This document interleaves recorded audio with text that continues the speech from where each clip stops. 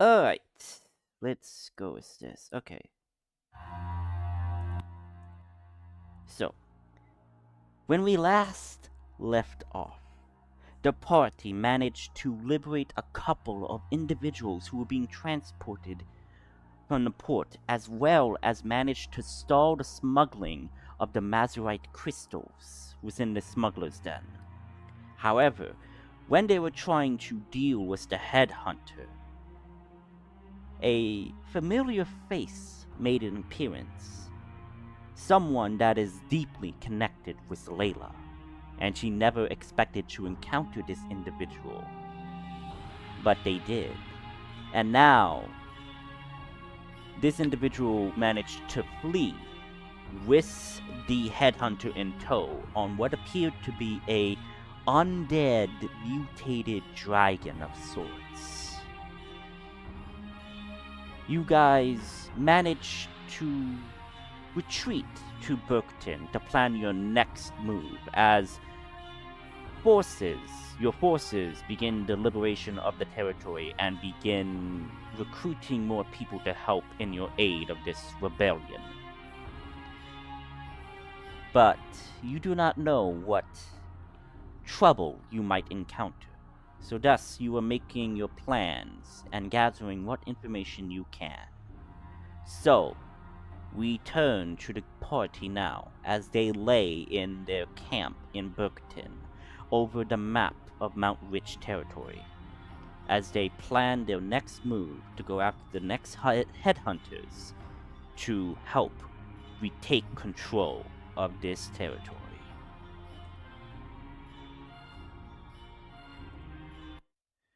So switching to the environment.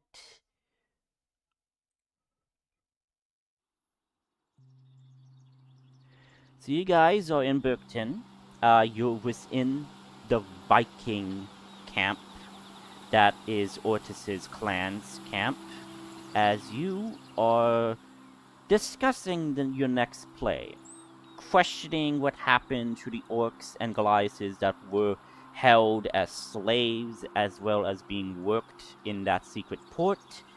You managed to learn that the individual that is responsible for creating these collars is a mage headhunter, which the name escapes me because it's been so long, so we'll just call him Gerald. I do remember him being called Gerald.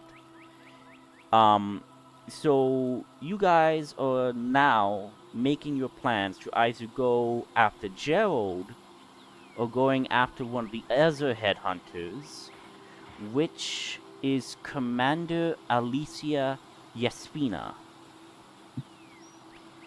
And you actually have encountered this individual before. You encountered her when you guys were investigating the vault. But she managed to escape. You also did encounter a third party that somehow was interested in what was going on and seemed to be assisting with the smuggling of these crystals, which was this individual, a mysterious masked individual. But the origin of this individual is unknown. The only thing you managed to recover from your engagement was the mask, but not much is known about the mask at this time. So, yeah, Nail tried to identify it and something happened to him. he did identify it as this is a strange magical tool that had a type of necrotic aspect to it, if I am recalling, but nothing much else happened. You did manage to recover his sword, but it was a wakizashi sword that had a necrotic element to it, which you did pocket, but I don't know what you did with it. Adrian's planning to upgrade it into necrotic death sword, part of the elemental elemental weapons. Don't you already have the necrotic sword? Nope. He only has radiant flame Oh and no no thunder. no no no! Right, I forgot. No, I forgot. You asked if it was one of the elemental swords, and I said no, it was not. Um, it was not. If I am recalling, Mm-hmm. it was not a sword, but it did do necrotic damage. It was not the sword you were looking for, but it does necrotic damage. But it's not one of the swords, chromatic Uh, swords. does Nail or Adrian think that it's possible to upgrade the sword into the necrotic sword, elemental So sword? when you were investigating it, this sword, how it's crafted, is very alien to you, to the both of you. You have never encountered this type of sword before.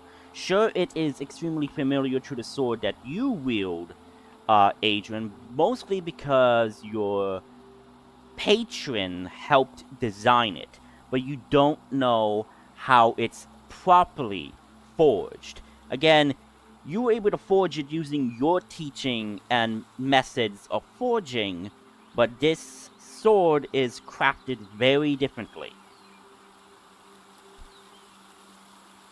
Okay. Uh, I And guess also, when next yeah. long rest, he'll ask for help from his patron. So quick tidbit.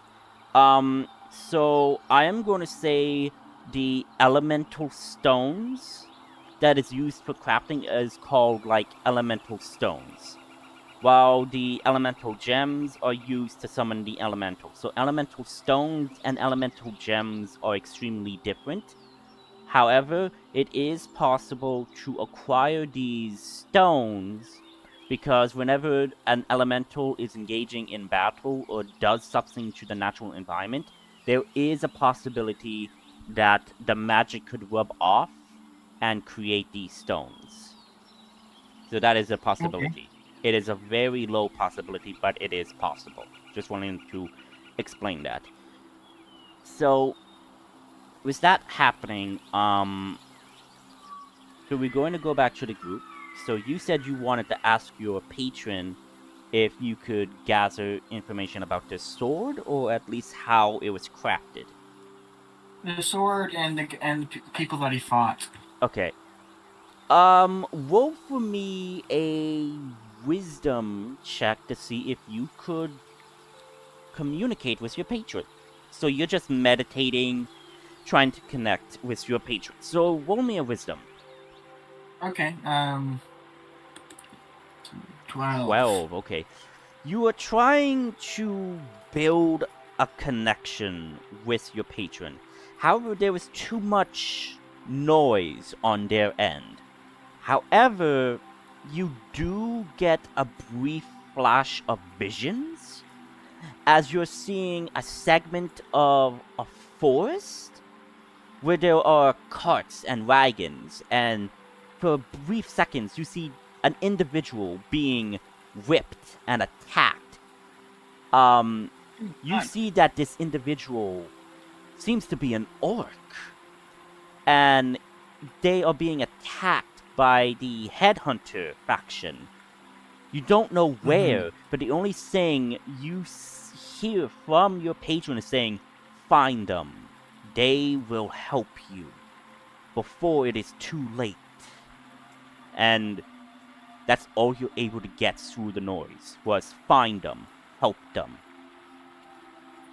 And what did this orc look like, and what did the headhunters look like?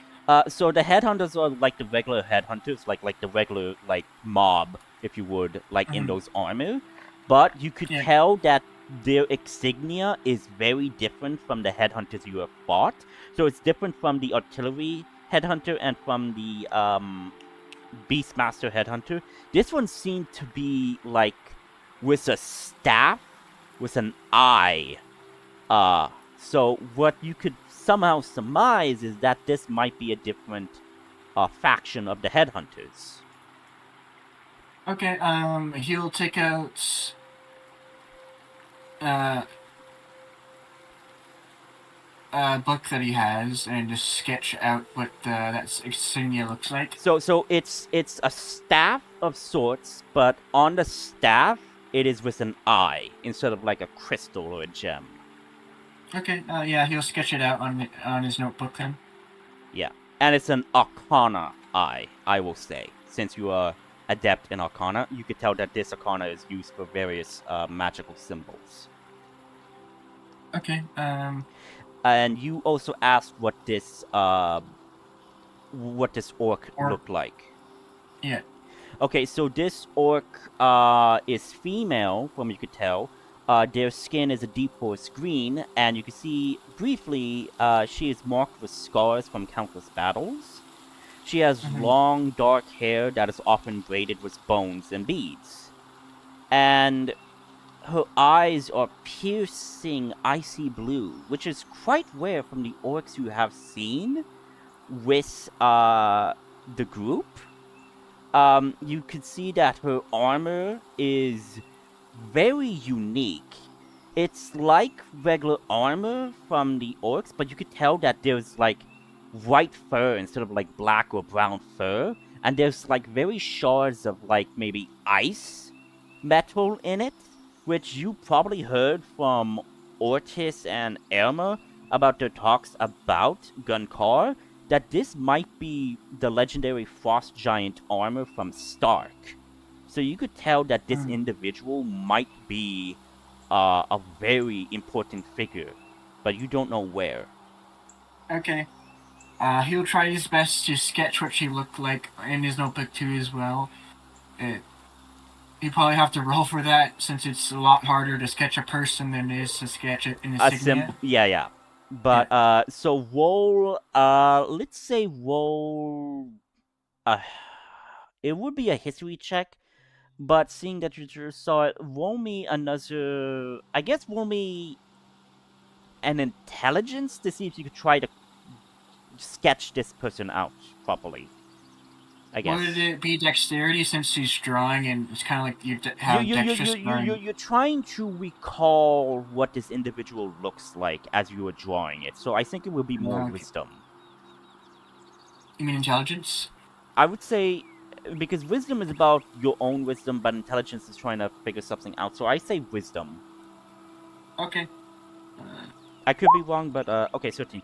So you 13. manage to draw what her features basically look like, but you can't get any more finer in the sense of her details.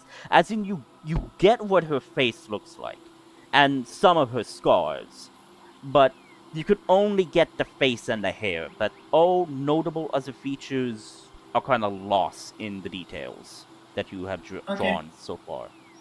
Like you were more focused in finding out what this individual is through your vision than trying to draw them out, because you're trying to remember certain details. Yeah, the face is the most important part anyways. Yeah. So that's fine. So you managed to get the basis of the face. Okay. What is everybody else doing except for Sophia and Python? Because I already have things planned for you both. So what I'm asking is, what is the group doing? What is Ortis doing? What is Layla doing? What is Nail doing? What is Elma doing? As you guys are having this short reprieve of battling, apparently one of these individuals that may be part of Mother and the headhunters and whatnot. What are you guys doing? Ortis is preserving the feet that he chopped off the headhunter, so that later on they can track it if they need to through divination. Okay. That is smart. So I'm gonna ask, from your experience, Ortis, how would you go about preserving the feet? Probably ice. And you probably check with their caretaker as well. Okay, so you call up the caretaker. This glowing red orb of intelligence pops up and says, "Yes, dear adventurer Ortis, how may I assist you today?" I'm planning to preserve these 2 feet for future use. with ice do? I know it works kind of color, but you might have better methods of keeping these foot useful. Querying for useful information in this regard. Query has been found. Ice can be useful so long as it is not made with direct contact. Usually covering it with a cloth may make sure that the ice does not compromise the flesh, so you could probably preserve it better that way. Until a suitable way to preserving it would suffice. It's possible we could use the preservation tubes as we used on you to preserve your life signs as you were going under treatment. Okay. No! No!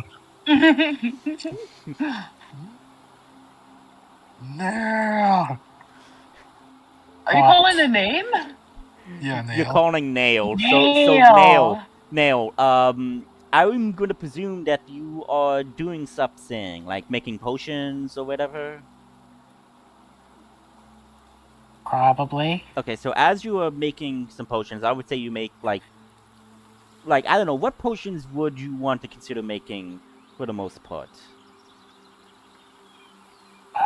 Potions of healing. Okay, I want you to roll for me a 1d4 plus your wisdom modifier. Because I believe that was what you were using to make the potions, I believe. Pretty sure it's intelligence. Oh yeah, intelligence. Sorry, intelligence. So roll me a 1d4 plus your intelligence modifier. Ugh. Okay, and your intelligence modifier is 1? A +3. +3, okay, so that's 7. 7. Okay, so as you were making potions of healing, you managed to get to, like, the 7th potion as you're satisfied. And then from a distance, you hear your name being called by Ortis, who is basically, like, calling you, like, in a desperate or urgent need.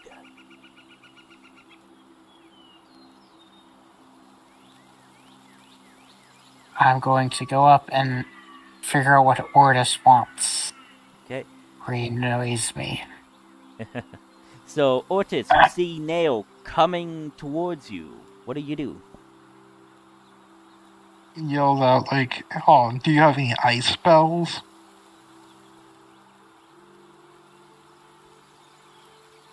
No.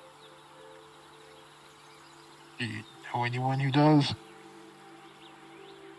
What are you trying to do? Preserve these feet. Drags the legs up from the headhunter. Yeah, So yeah. you can track so you can track him later. So yeah, Ortis is just holding up the feet of the headhunter that he chopped off. Jesus. Preserve them how? Are you trying to, like, preserve them to re-attack?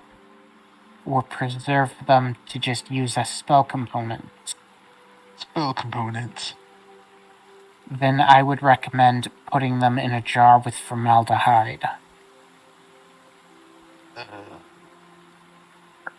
What? You say that, and Ortis, visibly with his face, is confused by the word you just said. It's something people get from bodies.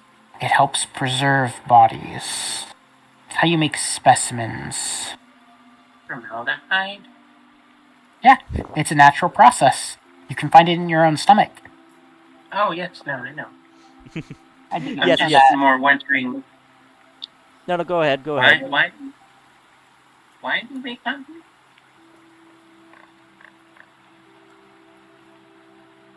Are you asking why we're preserving a head? The legs. Well, technically, we're preserving feet, legs. but Yeah. Basically, what Ortis is wanting to do is he wants to use the feet and then basically try to use he wants it. to use a scrying spell on the feet. Yeah, on the feet, so they Which can gives you track huge the advantages. individual. Yeah, because you could use scrying to locate the individual. The point is, he wants to preserve the feet so they could use it if they ever need to find him again. That's so smart and yet so gruesome.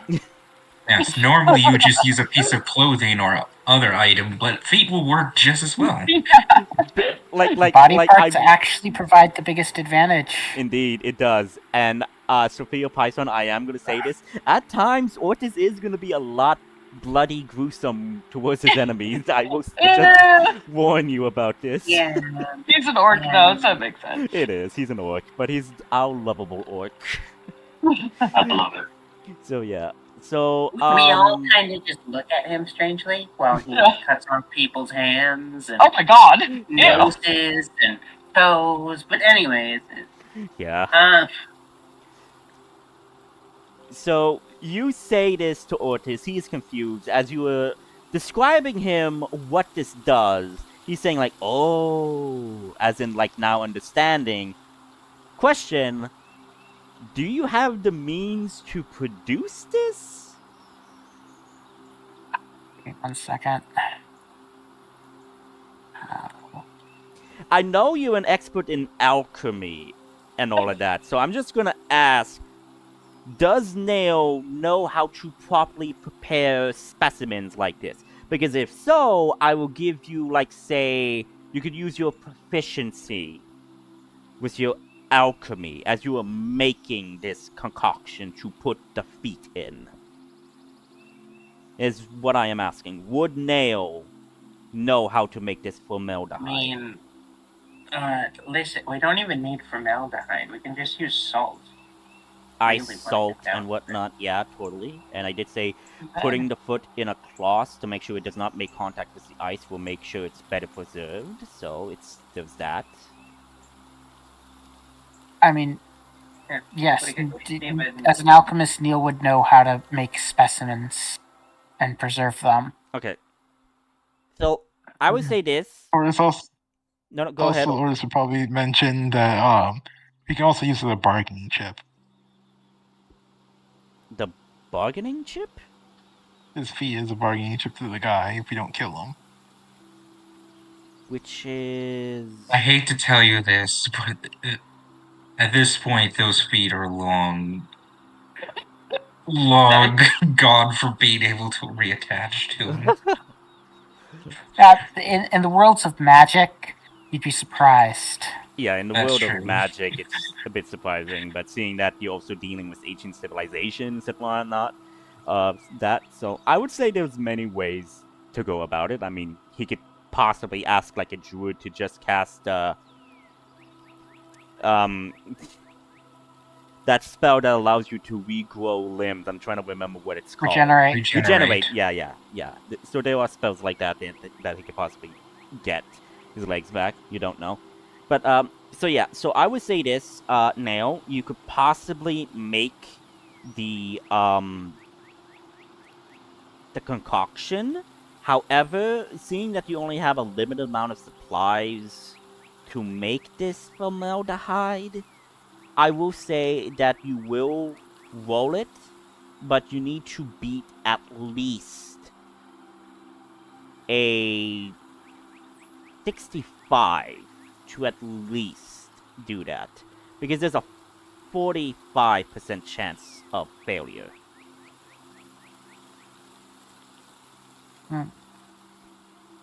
It orders help. That means 55% chance of success. I mean, this is alchemy, so I don't think Ortiz would know anything about alchemy.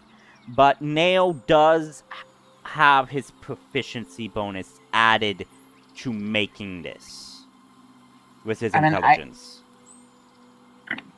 Why don't we just use salt water? Hey, and salt. Yeah, I'm just telling you that you have the option, but you could do whatever you want. Just tell me what you want to do and like roll to see if you properly prepare it. Okay, so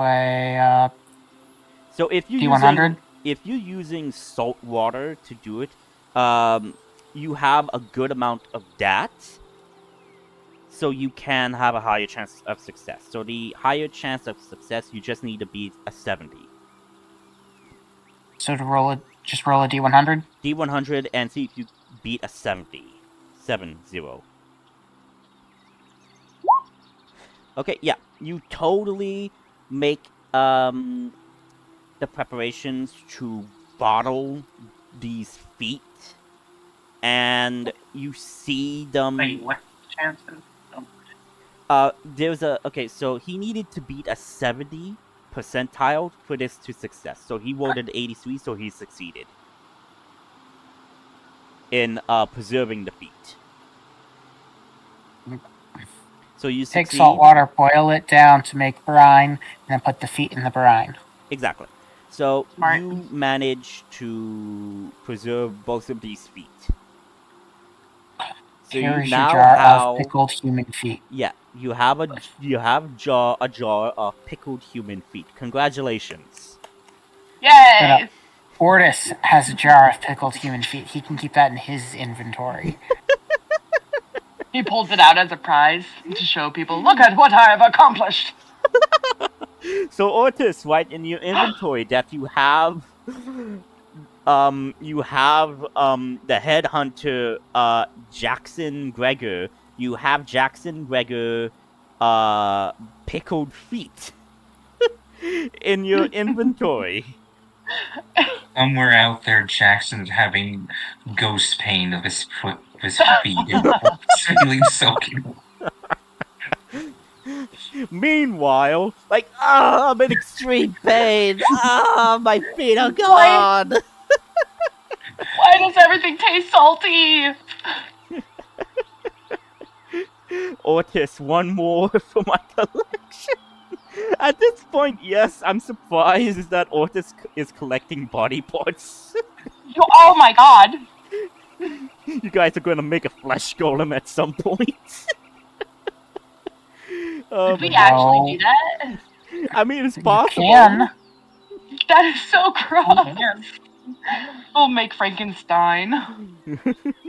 We just need a golem manual. Yeah, you need a golem manual to make that. But yeah, so basically that's what Neo and that's what Ortis was doing.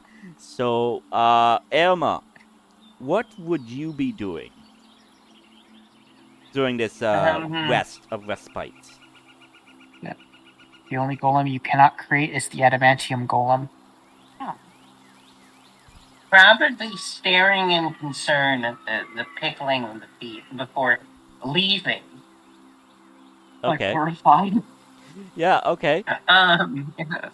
Do you go into the forest to just clear your head or whatever? Sure, you know what? Why not? Okay. Is there Also, anything... didn't the Yes? I'm sorry that my blog is barking so much. Didn't the roots on my arm advance?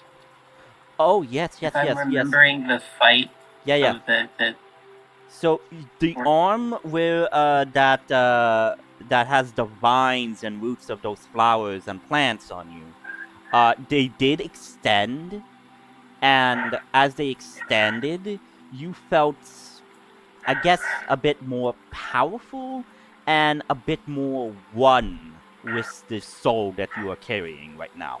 At this point, you then hear a childlike voice in the air speak to you through the ether. And it says, "Who are you, mister?"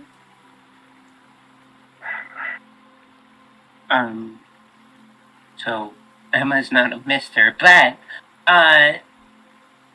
Emma would probably do I see a child? I'll look around. Do I see a child? You do not see a child, but you do hear the voice of a child. And then you hear another voice who is a bit older, like a young teenager, female, saying like, "Don't speak to this person. We don't know if we could trust them."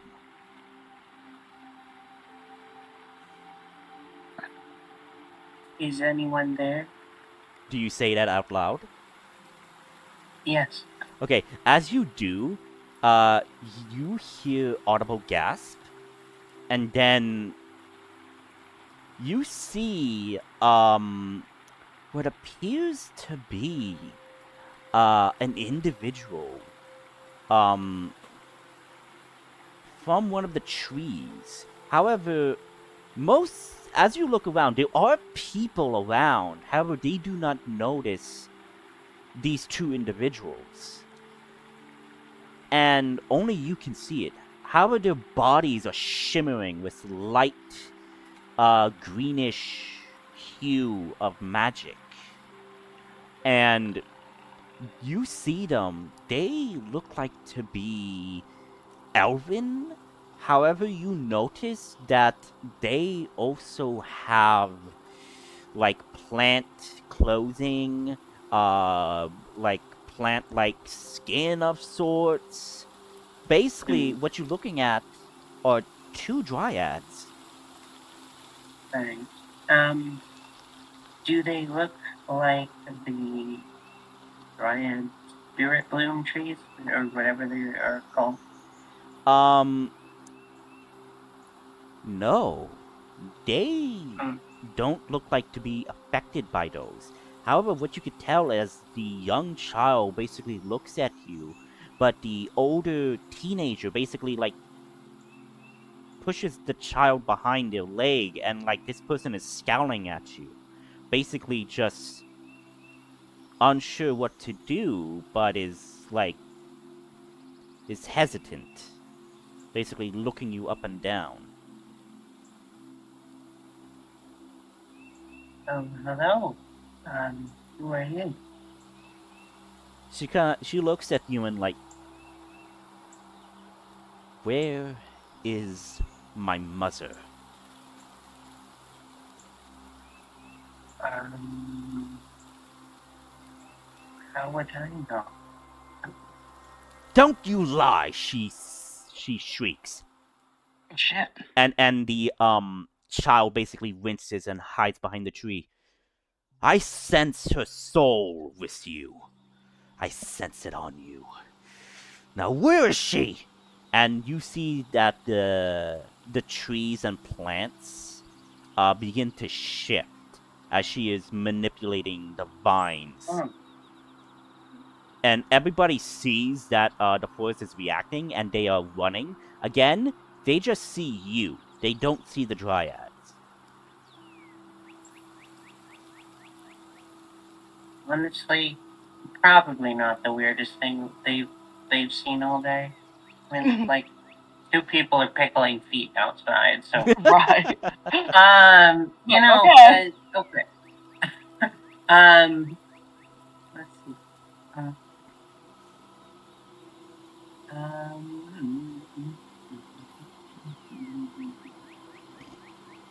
You know what?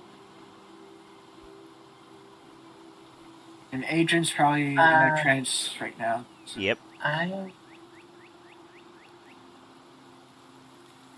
made her promise, and she's come with me until I see it done.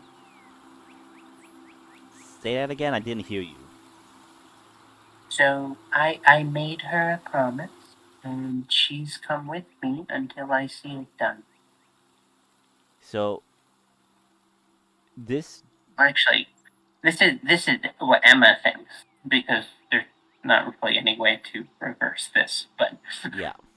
Anyway. Basically, you're saying that you made a promise and this dryad somehow bonded with you, with your soul, or so to speak, is what you're saying. Yes, and then this is Emma's until it's done, which is, I don't believe is the case, but that's what. Until Emma you manage to find and free the other dryads from the blossom tree. At least from Emma's perspective, yes. Yes, okay. I believe you told me this is permanent. But I said yes, that you are now bonded with this individual. Yes. right. So, but from in Emma's a mutual respect, because you were the only one who talked to this dryad and managed to help her somewhat. So right. yeah. So right. as you say this, the teenager dryad kind of like relaxes and like she looks at your arm and then looks at you.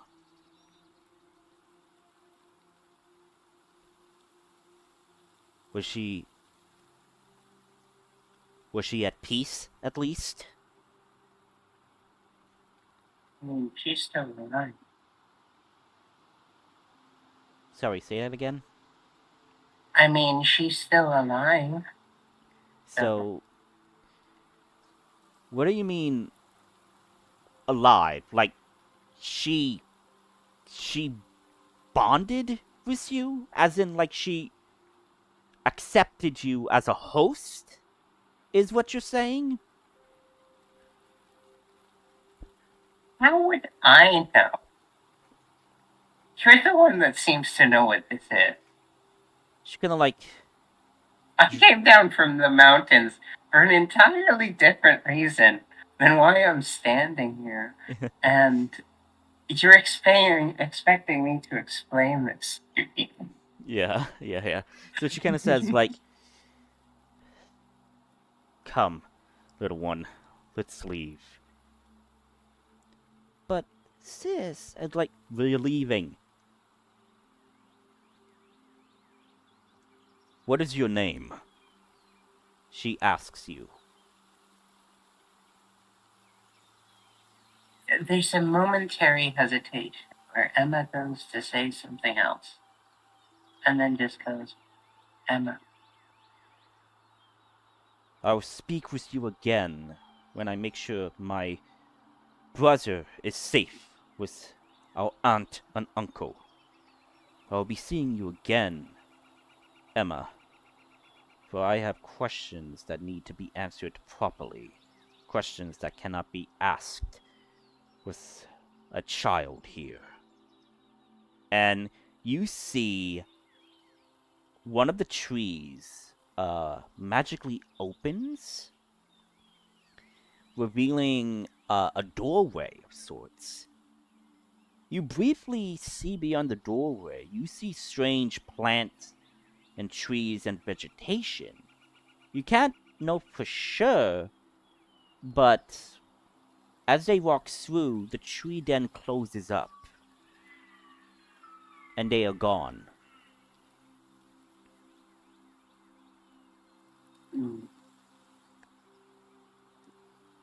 I turn around.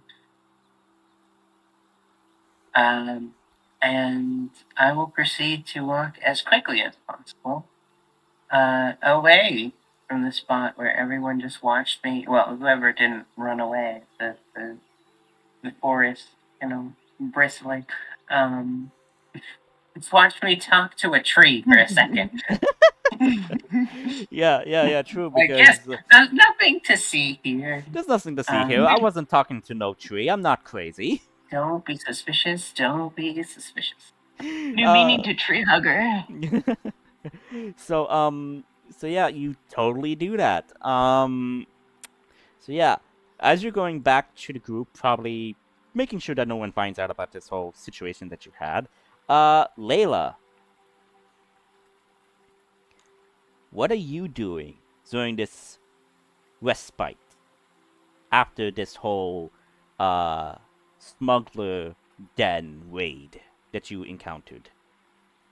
Layla would be by herself in her own private, like a small fire. She'll be by herself. She's obviously very emotional event for her, so she wants time to process what happened. Okay, what are you trying to process specifically about that event?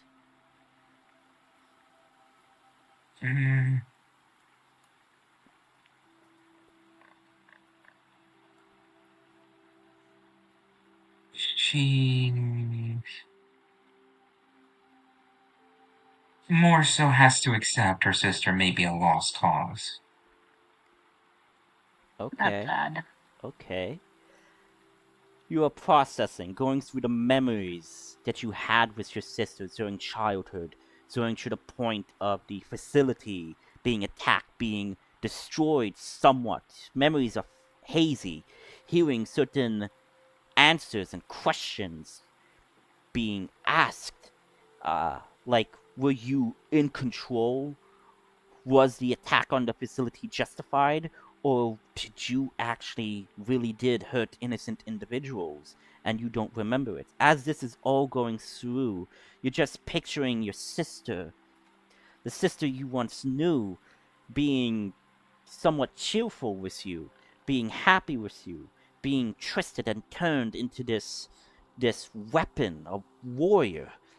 As you see the image of your twin just slowly just dissipating, being replaced by this monster that you see. And for a second, as you are processing this, just closing your eyes, you then like hear a soft voice and saying, "Just breathe, my daughter. Breathe. There is a way that you might still save her. There might still be time. But I need you to breathe." What type of voice am I hearing?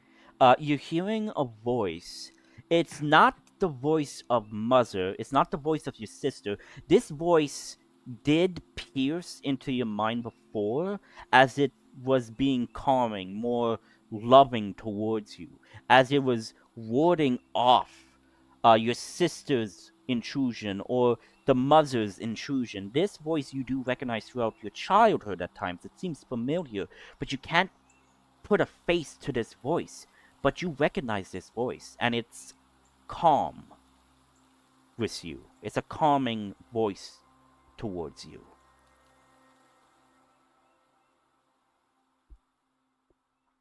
Layla begins calming down.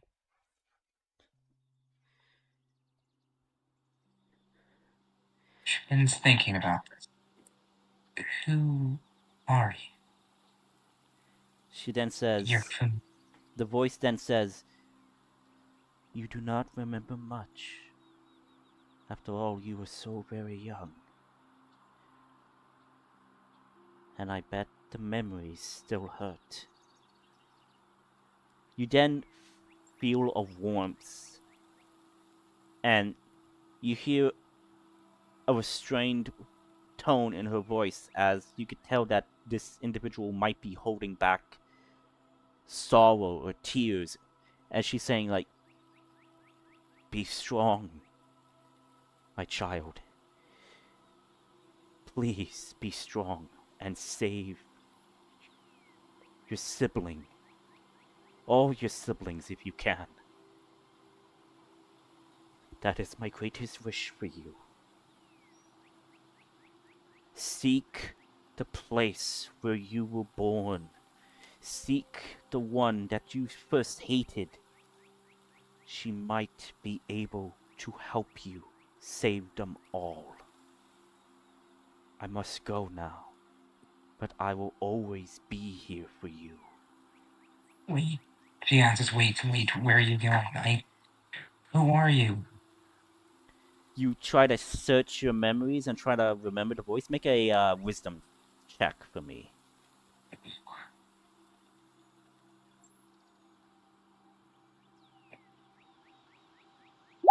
Six. Ooh. God damn most. You've been rolling pretty bad in these situations. Yes. You're trying to picture something, but you do remember an instance when you were like maybe 4 or 5 or 3 years old. You're remembering a soft female voice holding you as you are trailing off asleep, as this voice is singing to you. You can't remember. It's all the head injuries. That's what Emma says. But as you're doing this, you just feel that this individual is known to you, familiar with you, that this individual is kind, comforting you as a child. You can't remember much, but you do see like a face, but the only thing you see is like a smile, a comforting, genuine smile, as this individual holds you while you then drift off to sleep. And you then feel a tear going down your cheek as somewhat you remember this, but you can't remember this person's name or entire face.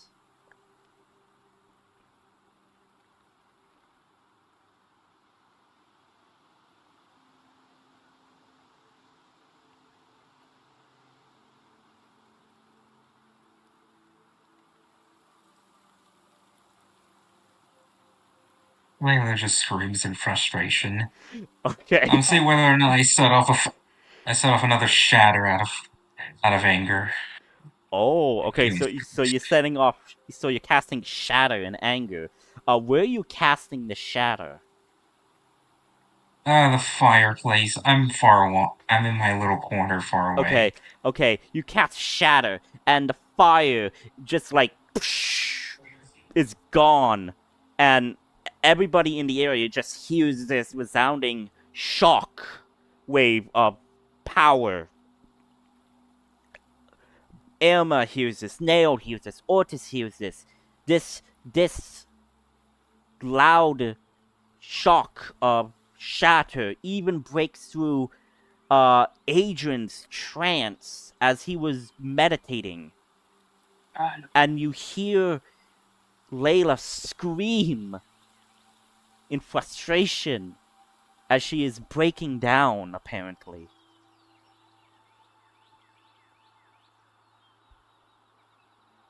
Hang on. Okay, I'm back. Hello? Yeah, I'm back. I'm back. Yeah, we can. Yeah, I was just Yeah. like something was just acting up. But yeah, you heard what I said, yes?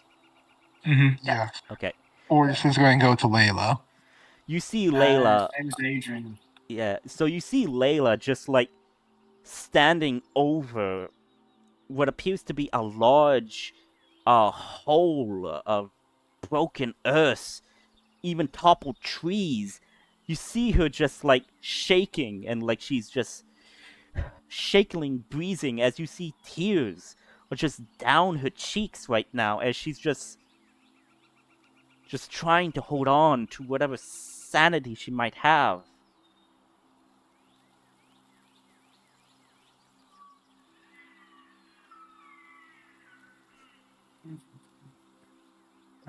Oris gives her a hug.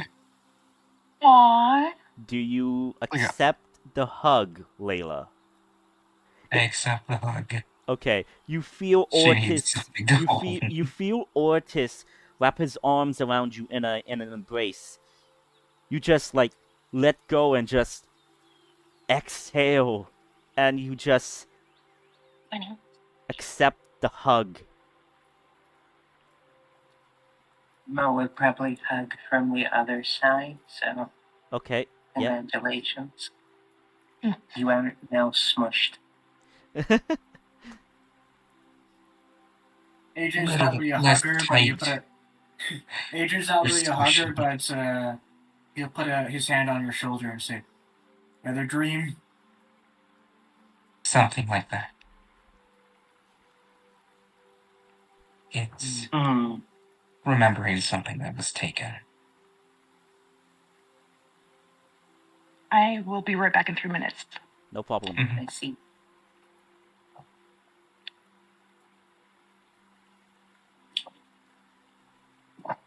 Well, if it helps to think about something else, I do have something I need to do, and I'd like your help with everything. Sure. Okay. You may remember a while back that we encountered one of those dryad trees. Oh yeah. That creepy place. Yeah, very long while back. I Mhm. just haven't had a good time to bring it up. But I believe there is one close here. So perhaps after we capture these headhunters or whatever, or free the people we need to free, we may go see about stopping, someone from torturing the spirit inside that tree. I'm back. Sure. Do you know a way to find it? Yes. Something tells me I'll know.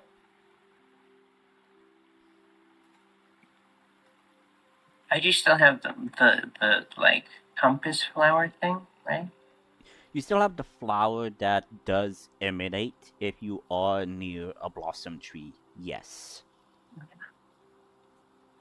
So vaguely, I'll be able to sense where it is.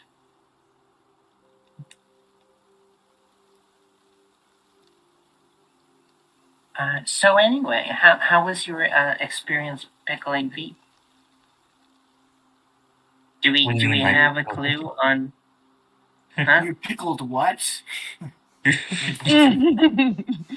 you honestly surprised at this point? Is his jar just hanging out wherever we could see it, or no? My question is, Ortis, did you put the jar in your bag or are you holding the jar? It's in his bag of holding. It's in his bag of holding, yes. Okay. So he just shows it to Adrian. So you see a jar where there is 2 pickled feet. He'll kind of like knit his eyebrows together, like the one like in It's like exasperation. We need something to track. Right. I So guess that's do true. we have something to track?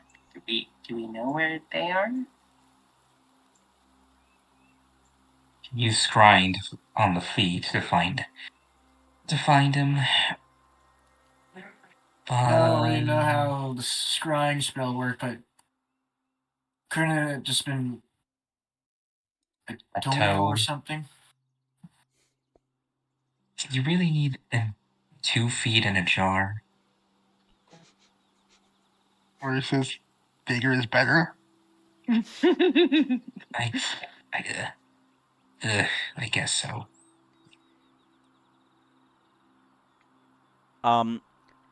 You did hear, Gertis and Boulder,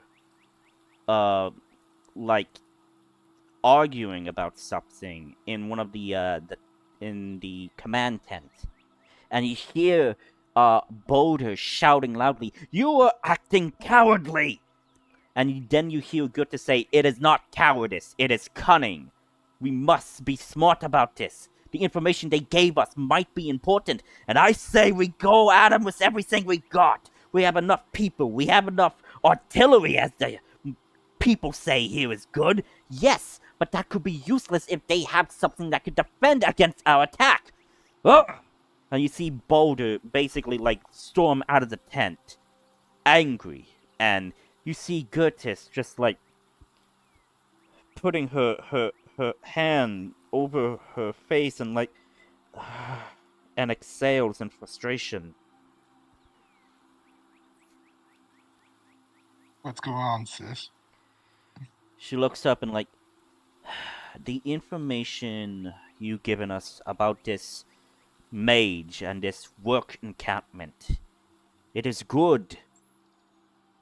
And Boulder's being, well, Boulder, he wants to do a full frontal assault. There's no cunning, no strategy depicted of a warrior for brain, about honor and dignity, and you kind of see her sit down and like,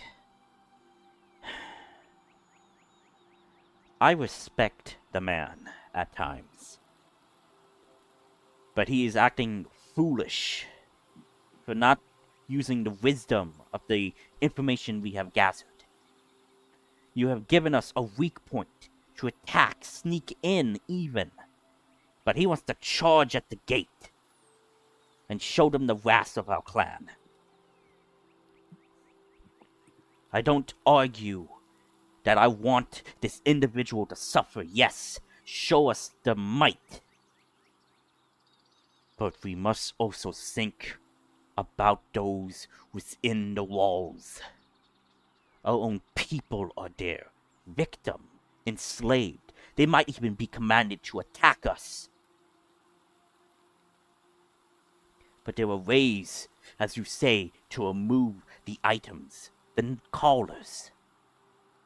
Would it not be better for us to infiltrate the camp, see if we could remove them, then attack with forces from the outside and within? But he doesn't see that. He is... And you see her just...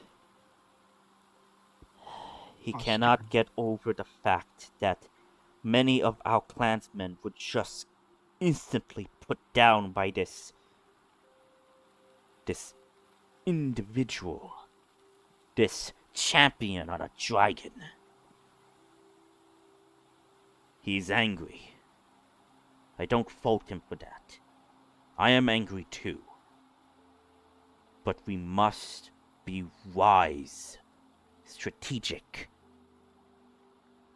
We need more information before we attack.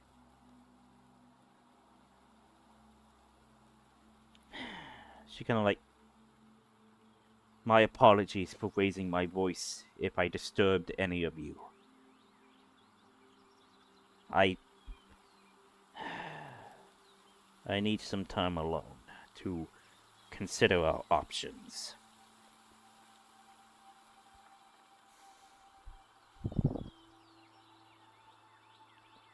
Or it's just not his head. It's like, in some ways, I agree with both of you. I just want to get in and crash the place, but I also want to make sure I want to make sure the clansmen are safe. I prioritize. I take priority with my clansmen. If it requires some stealth, then it's okay. But I prefer to get in there and make them regret their decisions.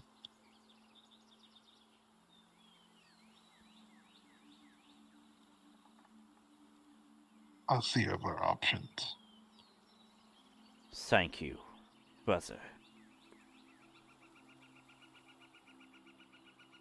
You're my sister. He puts his hand on her shoulder. Aww. She kind of like puts her hand on your hand and like takes a breath. Thank you.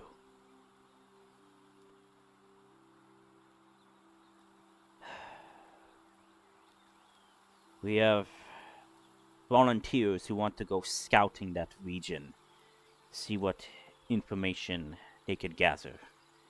Many of the residents of Bookton and of that other region are also wanting to lend a hand. See what you could learn. Maybe we could help out the camp more.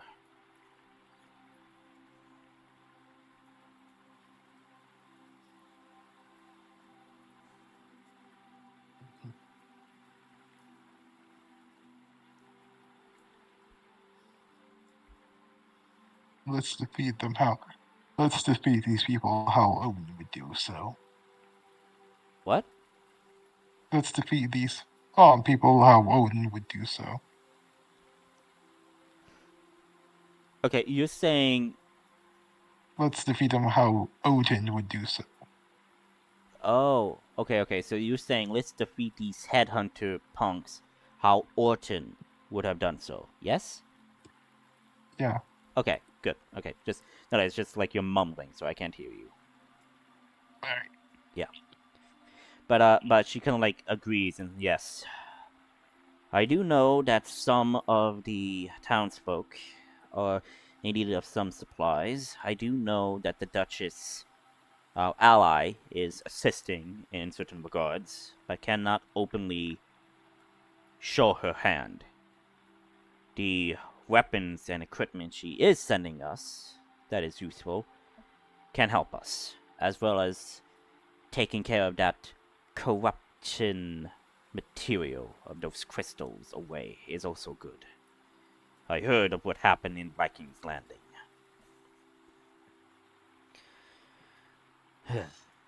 Go see what what the town folks needs to help better assist the effort for this war.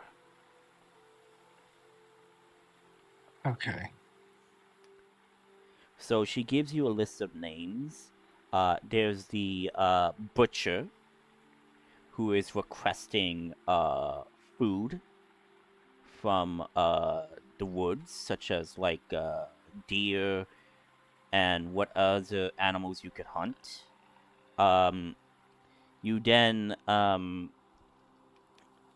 get a request from one of the Burkton's town guards, which is now a militia commander, who is requesting for some scouting, as well as for some scouting to the borders of the regions that you have taken control.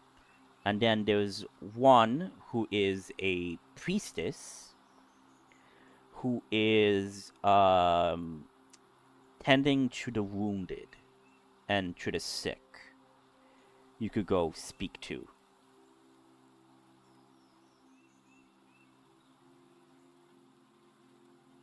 So you could talk to the butcher, you could talk to the militia commander, or you could talk to a priestess who is tending to the sick and injured. Okay. He'll give this information to the group. Yes.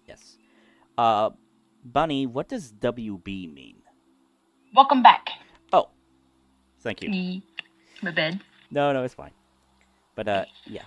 So everyone in the group knows this, so I will let the group decide what they want to do.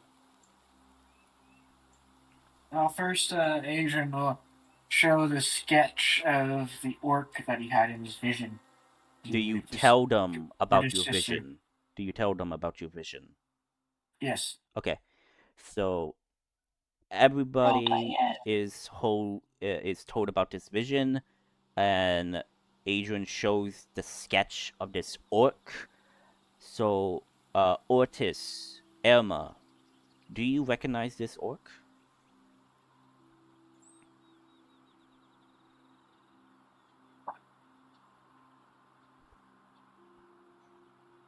I have no idea. Probably should have to roll for it to see if. Yeah. Roll history. Roll history if you want to try to figure out this orc. So, Ortis, Elma, roll history if you want to try to figure out who this orc might be. Okay. Oh, 3. 16. Okay. So, Elma, you know some talks about this orc. You know that this individual is Grimma Frostbane. And last you heard, she was in Stark,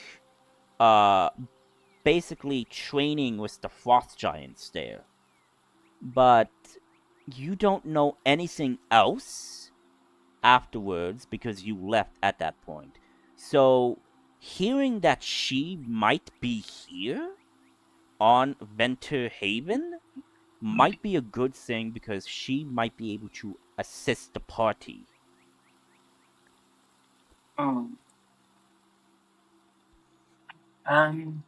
Right. Well, I suppose there's someone from Stark which we could go see.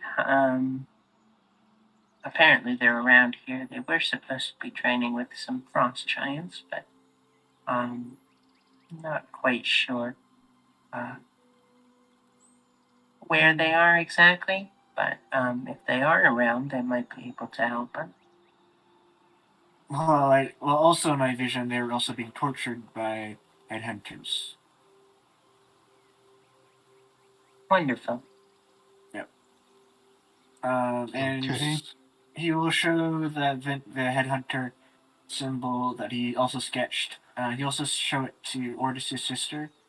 If she recognizes it or if she knows anything about it. Okay. So Also, do we have any headhunters still captive? Yeah, in you still have pursuit? some captives, yes, that are awaiting to be transported, yes. Okay. If Ortis' sister doesn't know anything, he'll go to the Headhunters. captives Okay. next. Yeah. So you show the picture, the sketch, and she says, "Huh, I heard tales about Grimma. Never met her, but I heard that she was a fierce warrior. For the How Starks, about for the Frost Giants, to welcome her, they don't welcome anybody in their, city. But those who show promise are allowed. She is one of the only few. If she is indeed here, then she might be able to assist us. We do not know why she is here, but I am concerned now. If they manage well, to capture her, I think it might deal a great blow to our kin here." do you know of this headhunter symbol? Have you seen it before? She looks and like, we've captured many of the headhunters, but each of them had different symbols or crests on their armor. This might be a group of headhunters. After all, you said there Where were do they make 4 their leaders. So maybe this faction of headhunters are serving one of the leaders, but I don't know which one. I cannot hear you. Oh, wonderful. Wait, you can't hear me? I can hear you. Yeah, I can Oh hear no, it. Okay. no, Elma Oh can't hear no. me. Elma, can you hear me? Emma can hear him. There we go. Now I can hear you. Okay, Oh, you can good. hear me? Yep. Okay, good. Okay, so what Gertis is saying that she does not recognize the headhunter symbol on the armor. So she can't help you there. Right, but does she maybe But she know any like landmarks? in the thing, as you were saying, no, she doesn't know anything about the landmarks. Because again, she has not exactly been in this region for long. She has not gotten accustomed to the Yeah. land, but you could ask one of the Uh, locals. And then Adrian will head over to a commanding headhunter and take him into question. Basically, take him away. Okay. Actually, yeah, I will. While Adrian's doing that, I will draw the insignia, whatever, and go ask one of the. Could you speak up a bit, Emma? Sorry, I'm saying that while Adrian is doing that, I will go draw the insignia and go ask some local. Some locals. Mm-hmm. Okay. Okay, so what are you gonna ask the locals, Emma?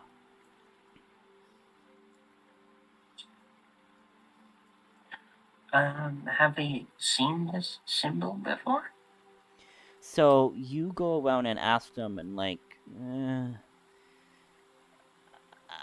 I've been to the capital. I have seen some headhunters wearing that symbol, but I don't know which headhunter they belong to. I do know that they are somewhere up north, near the mountain, I think, is where they patrol. I don't exactly know.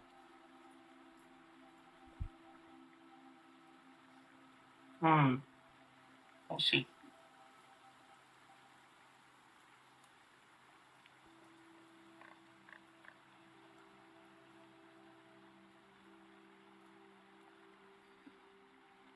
Okay, now going to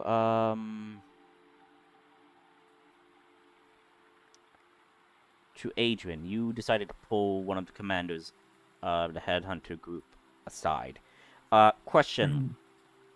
What are you gonna ask them exactly? Have you seen this insignia before? This version of your insignia before? He looks at it and, like, you see there was recognition in his eyes, but, like, he just turns away and, like, I ain't gonna say nothing. Well, have you seen what my friends and I are capable of? I'm aware. It'd be in your best interest to tell me everything you know. I'm aware of what you lot are capable of, but I'm extremely aware of who that insignia belongs to and what they're capable of. I ain't saying nothing. I'm more You don't want terrified me. of dumb than of you. Well, trust me.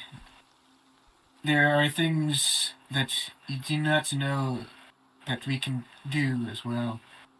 I can cast any number of spell onto you, Listen here. and Adrian will try to intimidate him. Roll intimidation. 18. Okay. Oh, that's pretty low. Nice. Okay. Oh, is it?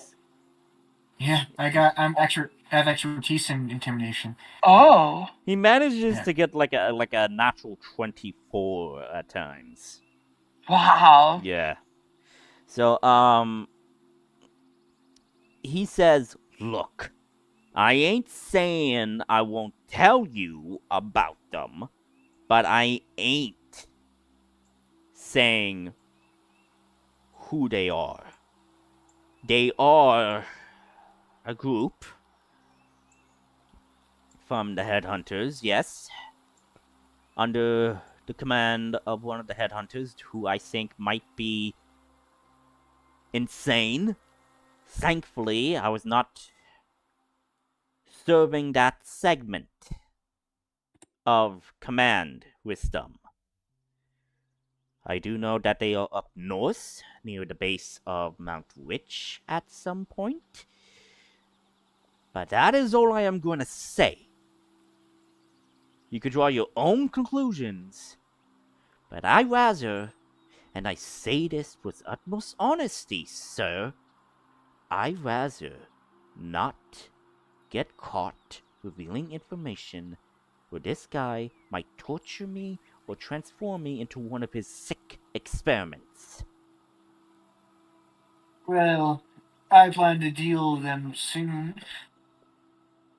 If you tell me where they are, where they are, and where they tend to torture their prisoners, Look, then I as can I deal with them said, before.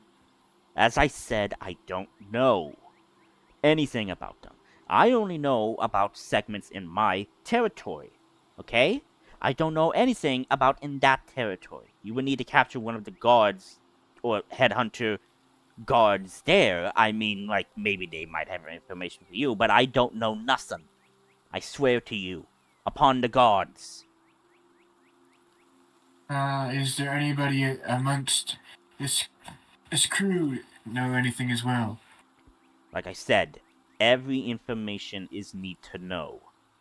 And none of us know anything about that region's operations. All we do know is that a good a good amount of minerals is mined out of there and brought to the capital here and distributed elsewhere. I swear to you, upon the gods, I speak the truth. Do you want to insight check him? Yeah, just in case, but Adrian thinks he can believe him, but he'll insight here just 22. to read his Okay. demeanor. So, with the 22, you could tell he is being extremely honest when he says that he is more terrified of dumb than of you. You could see that his fear is genuine. He is extremely terrified of this faction of headhunters.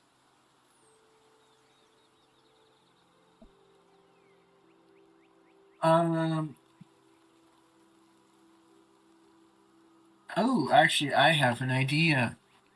Oh, Adrian will, not towards this guy, he will sketch the appearance of one of the guards that was torturing the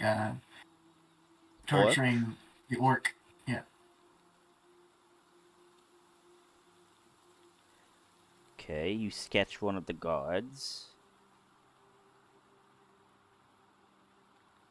Now he has what they look like, and that means he can disguise himself as them. Okay. Okay. So you bring the commander back to the holding cell? Yeah. Okay. Does everybody reconvene? Mm-hmm. Okay. When are we going to meet the new players? They've been waiting for a while. I have everything planned out. I even gave you options of people you could go talk to that might lead to such an encounter. I am also very patient. I'm just sitting back making art, listening, and hanging out. It will happen. I know it will. Happen. Even if it's, a week or two from now. Yes. I don't mind. So, like I said, the butcher is requesting a game from the force to help with feeding the camp. The militia commander is asking for you to scout the borders of the territories of yellow and red, orange, and a priestess is tending to the sick and injured, and she is requesting for aid as well. Once we reconvene, Adrian will say that I think we should check out their priestess. That requires urgency. We do not want anybody to die. Emma, do you want to scout out or hunt?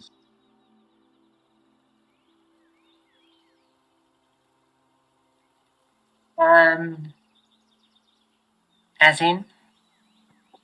Like, do you want to hunt some food for the camp, or do you want to scout the borders of the red and yellow area? I can go scout the borders of the red and yellow area. Maybe pick up some food for the group as I'm coming back. Scouting, it'd be safer to go with a group if you're scouting. Just in case you do run into anything. I'll go with Irma. I go with Irma to make sure that they're okay. Sounds like a fun adventure. You and Nell talk to this priestess. Okay. I wasn't thinking we split the party up, but okay. Okay, so let me get this straight. Ortis is gonna go with Irma and scout the borders of the yellow and red-orange territory. Yes? Yeah, and taking food on the way. Okay. So you go up to the butcher and you go up to the commander. So the butcher is asking for at least 10 medium animals, basically like deers and whatnot, or boars if you can, to hunt and bring back so he can cook it up for the camp. So the commander would then ask, we have noticed some strange going-ons around the borders. Mainly, he wants you to scout out the green area that is coming across the border of yellow, and wants you to scout the blue that is connected to the red-orange border. So basically, he's asking you to scout this area and this area, if you can.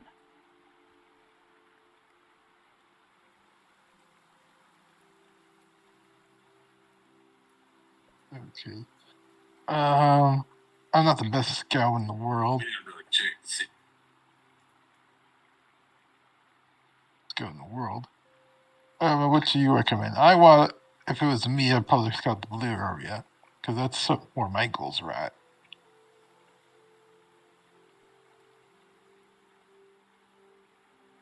And I'm not the most stealthiest person.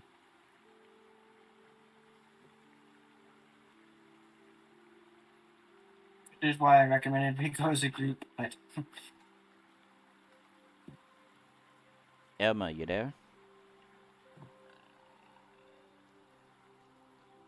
I am muted. Okay.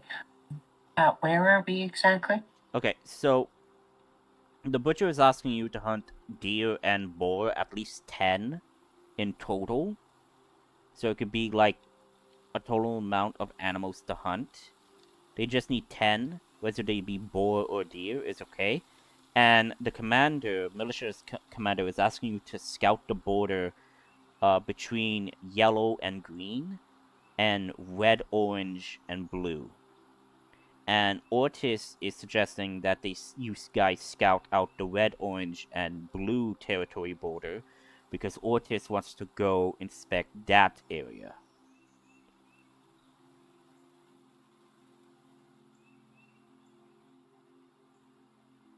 Very interesting. Do we need 10 deer or boar? Okay. No. In total, 10 animals, and they could either be deer or boar. So it could be like you hunt 6 deers and 4 boars, so long as the amount of animals that you hunt is 10 in total. Right. Yeah. No, I know. Sure. Let's go scout that area. We need a place to start anyway. Okay. Let's do this. Adrian, you should also have Layla with you to make sure she's okay. Yeah, I already planned on doing that. Yeah, I'll go with her.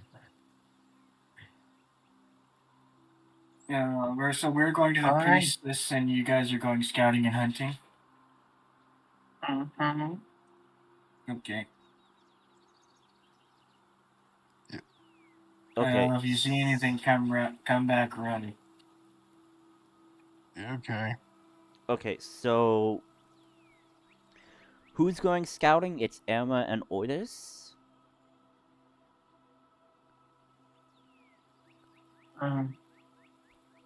Yep. Okay, and you guys are scouting which area? I think the blue area. Okay, so the border between the red, orange, and blue border. Okay, good to know. Keeping note of that. And the west, which is Adrian, Nail, and Layla, you going to go see the priestess? Yes. Okay. So, Ortis and Emma, you guys set off towards that area.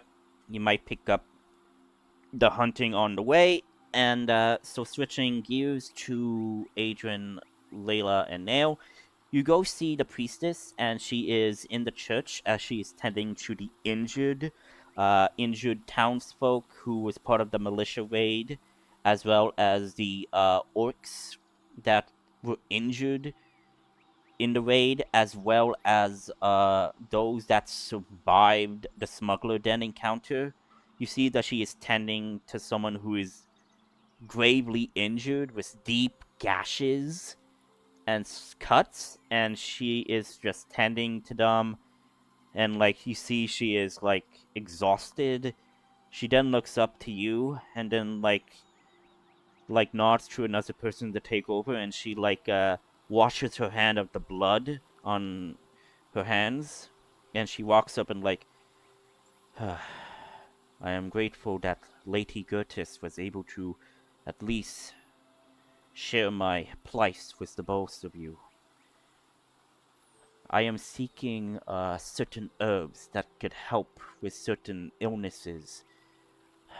This season, the blue flower illness is coming around, and we don't have the herbs needed to help with the infection, if you would.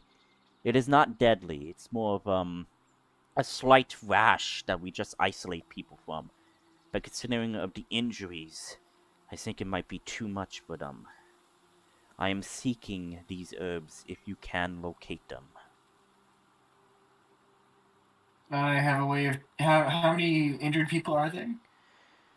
I'm assuming there's a lot, but Are you asking the priestess or are you asking me to give an amount?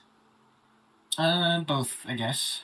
Okay, so the priestess says I lost count, but a good amount of people you fought alongside and rescue. About 40 or so that are injured badly. I was about to say that I 20 can. and 20 or so are lightly injured. No threat of life there, but the 40 are hanging on. I was about to say that I can temporarily stabilize 3 of them, but I don't think I can do 40, unfortunately.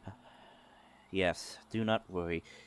Your Gunkarian friends are adept to some of the healing magic, as well as we have also gotten aid from the Duchess. Bless her soul. She managed to provide us with good healer's kits, as well as some clerics that could be spared from Kiron. But it is getting dire.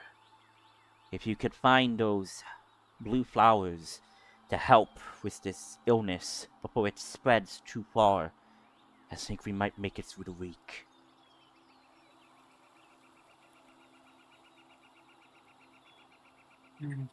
Oh yes, we can start looking. Yes. I do know some grow around the area, but judging by everything, I don't believe you might find them within the area of Brookton. I do know that they do grow somewhere near here, near the coast, as she kind of points within the red-orange area.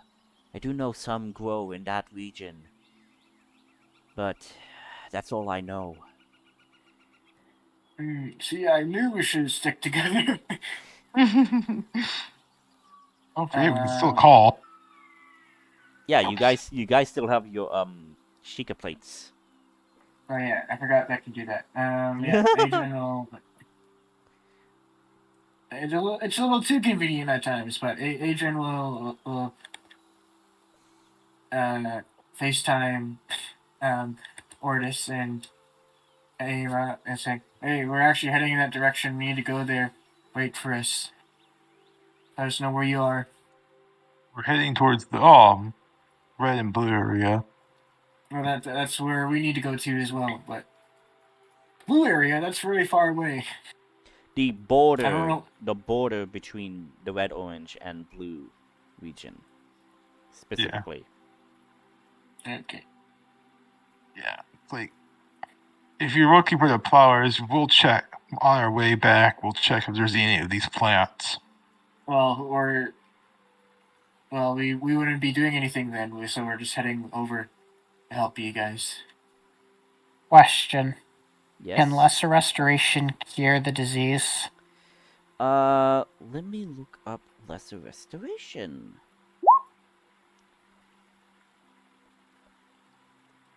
D&D lesser restoration. I put it in chat, the description. Thank you. You touch a creature and can end either one disease or one condition affecting it.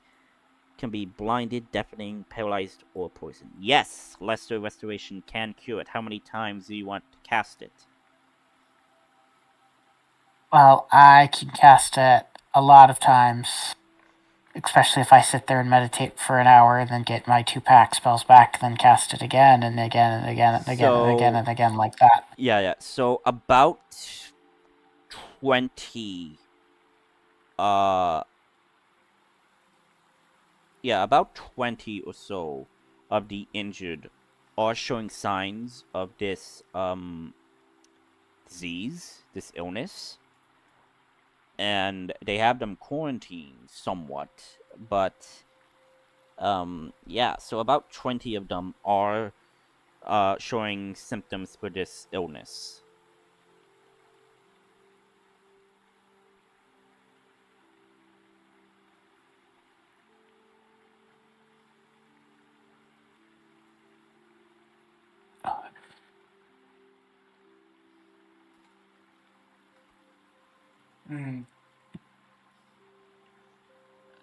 So, 20 people?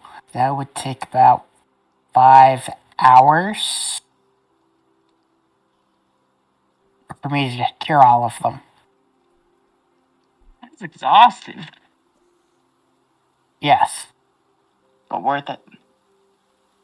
So I will stay here and treat people. in Berkton. Okay, so Nail is opting to stay within Berkton to help the priestess tend to the injured that are showing symptoms for this illness, while the group is going to go hunt/scout the border.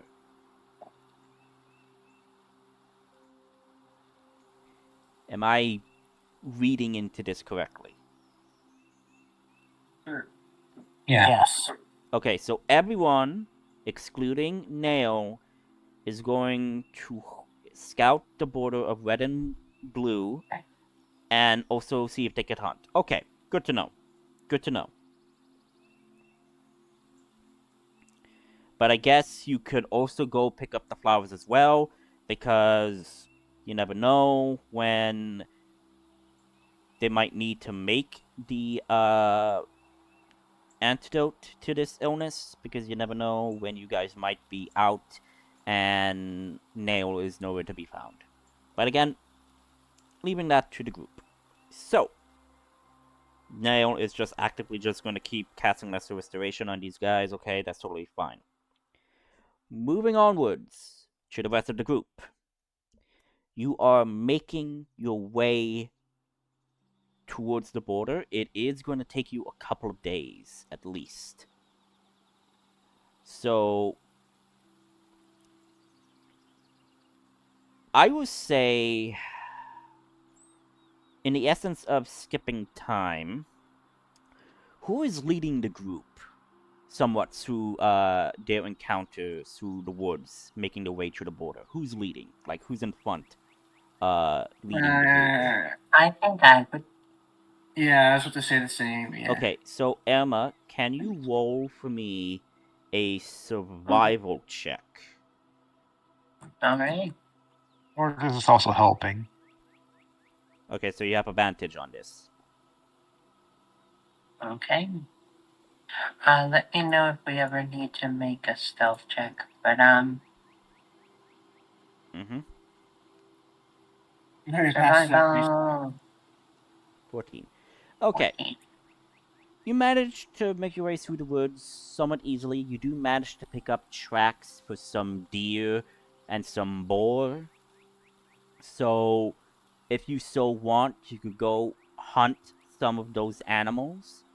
I would say it would take up part of the day for you to hunt them, and then you can continue making your way towards the border.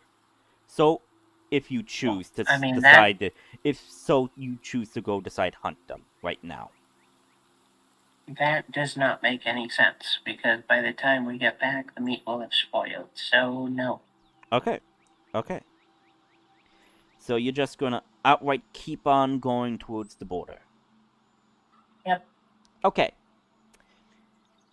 Takes a couple of days. I don't particularly care that food spoils. We have magic. Purify food and drink. It purifies spoiled food. Already brought it. Yeah, okay. Well, again, your choice. But if you opt to not go hunt, that's totally up to you. I don't think raw flesh or raw meat is considered food. So. Yeah. But when you cook it, it's considered food. Yes. Yeah, but it's gonna spoil. It's gonna rot. There is not going to be meat food to eat. Anyway, Yeah, anyway. So no, like I said, we're gonna do that other thing as we come back. Okay, so you guys, in a couple of days, you make it to the border of the red, orange, and blue territory. I need everybody to make stealth checks and perception Perfect. checks. So, yay, wonderful, good. Things I'm good at. As we get close to the border. I know which spot you're going to Pass cast. without Yeah. trace. So everybody within 30 feet has a plus 10 bonus to their stealth checks and can't be tracked except by magical means. Okay. So everybody roll for your stealth. Okay. Okay, so... Stealth. Where is stealth? There it is. Oof, Ooh. natural 1. Well, good thing, you have a plus 10 to this. Yeah. Oh my. Hey. Okay. Natural 1 buddies. Yeah. No, that's for perception, because I did say make stealth and perception checks. Oh, perception. Oh, I didn't hear that perception. Yeah, stealth and perception, because you're stealthing and scouting. That's, you know. No one can see me, and I can't see anyone. Hey, I got it. I have a 35 in stealth. God.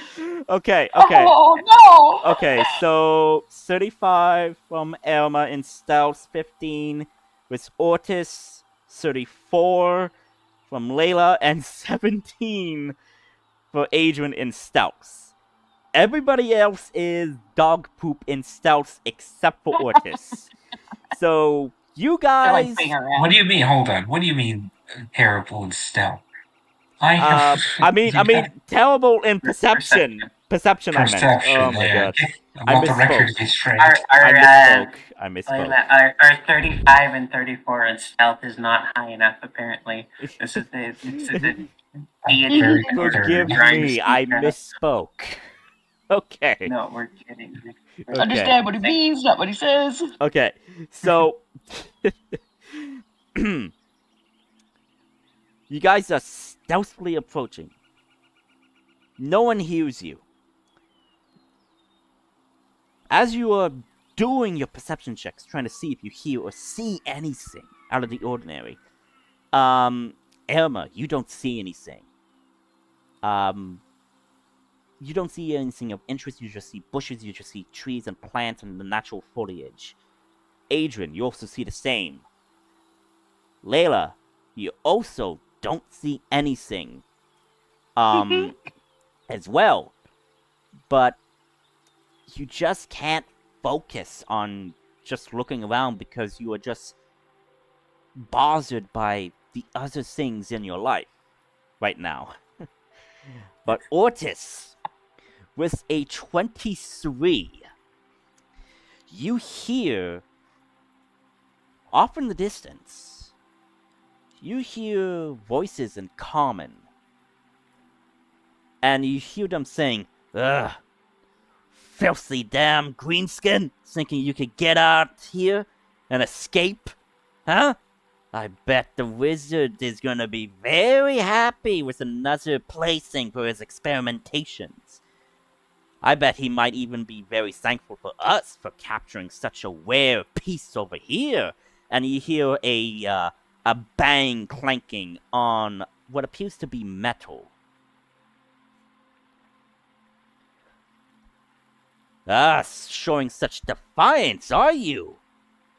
And then you hear a whip sound impacting skin. Or slowly makes his way closer. Do you gesture to the group about this? Yeah. Okay. You guys make your way. So yeah. What you see is about 15 or so guards of headhunters wearing the metal armor. You see that they are wielding daggers on the side of the armor, but they don't have anything except for metal stabs of sorts. You see, one of them is holding a whip, whipping someone else, as another individual has their hand out with magic, as you see ethereal arcana chains holding down what appears to be a female orc. You see a cage caught, and you see that there is a figure chained up. You can't get a good look from your position, but that is what you see. So could I ask Python to unmute and describe what they see?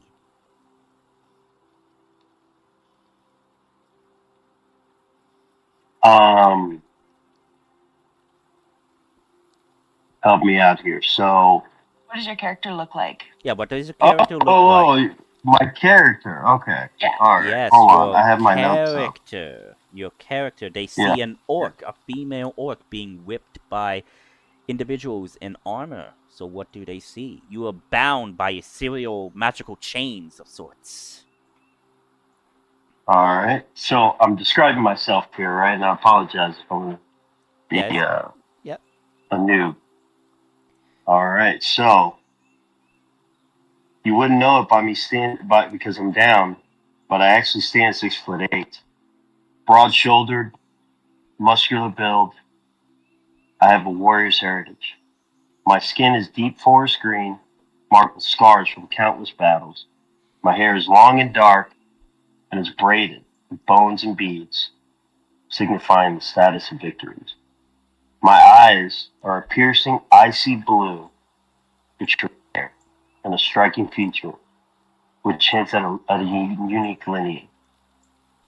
I'm wearing armor forged by the legendary frost giants of Stark, giving me a fearsome and mythic appearance.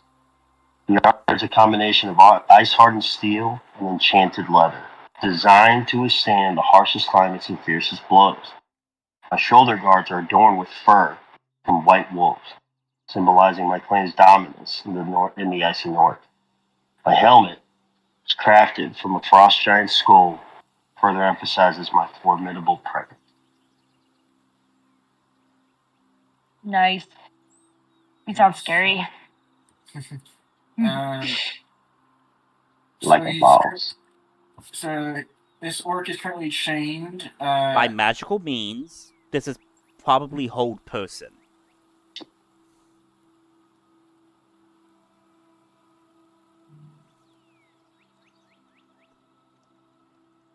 I have an idea. I'm sorry? Well, I have an idea how to get you out of there. Oh. Thank you. So Adrian will whisper to the party, to the rest of the group, is like, you guys get the headhunters and I'll get that orc out of there. Okay, I'll be distraction. When they all gang up on me, Layla, you blast Layla and Brainford, Emma, you go blasting. So Oris will sneak around and go in the area where he is, and then he'll make his presence known. Okay, give me a moment to set up the map.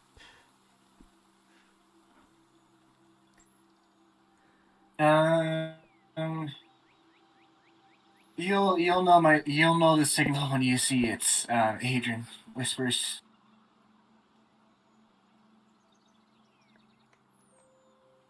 Okay. Oop. Oh, had another one. It doesn't matter. Okay, so do the headhunters have ranged weapons? Okay, so I described them, but they are clad in armor, like the regular armor you have seen the regular headhunters are wearing. They do have daggers around their belts, but they are carrying in their hands metal staves.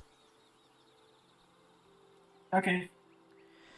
Just give me a moment right here. I'm just preparing something. It's not going to be like one of those Henry Stickmin kind of things where we think they're holding a spear, but it's actually a laser gun. No, no, it's a staff. I promise you, it's a staff. It is a staff. It is a staff. It is I'm glad not. you guys got It that is. reference. It is not one of those situations. I assure you.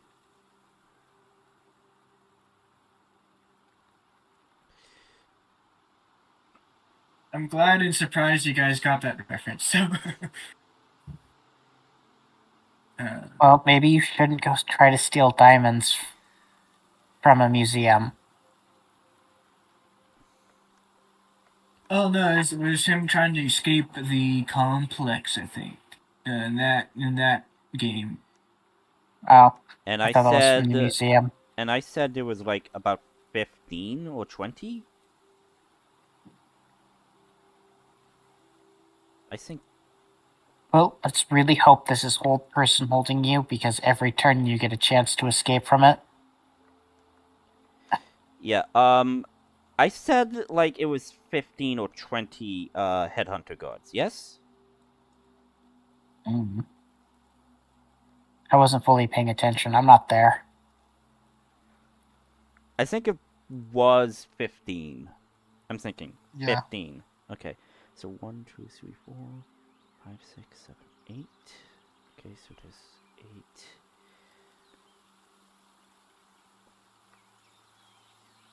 No. Okay. Give me a moment. Oh, jeez. Okay. Sorry. Counting. Okay, so 4, 8, 9, 10, 11, 12, 13, 14, 15.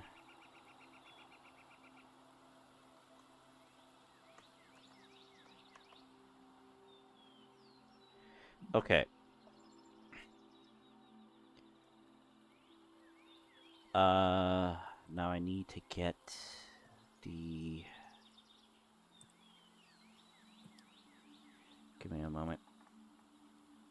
I think is it objects? I'm looking for a wagon. Give me a moment. That's a... There we go.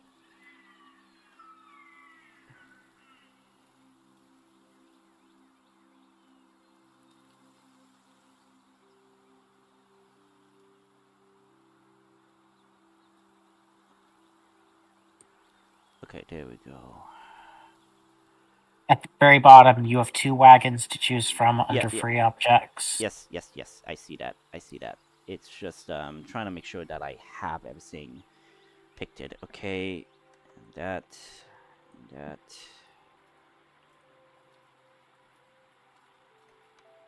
that. Okay.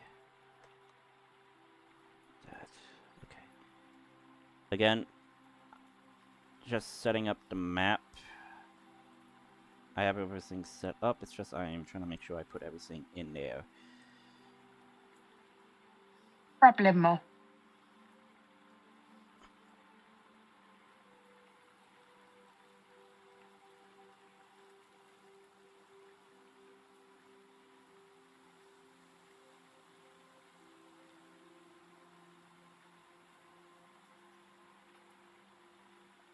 I couldn't find a clip of the thing, but this is what I was referencing.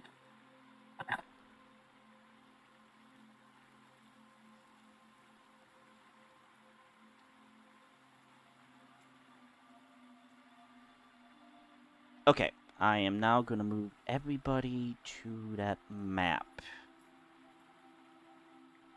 Whee! Whoa. So That's a lot of guards. yes, give me a moment. This represents... Give me a moment. I need to find shit now.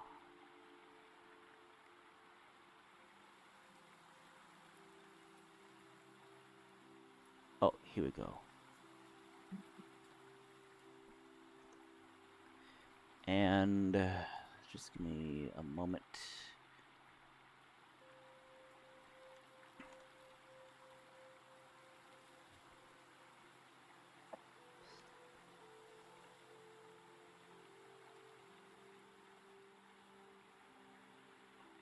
And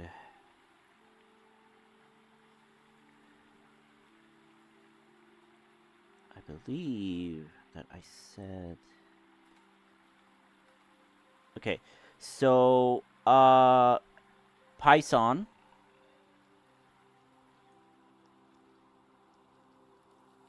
Yes, sir. You see the, token with the orc that says Grimmer Frostbane. Could you do me a favor and, like, click on it and then use the up-down keys to see if you could move the character? Because it should be yours to control. Or you can click when I and drag hover- on it. Yeah, you just and click hold and on it. drag. Yeah. Yeah, just click on it and just, like, move it Mhm. around. You should be able to move it. So when I Just click and I get drag the, and move it. Yeah. when I do that, it moves the whole map. What? When I click on Left click. Okay, none. Okay, there we go. Left trigger, not right trigger. Yeah. Oh, you're doing right. No. Oh, you need to do left trigger. Oh, jeez. Okay, hang on. Or are you left-handed actually? No, I'm using, like, on the mouse, right? You got a left click and a right click, so I'm using the left Yeah. click, right? Yes. And when Yeah. I hold down the left click, it moves the whole map. It doesn't just move the little, it just There it moves. goes. Yeah, Yeah, but I'm not doing that. Yeah, but I'm Oh. moving it. You need to click on the token. I mean, like. Try using your right click then. Alright. No. Okay. If You that. gotta click and hold on your token. Yeah. on that Because I said represents character, I said represents his character, so it should be controlled by you. Maybe he needs to just reload the web page. Alright, let me reload. token. Yeah, reload. If that doesn't work, I'll switch up the whole singamajig. Oh no! Bramble What? apparently just lost What? internet or power. Yep. That is not good. So see if you're able to move it. Oh, yeah, now I am. Okay, No. good. So you should be able to move it. So Did I'm moving you- it back. I'm just asking because that's going to be you right now. Did you Now, accidentally I make have the a- map a token? What? Did you accidentally make the map a token, GM? The map? A token? No, the map is the background. Okay, I just want to make sure. So, Quick logistical question. Yep. All these avatars for all the different people playing, they're like overlaid on the map. Is yeah, there any they're way to- overlaid on the map. No, I'm saying, like, I've got Go everybody's. Go to cogwheel. Go to. I Go to forget what? some- Cogwheel? Yeah. Where is? Go Yeah, to cogwheel, audio and graphics. video. Audio, Or audio video. and video Yeah. display. Go to player avatar size. Either click small or just name only. Oh, there you go, man. You guys are the best. Okay, All so right. wait. Okay, so you said Avatar? Well, I was just All saying. our names on the bottom have our pictures, Yeah. and it default has them very large. So you got 17. Yeah. Oh. Oh my gosh, I want to do that too. I didn't realize That that's what you were is doing. much better. Yeah. Yeah. Go to the cogwheel. Go to audio video. Go to video display. Set player avatar size small, or Or just names name Alright. only. Oh. Now. Oh, okay. Yes. Oh my god. Yes, thank you. Okay, that's okay. Thank you. So now everything is small. Big Thank same. you. Now I'm able to make things. So now everybody can see the map better. Okay, yes. Yes. Good. Good. And Okay. you can set them on the bottom or the top of the screen. It's default on the bottom. Nice. Okay. Yeah.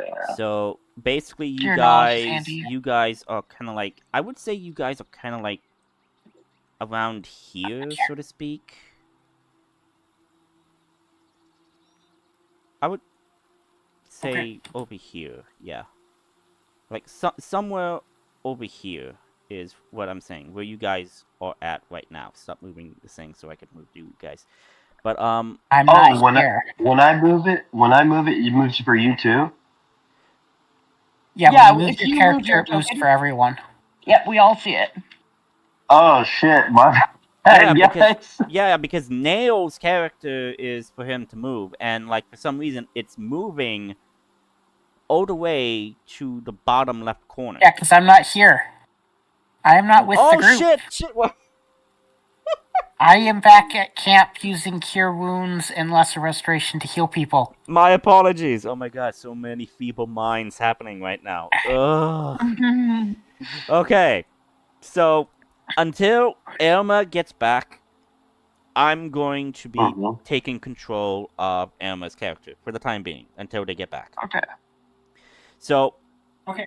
what is the plan that you guys are doing? You guys are facing off against 15 individuals right now. So, yeah.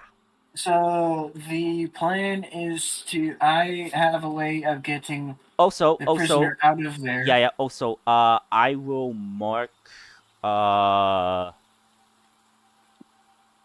Okay. Do you see the wagon with the net icon? Yep. Yes. That is where the captured prisoner is. And I will also, and I will also do this for hold person on Grimma. How many people are there, or is just the one? There's just one prisoner? person. There's one person. However, it is tightly locked. There's one person, but there seems to be guards around that. You're talking top right, right? Yeah, top right here where I am signifying. With the red circle. Yes. Yeah. Okay. Because the token's in the middle of the map because this token right here is in the middle of the map for me. Yeah. And there's somebody in the cart too as well. What? Yes, the prisoner is in the cart, chained and bound. So there's two prisoners. No. There's one prisoner in that cart. That is a cage cart, by the way. And then there's Grimma. So there's only one prisoner in the cart, and then there's Grimma. Those are the only individuals. Okay. That changes things a little bit.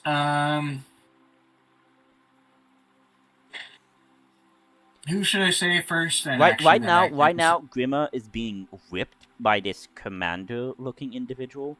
Everybody else has like metal staffs of sorts. Get up there to our new friend. I will cast Black Tentacles in the middle to subdue, to crowd control this half, or you can deal with the other team. Now, if I recall, Black Tentacles is a square. Yes, How tall is it? It's a 20-foot square. 40 foot or 20 foot. 20 foot. Okay, that's perfect. Yeah, Okay, you. Oh wait, shit. You cast wait, it on that hang guy on. being. Hang on. Okay, there we go. And then I will change the control to all players so they can see it. Do you see the purple thingamajig? Yes. Yes. That is the 20-foot square. Black tentacles. Okay, Damn. so. But yeah, that's where you're gonna. On that signal cast. That is too big. Tentacles. That's too big. Oh. Yeah. It's a 20-foot square thing, so I know it's I forget how to set it right. And that is 40 I- feet. It's weird. The sides are 20 feet. okay, so It's not the radius. It's probably this? thinking. So when You wanna it's like put that, 10. hold on. When it's a square like that, I think it's reading it as 20 foot squared. So that would actually mean it's 60 feet. So if you want 20 feet, yeah, you should measure the sides instead. Okay, so this is a 10-foot square radius. Okay. So it's Okay, yeah, okay, now that makes sense. Thank you for that. that's basically the right size. Okay, so that is your black tentacles. So basically, okay. So what is your plan so I could like get on this and then like I'll have the initiative order. Layla, on my signal, cast Ever's Black black tentacles. tentacles on the guy getting whipped. Okay. Don't worry. Wait, what? You mean Oh, these people, not here, because that's gonna hurt if they'll hurt both of you. Don't worry. He'll be out of there safely. Trust me. she. Okay. Or it's a she. Or she. Okay. She. I'll act a distraction and we'll see how they enter. If they bunch Okay. up together, then do it. Okay, so I would say that you guys have a surprise round, but I want you to roll initiative for me. Okay. So Python, for you, just click on the token of Grimma, and then on your character sheet, click the initiative, and it will roll for the initiative. Alright. Open character sheet. And then Click I on would your love token. to do that. Yeah, click on your token, Mm-hmm. and Yeah, then my roll character sheet is initiative. up. Yeah, now roll initiative. And I would love to do that. How do I do that? You on the character sheet, in the core character sheet, there's going to be something say initiative. If you have clicked on your token and it is selected, you just need to click roll initiative, and it will roll initiative, and it will add your token to the turn order. Alright, So let me make this a initiative- little bigger. Initiative Where is is that? in the top center. Yeah, So top center. where you'll see in purple advantage, normal. Oh, and yeah. disadvantage. Yeah. Yep. Yeah. Click So it. I'll just click on initiative. Yes. Yep. Click There on the you word. go. There you go. Good job. So Grimma, you Nice. have that. Okay, so everybody's there. Don't worry, Bunny, when you are possibly maybe first encountered within the cage, I will let you describe your character and will let you roll initiative as well. So again, this is a surprise round. No one is in combat right now. This is just so I can know who is going first. But you guys have a surprise round. So I will let you guys do your preparation for your assault. Wait, hang on. Okay, there we go. Now it's fixed because for some reason the audio was cutting out. There we go. Can you hear me? Yeah. Oh, Yeah. yeah. Good. Okay. Do what you need to do. You guys are going like this. So Adrian will reach out his hand towards. Oh shit. Uh, Wait, shit. Oh my god. Oh my god, thank god. Oh, I was on like the Be Right Back stream and whatnot. I did not. Oh my god, thank god. I shifted it to the combat screen. Oh my god. Oh, good. Oh my god. but I love this. But so yeah. Adrian will reach out his hand towards. What's your character's name again? Grimma? Grimma. Grimma. Grimma. Frostbane. And then cast telekinesis as you begin to fly 30 feet up into the air. Oh shit. Oh, shit. I mean, oh! Okay, so What's going on? So, in everybody's eyes, they then see the individual who is being held by whole person is flying up in the air 30 feet. Yeah, 30 feet. That's it. Okay. And, like, everybody sees this and, like, someone is here. Be on guard. Or as soon as that happens, Oris just like runs Okay, so to this guy. So you're dashing, is what you're saying. Bonus dashing. Bonus dashing. Yeah, remember, dashing means you use your action to dash. As in, you will forfeit your attack. But you get double movement, right? Or how does it work? Oh, you could take the dash action as a bonus action. Of course, adrenaline rush. Okay, yeah, totally. So bonus action, you dash up to that guy. Yeah. Okay, move your character. So to answer your question, dash is an action normally that allows you to move your movement speed. So if you have your movement, you can then double your movement speed effectively. Oh, gotcha. Yes, but since Ortis has the racial trait of orc, he has adrenaline rush, so he could take the dash action as a bonus action instead of a main action. Nice. Gotcha. That's the big thing with rogues, is the fact that they can take several things that are normally actions as bonus actions, such as dash, hide, and disengage. Yes, but Gotcha. a fun thing about adrenaline rush, whenever you use this trait, you also gain the number of temporary hit points equal to your proficiency bonus, Ortis. Yep. So 4 temporary hit points. So Oris is front today. He's like, "Hi, axe to meet you." Wanna You make talking to me? babies? Okay, so Stun Axe is already activated. Good to know. So, since these guys are platted in metal, I would say this is half plate. So that would be 18 AC, I believe. If half plate is correct. So yeah, 19 will hit. So give me a moment. I just wanna double check if I am correct about the half plate thing. Half plate. There we go.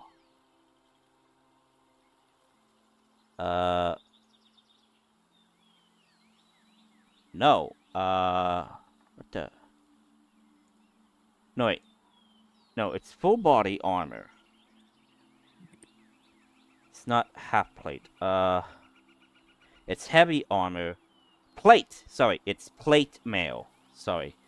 Which is 18. No problem. Yeah, okay. So, got the name wrong, but got the AC right. So, yeah, 19 will hit. So, that will be 3 slashing plus 14. So, that is 15, 16, 17 damage on this guy. Good to know. And I should actually start up the combat music. Let's see. Terror in the Woods. Am I still floating in the air? Yeah. Yeah. Yeah. Should I sprung my spell already? Yes. Yeah. Remember, Ortis, you do have an extra attack, so yeah, 18 is gonna hit. That's gonna be 16 damage. Good to know. Well, how are you doing that much radiant? Because he has his Sun Axe activated. He did so before he took his action. His turn. Oh no, I'm just wondering how much additional damage does the radiant extra do? So, like he's just slashing at the guy, so the added radiant is kind of like a laser weapon, like being hit by a lightsaber, so to speak. No, I know, I'm just curious. Oh, they're not Damage undead. They're not undead or anything. I know. Yeah. The extra thing is the sulking figure. I just figured out how to actually Okay, so integrate the thing. So if you actually Okay. look at it, it's sulking figure. okay, so that's the black top tier. tentacles. So where are you placing the black tentacles? Placing them right here. Okay, and I believe it is a dexterity saving throw, and they need to beat a 15, correct? Yes. Okay. So that's Do the other one. converge when they see me floating, or are they still outside that square? Okay. Let me just roll the saving throws right now, just so I could. Like, there's only so much I can take right now. Okay, so 19. Okay, so that, and then 20. Actually, I could just multi-do it, so 1, 2, 3, so 20. Okay, that. Okay, so... Okay.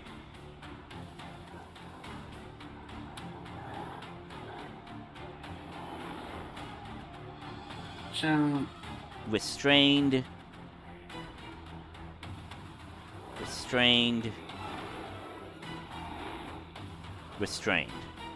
So only 2 individuals succeeded the dexterity saving throw of being restrained.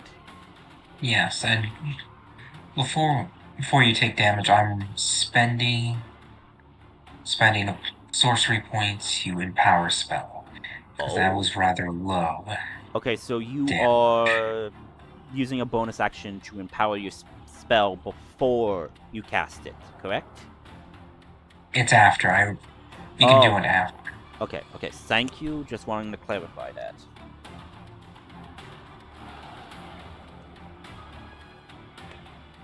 A tad better, but I'll take it.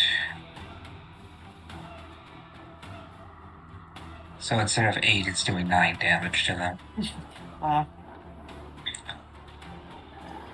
Okay, so that's 9 damage. Okay, so they all take For each it. one that failed. 3 to the people that failed. So that. Good to know. 3 to the people that succeeded, you mean? No. 3 people failed and are restrained. Okay, I misheard you. Yeah. 2 people succeeded. Yes. Okay. So that's your turn. Ortiz already... Ortiz already went.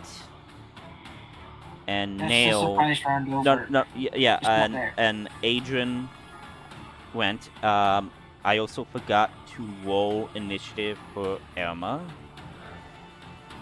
Give me a moment. Yeah, because again, it happens. Making sure. Okay, so they already did Pass Without a Trace. I think they would most likely cast maybe like Spike Growth or Entangle or something. Okay, so you are asking for Spike Growth. Either that or Entangled, I think they would cast. They don't have Entangle, at least that I see. Like, I think they have not done a lot. Oh yeah, they do have Entangle. First level spell. Okay. So you want... Okay, so Spike Growth or Entangle? Make up your mind. I don't know what spell they do exactly. I just know that both of them are area effect spells. Okay, so I will... Ask Irma. Wait. Oh, no. There we go. And then do that. Okay, so that's Entangle, that's Spike Growth. I think Entangled would work best. Okay, and it is 20-foot square. So that is 5 They can get the remaining people that didn't get hit by the is that by like tentacles. Okay, is that like in a sense like this, and then like it would be... No, it's the same size as Ever's Black Tentacles. Okay, thank you. Trying to make sure. You can just copy and paste. No, that's what I did. That's what I did. And I will make this... Quick question. Yes? Under Entangle, and it says range 90 feet, and then Spike Growth 150 feet. But you said a 20-foot. Oh, I see it in the description. Never mind. In the I description. just gotta read. Yeah, in the description. Sorry, I'll just sit here, float in the air, and be quiet. Yeah, it's fine. Okay, so they casted Entangle. Okay, that's their action. Or is Entangle a bonus action? No, it's an action. Okay, making sure. And where do you want the Entangle specifically? I guess on the people that aren't in the black tentacles. Okay, so there is a group. So I guess over here. In the top. Okay, so in the top? Okay. Yeah. So you could also move it because I do believe all of you guys. Oh no, yeah, you can. So you guys can move it. There you go. For the duration, a creature. I guess it'd work best there because I don't want to hit the person in the cage because they're already trapped in the cage. Okay. And they need to make a strength saving throw against this. Okay.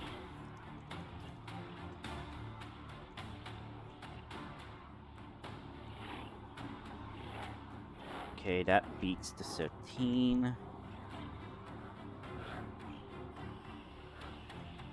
That beats the 13 as well. Okay, so one fails. And the commander guy fails, so the two goons are able to move. Okay. It is also difficult terrain. Yep, good to know. And that's the end of the surprise turn. Now going off into the initiative order. So I will say this guy is casting the hold person on Grimma. But since they are not restrained, they don't lose their concentration on the hold person. So Grimma, it is your turn, and I do believe you have to make a saving throw against hold person. I don't remember, I think it's a wisdom saving throw? Yeah, it's wisdom. So I open my character sheet, right? Yeah, and in the character sheet, there will be saving throws. You want to roll a wisdom saving throw. I would gladly do that. Where is saving? Okay, so in core, you see your stats.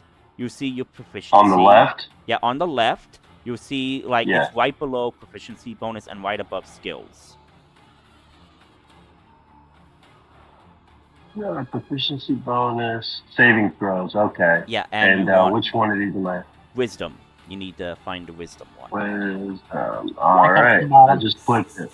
Okay, 7. You are still held by hold person. So what do I have to roll to get out of it? You use your action to try to break. Hang on. I hate You're gonna probably have to roll closer to a 10, not a 5. Okay. Yeah, you need to roll above 10 or so around that in order to beat this. But yes. So for all the new people, when you roll a d20, a way of thinking about it is like a percentile. So at a 10, it's normally a 50-50 whether you win or lose a given task. So a 20 is a 100% guarantee you're going to beat whatever you're doing. A 1 is a 0% you're always going to fail. You rolled a 5, so that's like a 25% chance that you'll likely succeed. So you didn't succeed. Gotcha. Big numbers are better. How do I know it's a D20? I'm sorry. How do I know it's a 20? Yeah, because the saving throw is an automatic D20 plus your bonus. Yeah, it'll do it automatically. So if you hover over the roll you made, the 7, it'll actually tell you what it did. So rolling 1d20 1d20 plus 2.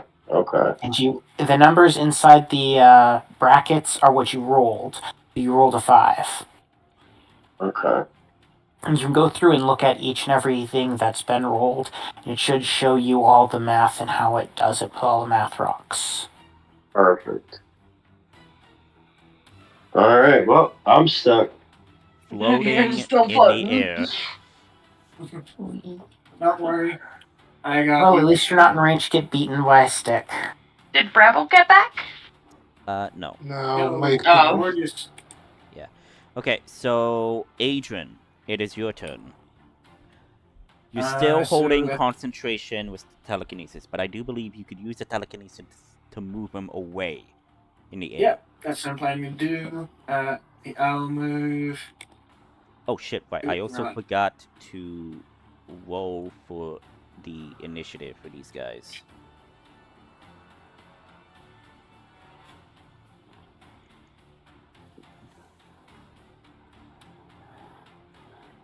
Does that blue line mean I need to move my character to where the arrow is? Yeah. Yeah. Alright. So this guy's still holding me, but I'm in the air, and you're moving me with your telekinesis, right? Yep, and I'll move you so that I'll rest you on a branch on that tree. As an action. Ah. Well, this beats chains on the ground. Yep, and I have my bonus action. Okay, hang on.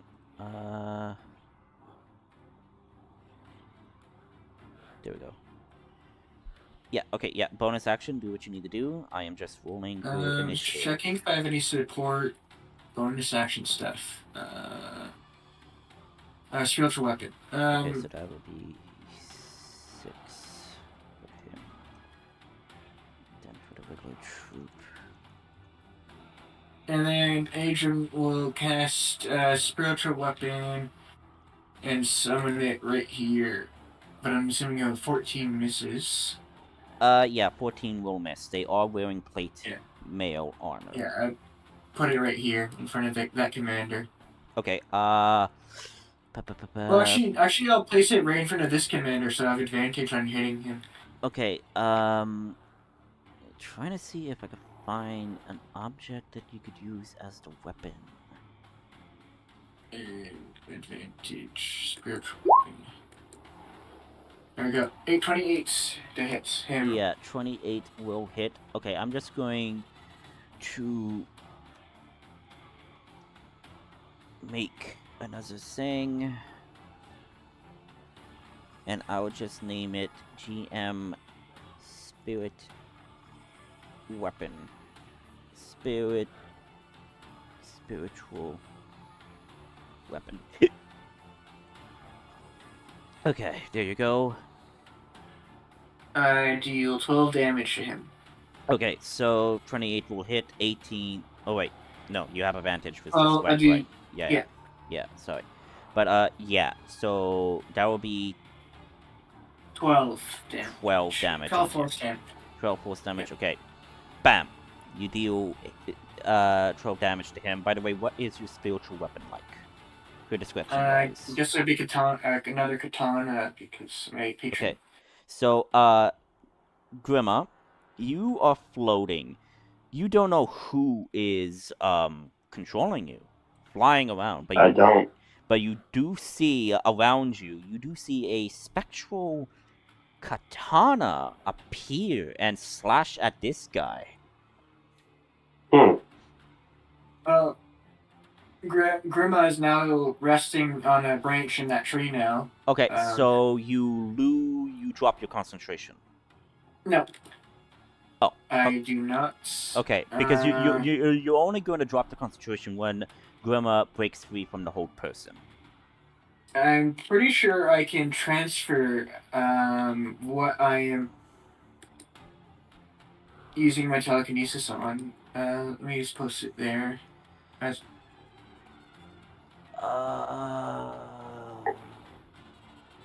Yeah, you can affect the same target round after round or choose a new target at any time. If you switch targets, the prior target is no longer affected by the spell.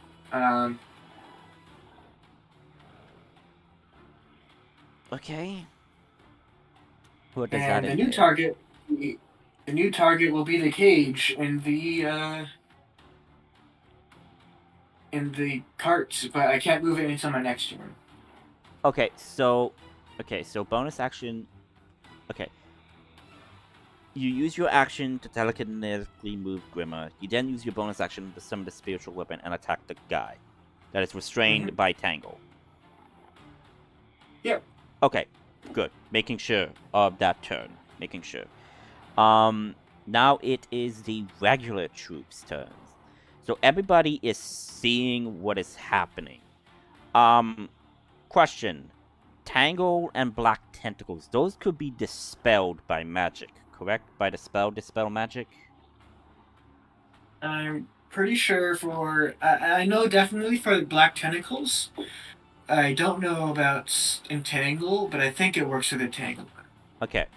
Okay, I'm Think just... so, yes. Yeah, okay, thank you. I'm just asking for clarification. So what's gonna happen is, this guy... No, wait. Regular troops. Right. Forgot. I forgot. Okay, this guy, he's gonna move up to here. He's gonna put his hand out, and you see him muttering an incantation as he casts Dispel Magic on the black tentacles.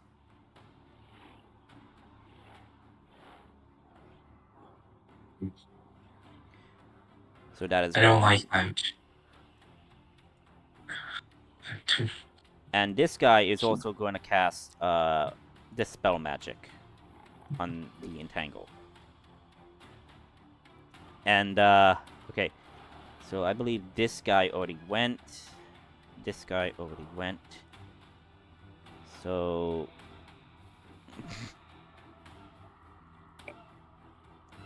so I will just remove those who are restrained.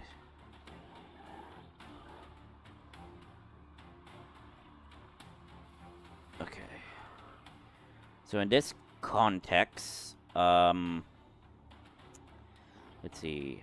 They would need to move, but I would suggest that these guys are then ordered to secure the wagon,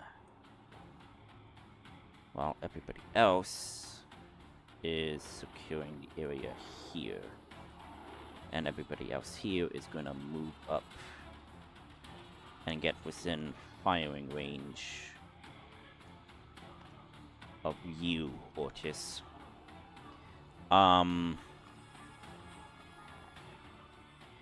Give me a moment.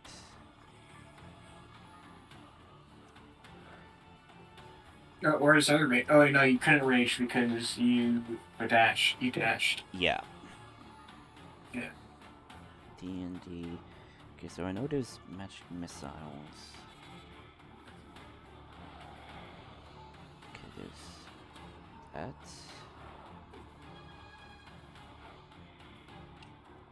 Hang on.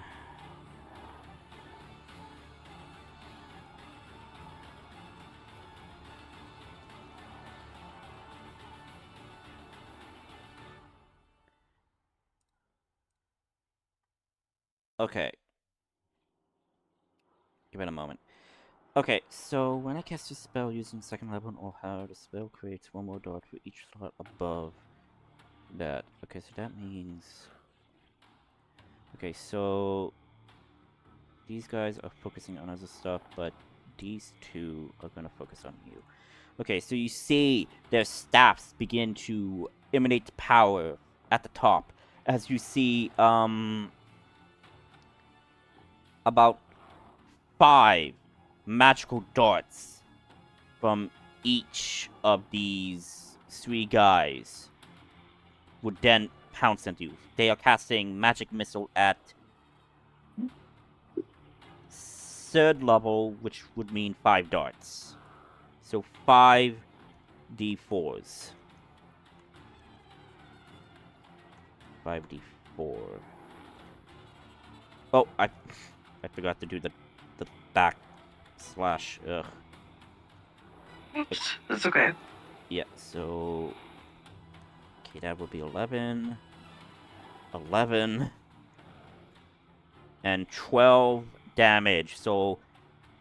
Wow. so that's 22 to 34 force damage on you from these guys. From the regular troops that are attacking you right now. We don't have anything to resist magic. No. Of course. Yeah. How bad are you in the red? Let's see. I have temporary hit points. So that's using it. So let's see. 11 plus 11 plus 12 equals 30 or 34 I said 34. minus. Yeah, because 11 Yeah. plus 11 is 22. Plus the 12, it is 34. Force damage. Yeah. So you take 30 damage because you have Temporary. 4 hit points, temporary right? hit points. So you take 30 damage total. Yeah. How many hit points do you have again? I now have 55. Okay, so you're at 80, almost 90. He'll be fine. Yeah, And that's just gonna kill it be, all fast. yeah, that's gonna be it for the regular troops. Now the commander. So you have this guy in front of you. This guy is going to disengage and move away from you towards the cart. You will not. You will not. No, he disengaged. He's just absolutely He not. used Yes, his action. Sentinel. Yeah, he used disengage to like. No. Yes. Oh, even if they Because take. Oh my God! Shit. Okay, Yes, that's okay. the point of Sentinel. It Oh. stops you from running away like a coward. roll to hit the creature. Please don't hit. Please don't hit. Please don't hit. Please don't hit. I'm going to reckless hit if it can. Yeah, I'm pretty sure you can. You can do that on any attack. Yeah. Oh God. Yeah. Oh God. So Please next- roll low for the sake, please. I'm praying to the D&D gods. No! Ah, you hit him. Roll for damage. Okay. And his movement speed is now 0. Yes, and I believe you dealt him. You Another dealt. 15. Yeah, that. But you also dealt him. 16 damage before. Then 16, 17. So, hang on. Taking out my calculator. That is 32. Oh, 32 damage. That's pretty good. 32 damage. Okay. Wait. Altogether. Can you guys hear me okay? Yeah, we can hear you, Python. I can hear you. Yeah. I can hear you. If you said something earlier, I didn't hear you though. Yeah. Like if you asked a question, it wasn't heard. All I asked He was, can you hear me? looking.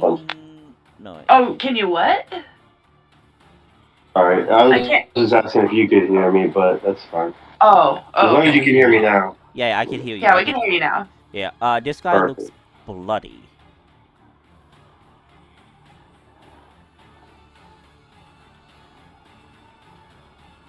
So yeah, still commander's turn. This commander,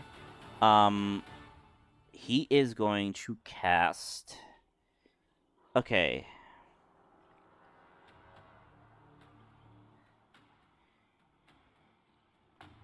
He's going to cast. So the commander, you see from his staff, you see fiery orbs appear, and you see about 4 of them as he is casting Scorching Ray at 3rd level, I believe, because this is a second level. He's casting it at 3rd level, so you're getting 4 times. So this is to see if it hits, because this is not magic missile. Okay. 12 is a miss for the first shot. 17, does that hit? No. Okay. Dang. 14. Oh, is a wow, miss. Actually, 17 is high. No. No. Does 24 hit? Yes. Okay. 24 does hit. Okay, so that means you take 1d6 fire damage. 2d6, not 1d6, 2d6. Oh, okay. Yeah. Hope we roll double 1. 8. You take 8 fire damage. So you just like like dodging briefly from the scorching rays, and as you dodge one of the scorching rays, the scorching ray that hits you like just hits you in the arm. A burning sensation happens as it hits you. Or as roars. Okay. Next, for the commanders, the 2 commanders here are issuing, "Take this prisoner elsewhere. We will give it to our master so they can have their fun with this one." And the other commander says, "Look lively. I want whoever is casting a mockery of things to be dealt with. I don't care if you pummel them with your magic until they are barely alive. They do not leave." And, yeah. That's their turn. They are holding their actions until they see someone or see a spell being cast. They are going to have counter-spell ready. Ortis. Or is this ticked off? I He bet was he into is. rage and Yeah. he just Alright, I pressed the button by accident. and he's So, yeah. gonna attack this guy. Okay, so everybody in the vicinity of Ortis, you all hear a primal war cry of rage being shouted.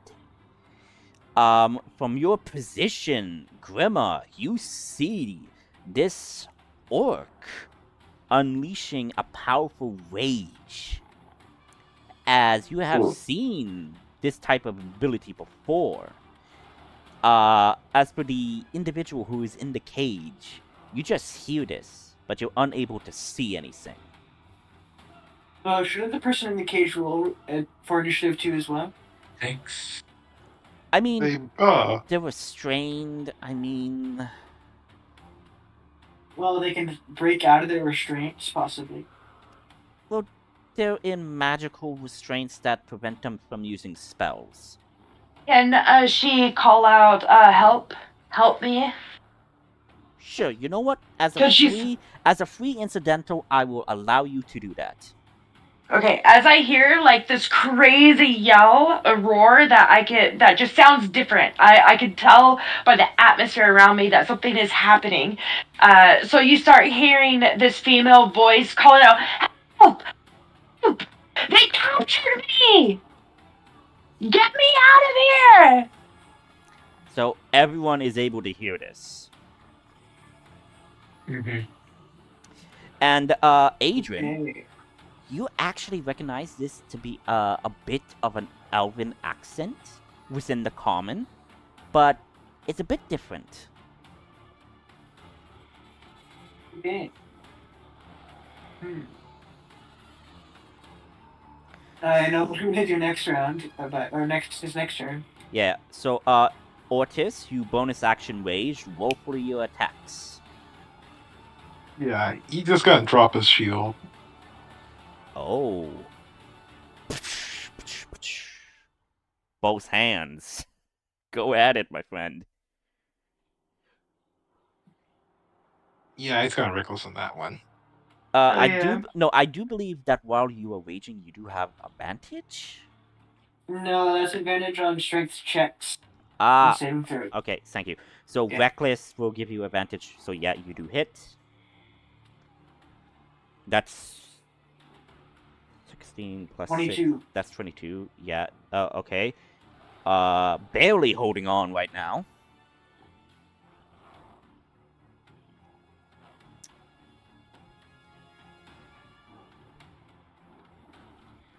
That's a miss.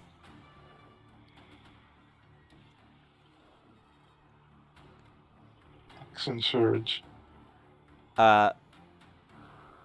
You have to use Wait, action action? surge as a bonus action, I believe. No, it's a free action. I'm pretty sure it's a free action. Yeah, it's a free action. Post it in the... On your turn, you could take one... Okay, yeah, you could take one additional action. So yeah, got it. Okay, so yeah, you action surge... action surge, yes. Roll. 26 does hit. That hits. Roll for the attack. Okay. How do you, Ortis, decide to finish off this magic caster? I guess he's gonna like put chop like a low slash his knees, and then he's just gonna like bite him in his neck using his tusk and rip out his throat. Good God! Oh, okay, so you slash him to his knees as he falls down. You grab his head, you expose his neck, and you're just like rip out his damn throat out as the piece of that muscle is in your mouth. As you kind of like turn to the others kind of like look Ew. at you and like kind of like just ready their stances, and the commander Wisdom is like, "Stay strong, you idiots. They may be feral, but they can be tamed." And he's just gonna blitz the commander next, because he still has an extra attack. Okay. Now that's an orc. Yeah, that is an orc. So yeah, roll the attack. Actually, wait. Nice. No, wait, hang on. Okay, hang on. Okay, you did an attack there. You did an attack there, but that missed. You did an action surge for a third attack. How many attacks can you Yeah. do? It gives you another extra attack because it's part of your attack. Let's see, before telekinesis. He gets he gets an extra. If he action surges, he can attack 4 times in a single turn. Oh shit! But do If I have the an echo things out. have to be around him? Because if he has to move, No. would that count? No, it's just I'm reminded, like, don't they have 3 action attacks during that turn, that level, and then like, because they already Nope. used Yeah. that, and then he decided to action shoot. So, oh, okay, yeah. No, because you decided to action surge before you took your extra attack and whatnot. Okay, got it. I'm learning. But yeah, We're all learning here. Yeah. So natural 20, natural 31. Yeah, that hits. Good God. Roll for damage. Okay. So that's 4, 5. Okay. 12 plus 7. That's 25. 25. 24. 24. 24. Sorry. 24 or 34. 24. 24. 2-4. Okay, you deal him a good blow and like, oh, I'm going to enjoy giving you to the master. He's going to enjoy breaking your will. Alright, that's Michael's attack. If I damage chance, no. But I just had to move for a second. Remember, you used your bonus action to rage. I know. Keep in mind. Yeah. Recognition charge. Final instincts. Making sure. Endurance.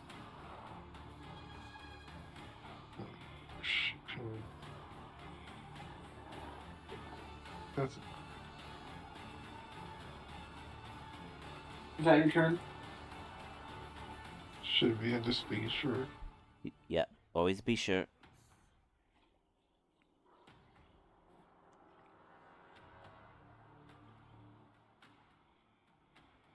Yeah, that'll be it. Okay. Layla. Wait, did I use my bonus action?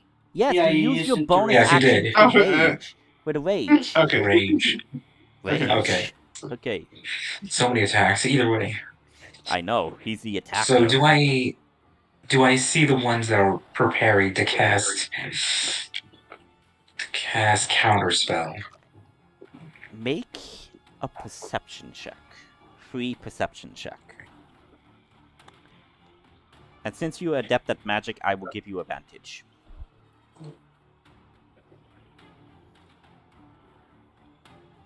$18. Okay. So yeah, you do know who is casting counter spells. It is going to be these 3 regular troops. This one is holding his action for something else.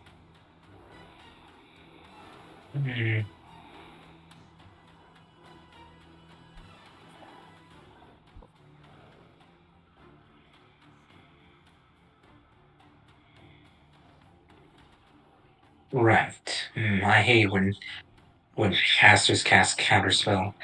Yeah, Either I way, know. gotta- I know. This is gotta why I send- made this You can mage counter the counter headhunter. spell. if you have counter spell. Oh, They don't. do you They don't have see. do you have subtle casting? Actually, I'll have to check that. If you have subtle casting, they can't counterspell you because you're not doing anything to show that you're casting a spell. Yeah, remember, you guys are still hidden, by the way.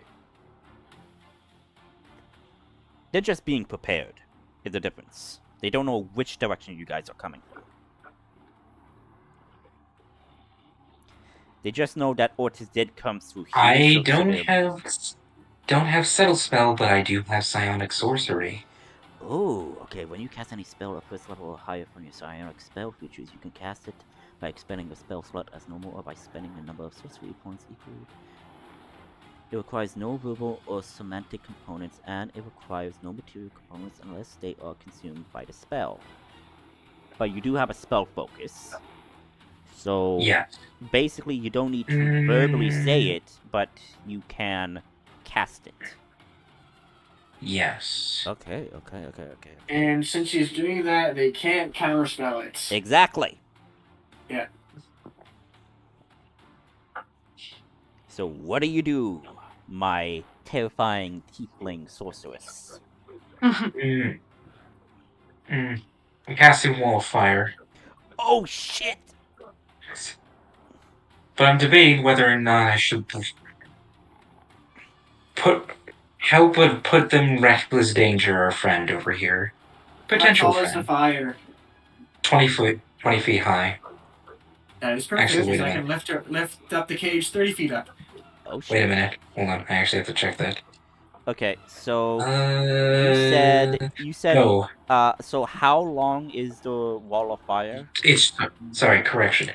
Wall of Fire is 20 feet long, but 60 feet high. Oh wait, you can make it.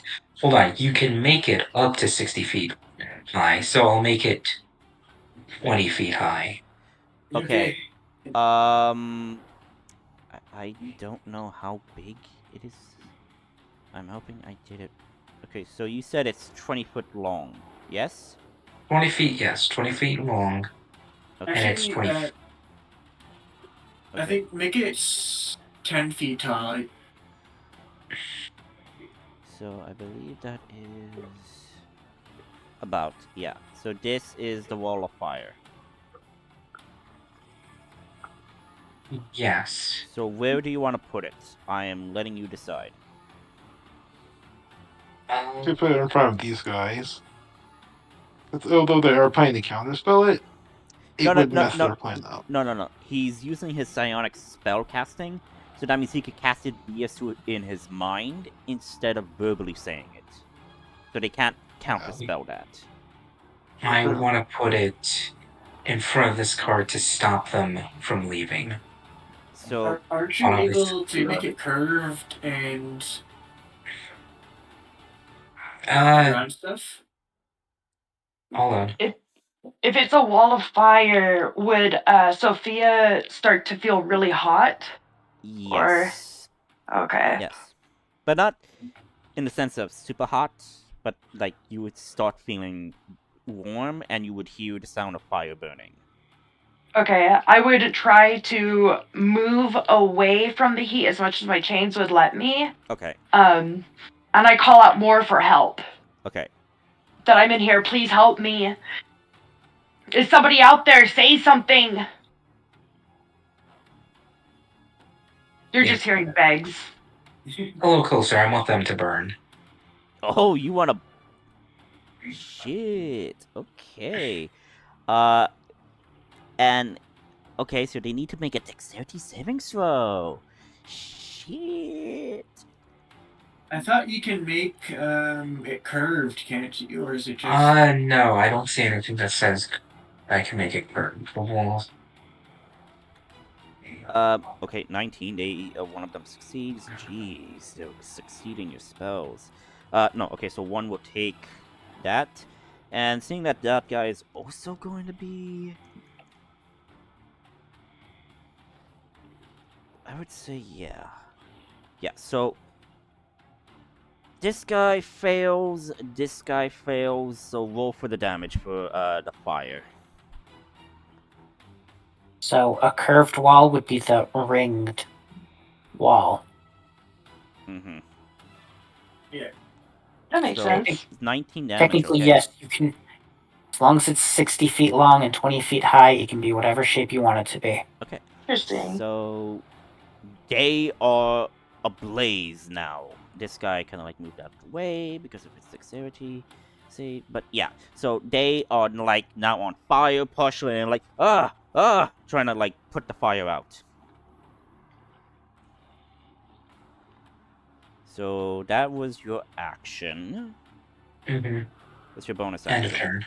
Okay, end turn. Okay. Grimmer Frostbane. It is your Yes. turn. Is Wait. there any information that I can give the group to Wait, help hey, them in this wait, situation? hang on. Did I roll?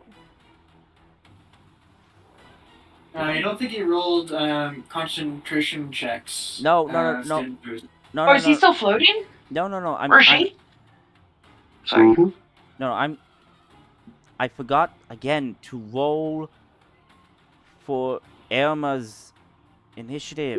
I keep forgetting. Oh. Oh, that's 4. Well, that's Just just So, Ortiz, what's your dexterity?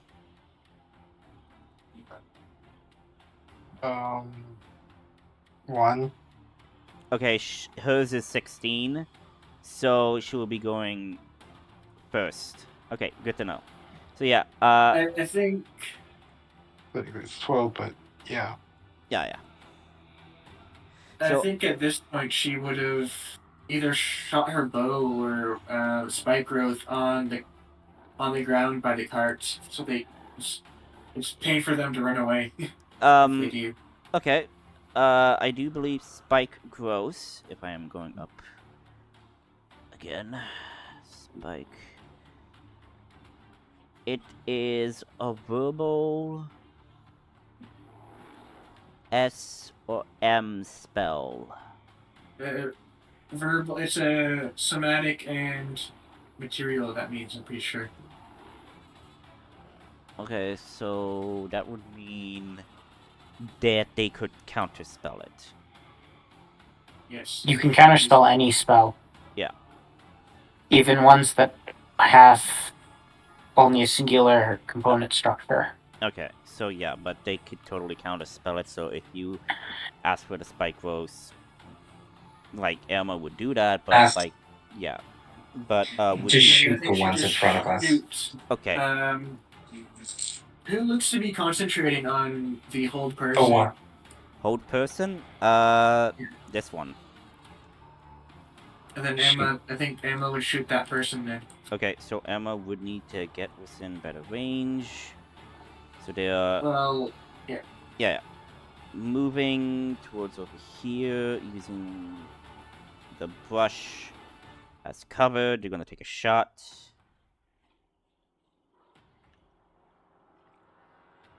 Natural. Damn. Wow. 12. So yeah, they need to beat a 27 on their concentration. Okay, so concentration. Okay, so for concentration, they have to use the Constitution modifier. yeah, For the, roll, Yes. roll, it didn't do double damage. I roll another d8. I don't know why it didn't do that. So maybe because they Yeah. didn't have the thing, but 13. So they only have to beat a 13. For the damage. No, it's half the damage. Or dealt. 10, so it's going to be 10 for the concentration because it's not that to hit that they have to beat. That would be ridiculous. Yeah. Okay. Okay. Well, they suck at their concentration too. Oh my god. Okay, so yeah, Grimma, you feel the hold person send her off. You are now able to move freely now in the air. Elma's going. she's in the- Yeah, Swim in the air. yeah. Elma No, is. Okay, wait. let me finish. Emma Sorry. does have extra attacks. Yeah. So, I believe they could. I think they only have one extra Yeah, attack. two. Or two. Yeah. Okay. God damn it! Right. What's happening? Okay, 10. Good. And here's the last extra attack. Jesus. I swear to God. Thank you! No natural 20. Thank God. Jeez. Mm. I swear, if I had rolled another natural 20, I'm thinking I was going to ban Emma from actually conducting in the battle. But yeah. Like, you need a handicap. Yeah, handicap. Okay, so, yeah, Grima, it is now your turn. You're still floating in the air due to the telekinesis. What are you going to do? No, she is in a tree right now. I put her on a branch and moved my telekinesis to the cage. Oh, right, you did that. Okay, so yeah, you are totally free. You are on the branch now. You can now move. Okay.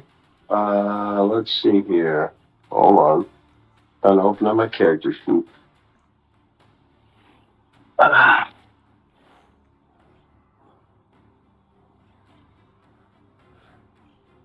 Where are my spells? Is Yep. this the list on the right here? Okay, so spells. No.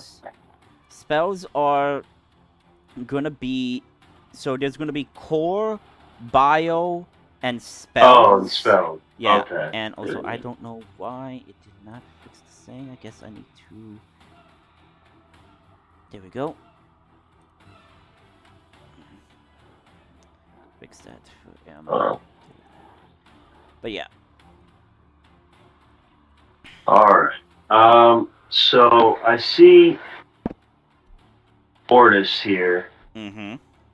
And he's attacking, right now he's attacking this, captain, right? Or what's this guy? Yeah, this commander. He's attacking this magic Yeah, commander. he's attacking the commander. So, yeah, Ortis killed the guy that was whipping you, by the way, so. Yeah, thank you for that. Alright, so they must be on my side. The enemy of my enemy is my friend. I don't know who these people are yet, but I'm gonna help this guy because he ripped the throat out of the guy whipping me. So, can I do something to these two regular guys to the left of him? Sure. Okay. So, let's go ahead and take care of these guys. Let's see how I'm gonna do.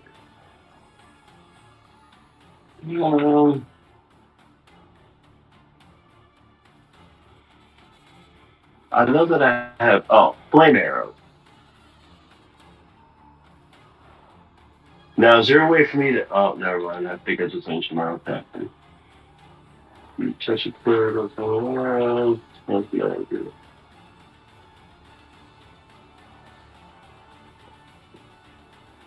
Where did this show me the area of effect? For your spells? Yes. Okay. Like for this one specifically, flame arrow. So I hovered over it, I hit the eye. Okay, so I means for you to inspect it. You need to hit the chat box if you want to display it in the chat. You have to hit the speech bubble. Yeah, speech bubble. The speech bubble. There you go. Oh. So you touched your quiver containing your arrows. So this is a concentration.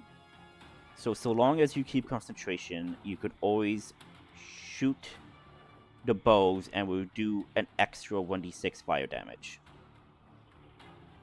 Yeah, it doesn't look like it does, right? It doesn't do an area of effect, but it does do extra damage. Yeah, extra damage. To a singular. So this would be an attack on a single person. Okay. Exactly. Yeah. So I'm gonna shoot. Can I choose this this guy right here? Yeah, you could totally do that.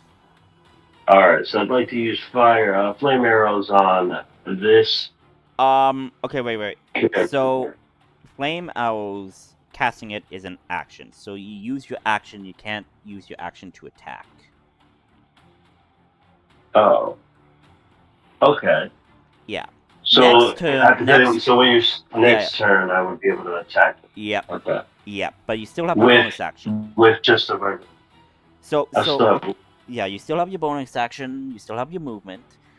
So I will say Okay. this: flame arrows. You basically touch your quiver containing your arrows, and you could shoot up to 12 pieces of ammunition. So you could shoot 12 arrows before the spell will end, and those 12 arrows will do 1d6 fire damage extra to your regular arrow damage. Okay.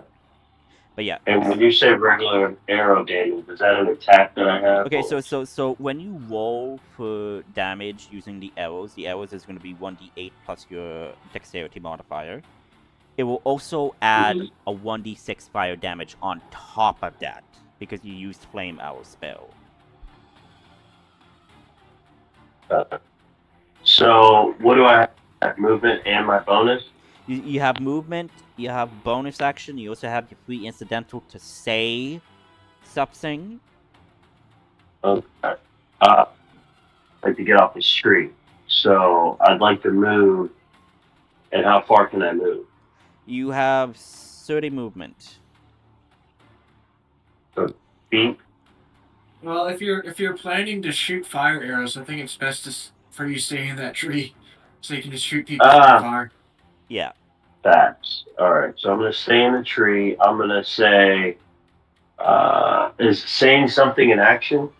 No, Or is that my saying something is a free action. Okay.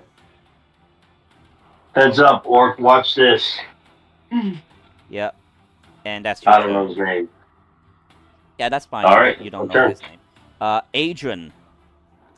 I'm actually worried now. Okay. I'm worried now that your telekinesis dropped. So either you could do the cage thing, or you could outright just go and fuck up these magic casters. Yeah, well, Adrian will continuously hiding. He'll go behind this rock. Okay, how I want you to roll stealth, because these guys are actively just, like, holding their actions for counter spells and whatnot, and just being on guard, so they don't see you. And how heavy is this cage? So, okay, you know those prison wagons? It's kind of like that. So, with the added thing, I would say it's a very... Hello? Hello? Yeah, we can hear you. Python. Can you hear us? Hello? Can you hear us? Yes, I can hear you. Yeah. Can you hear us? Python? Oh, he can't hear us. God damn it. Python, we could hear you. Alright, I couldn't hear you guys at all. Now I can. Yeah, it's weird. Okay, so I would say that with the added iron, it is going to make it a bit more heavy, but it is not an extremely heavy object. Is it less than 1,000 pounds? Yes. Then I can lift it. Okay. He lifts it 30 feet into the air. So, Do I feel it happening? yes. So, Sophia, you feel Yes. the cart wobbling a bit. You look out from the cage holes. You see that you are now floating. Okay. Are there bars for me to hang on to? Is there anything that I can grip? Yeah. Bars you could hang on to and whatnot. Yeah, totally. Okay, I go to the bars, and I am just so tense. I don't know what's going on. So, I just yell, "Help me!" Like, I am a damsel in distress. I don't know what's going on. Like, I have desperation in my voice. And I also have an accent, even how I speak. Imagine it as though it was almost Australian. Okay. Well, Adrian will yell up from behind this cover. Don't worry, you're safe. And you broke your stealth. Yeah, I don't care. He's holding a shield up. And Adrian, do I think the person in the cart will get hurt if I drop the cart. Okay. Wait, like you just levitate it up? Wait, Okay. do Okay. you Wait. want to Yeah, jump Wait. on these two guys? Okay. You want to drop the cart on these two guys. Possibly. My recommend. Yeah, my I recommendation. mean, you could but yeah. totally do that, but if you do that, then there might be the chance that the occupant might take bludgeoning damage. Yeah. But when she hears somebody respond to her, it's okay, or it's all right, just some kind of like soothing statement, she actually does stop screaming, but she just hangs on to the bar and squeezes her eyes shut and just hopes for the best. Do you think if I dropped it, the door would come off or something like that, or it become? I mean, if enough force is applied, maybe. Okay.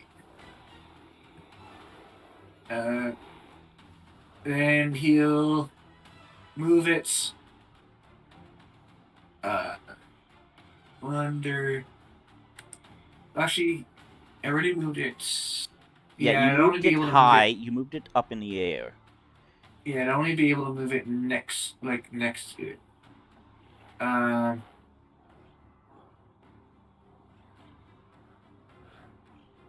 And I'll just squish these two guys then. Okay, so you are okay. So you're using your action to move the cart up in the air and then move it and then drop it on those. Yeah, I'm dropping on these two guys here. Oh, these two. Okay, totally. Let's see if they make a dexterity save. What is your spell DC? 19. 19.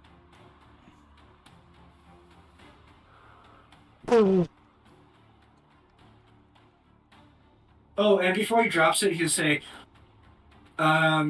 brace yourself. Okay. To the person in the cart.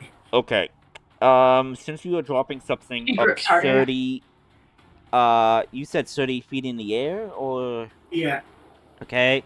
So that'll be 3d10 damage. And since this is a heavy object, I will also add in another d10 for that.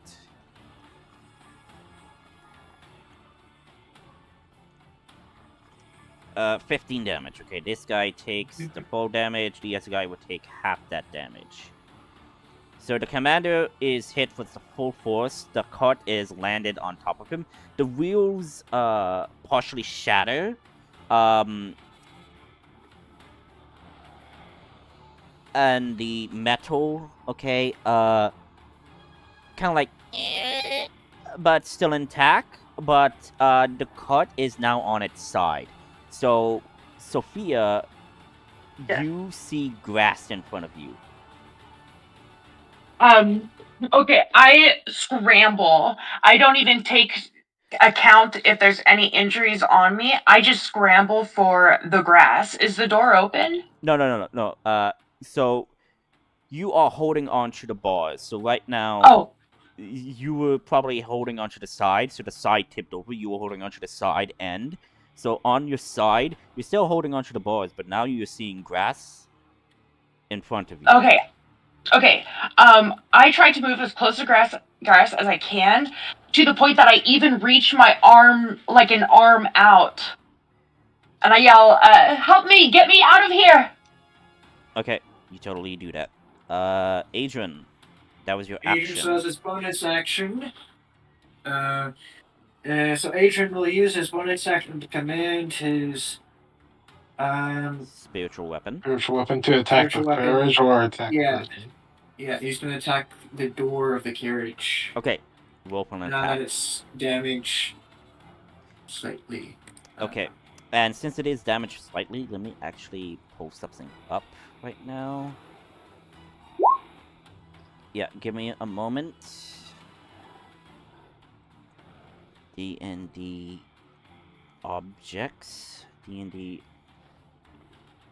object HP. Okay. Since this is steel and iron, so the AC is 19. Since this is, I would say, a medium, resilient.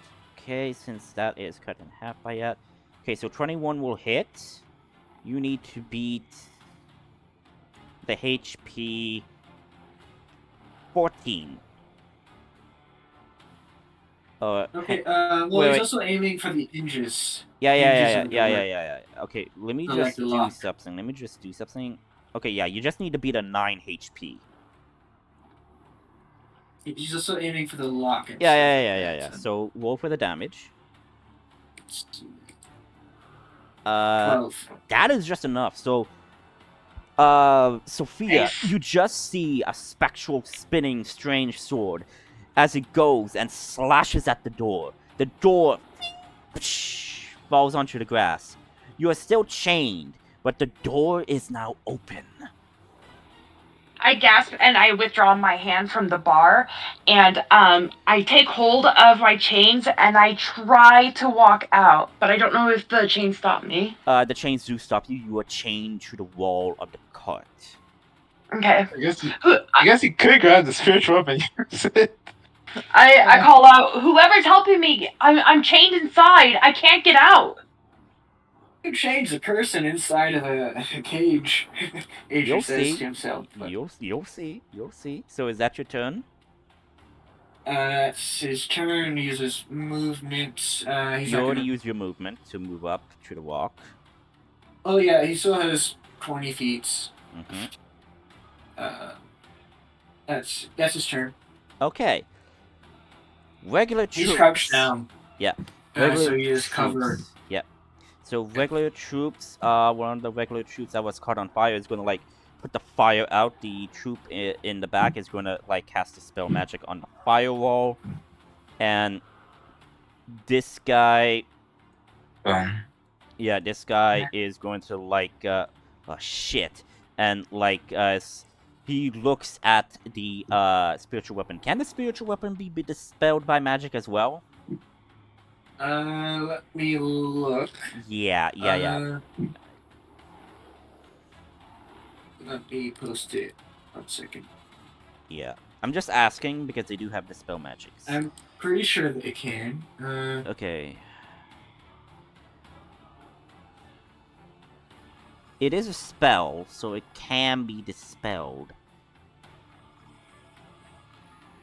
Yeah, it should I be think it can. dispelled. Okay, so yeah, Yeah, this regular troop is gonna put up his hand and he is gonna dispel the spiritual weapon. And Adrian, you just feel like, the connection with your spiritual weapon, like, sever. You look up and you see that it dissipates from the air. And this guy is going to move up to the door. And Sophia, you see the guard in front of you and it says, you wretched.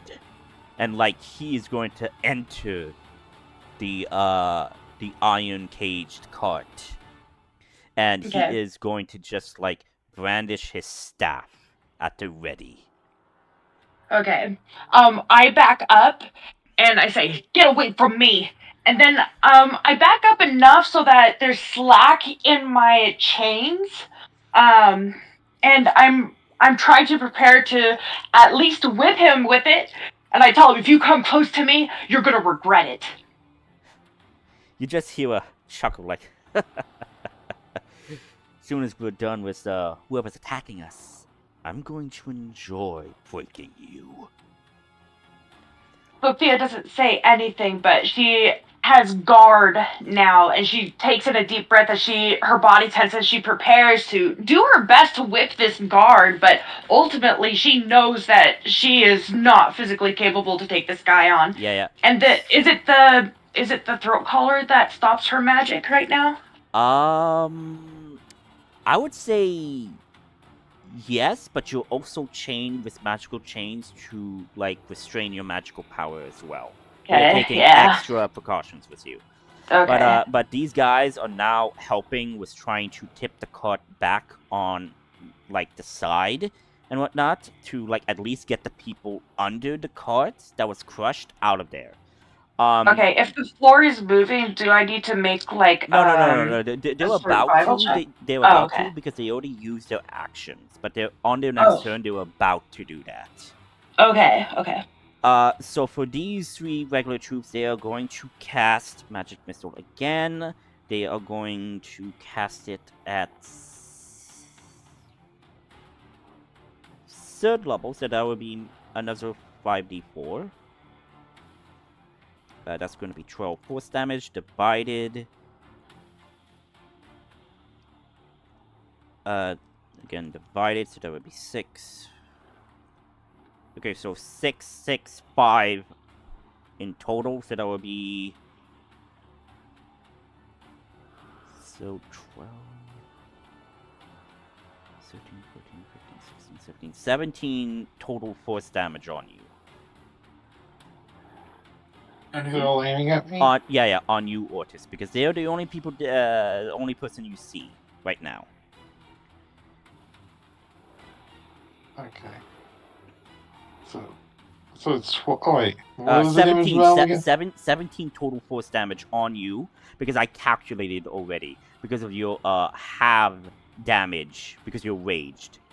So I already calculated, so the total damage you would take would be 17. What kind of damage type is the thing? Force damage. Magical force damage. I don't have resistance. Oh, you don't have resistance? Okay, so that's going to be 12, so that's 24, 34 points of damage on you. Okay, 34. Next are these regular troops. They did hear you, so they are going to prepare, and they are going to cast,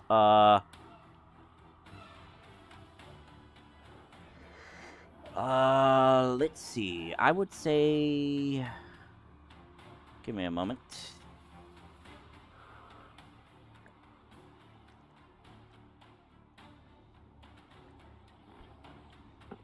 This is a...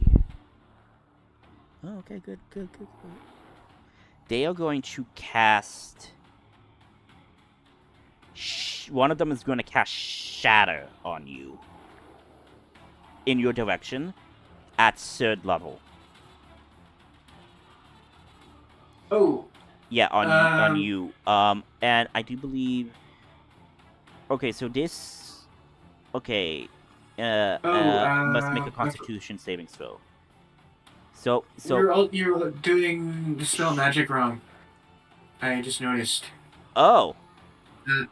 Yeah, for each spell of higher, any spell of 3rd level or lower on the target, so choose any creature, object, or magical effect within range. Any spell of 3rd level or lower on the target ends. For each spell of higher on the target makes an ability check using the spellcasting ability.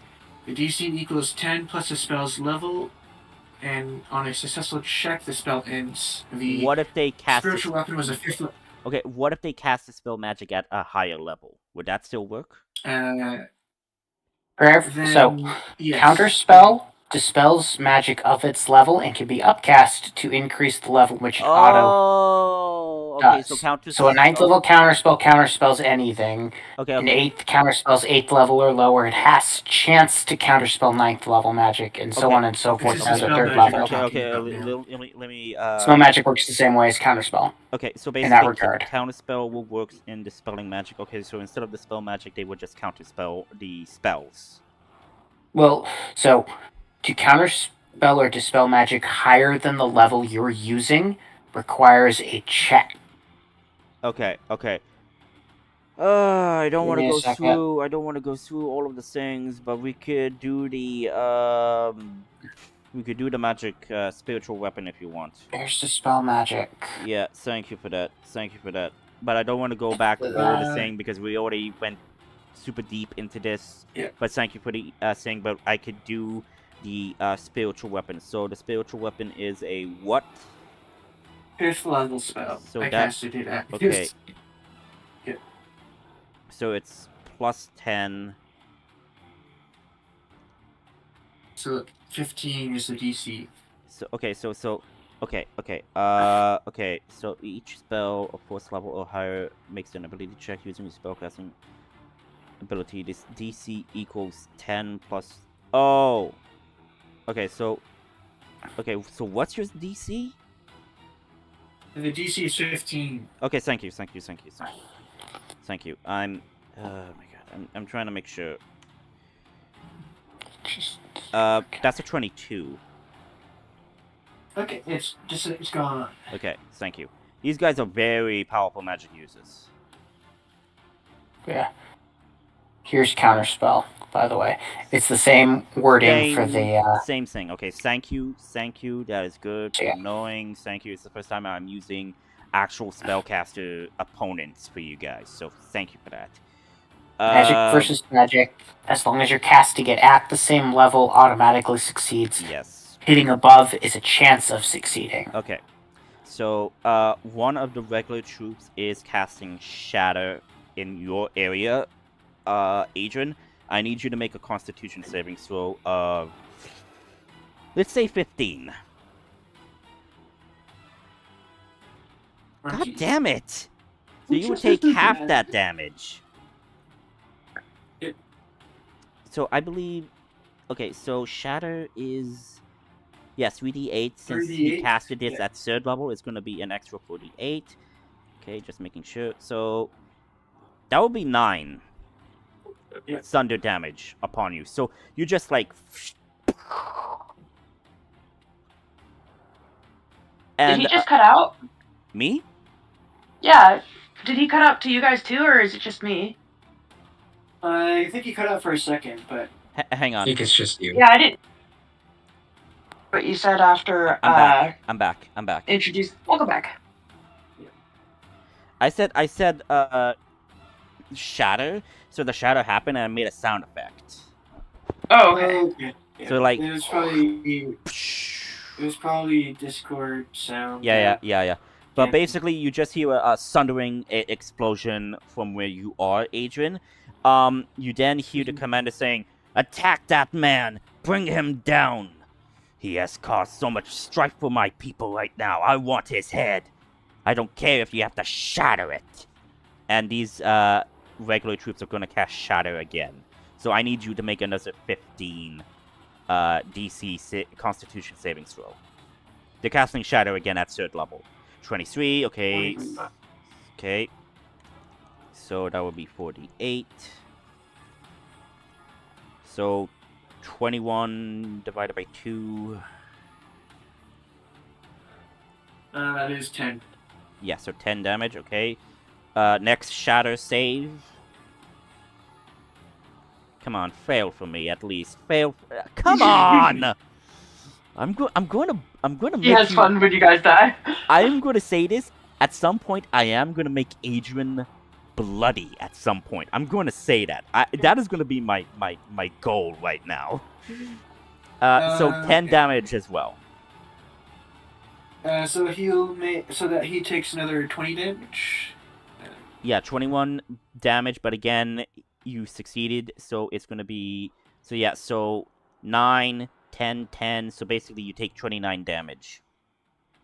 Of half. Let's see if he breaks concentration. Yeah. He breaks concentration on telekinesis, but... Yeah. Okay, but it's stuck there, it doesn't really matter. Okay. Next is the commanders. Now, let's see how this works now.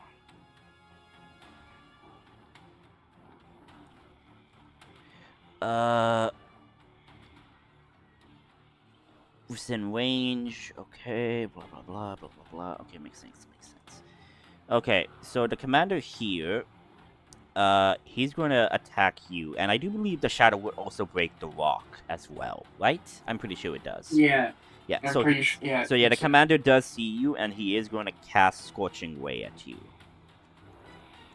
Okay, I'm holding. I have my shield up. Okay.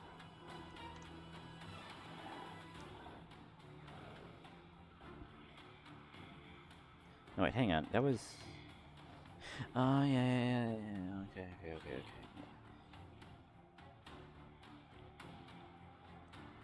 Okay, so he is casting it at 3rd level, so that means 4.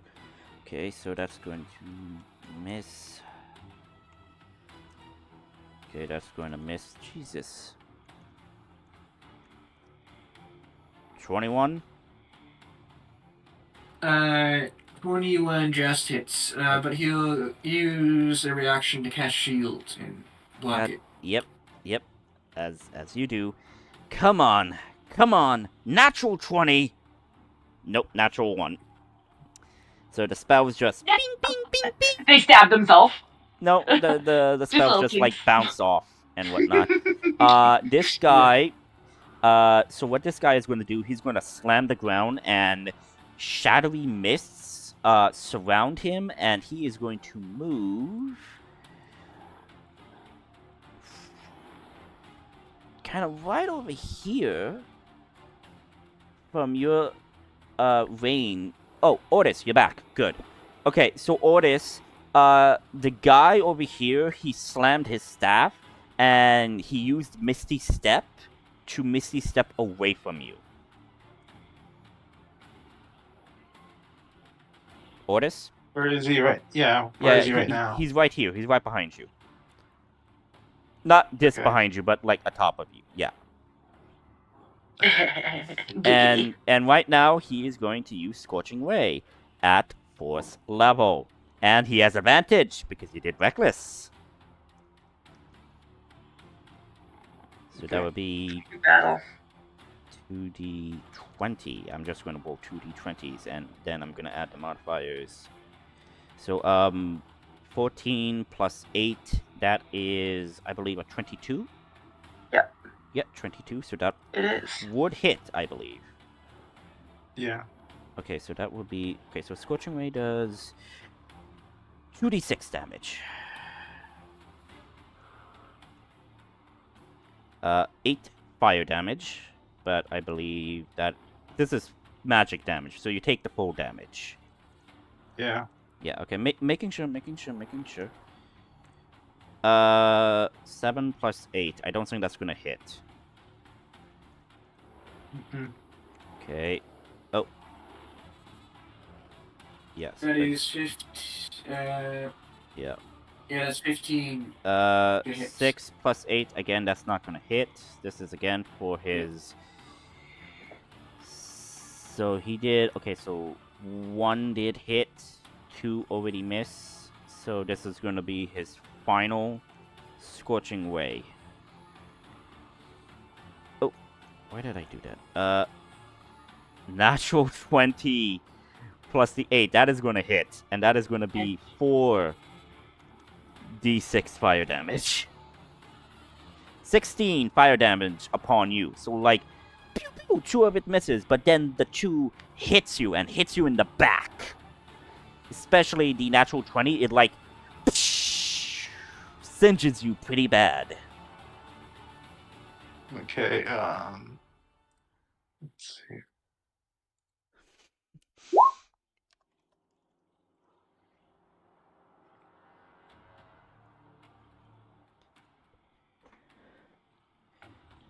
Oh! Wait, did I knock you out? You would have. Yeah, he doesn't have resistance to magic attacks. Okay. So basically, I knocked almost K. Okay, so I K you. Oh, but you used your relentless endurance to put you back to 1 hit point. Is that what Yeah, happened? absolutely. Okay. So you at 1 hit point. Oh shit. Yeah, so Oris just turns around looking at you. He just looks at this guy like, Dazed and fucked up. looking like a rabid beast. like floss forming at the mouth. So Emma is going to focus attack on the guy that was concentrating on the thing, because that's what I'm going to do. That is going to hit. 6, 22, 10. Oh, ignore that 3rd roll. So 16 damage. Okay.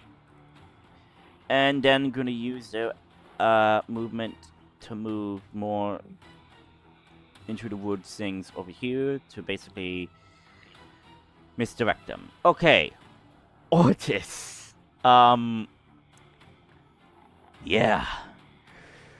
What do you do? I suggest you summon your echo to help you. He's got some of his echo. Okay. Why haven't you been using your echo? Yeah, that's what Okay. I'm wondering. So what he did first time was bonus action dash. Then second turn he bonus action rage. Now he's bonus Okay. action using his echo. Like imagine it's like imagine the scene's gone and seeing him like up close but gray, dark and like shadowy. What the hell? And like Laura's going to town on him. Yeah. The question is why didn't he use his echo instead of dashing? He's going reckless. Okay, so yeah, 18 will hit for your echo. 15. Yeah, he's still standing. Unleash the incarnation. Alright.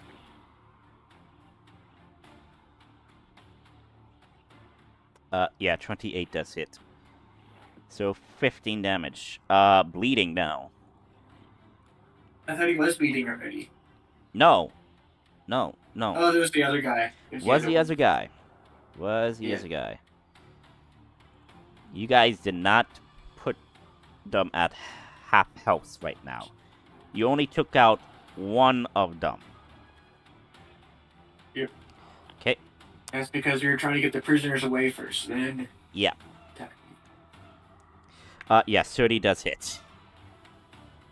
That is 8. I'm going to use my other... So that's 11, okay. But... Not necessary. Because I... Great. Oh shit, what? I roll a 1. Okay. You could re-roll that, but you keep the radiant damage. Oh, yeah. So, 2. 1 minute. So that's 10. So, let's see. No, it's 9. Oh. It's 9. No, because remember radiant. So that's 10. 2 plus 8 is 10. Okay. Okay, so 15. Okay. 15 plus another 15, that is 30. Plus that is 40. How do you kill him?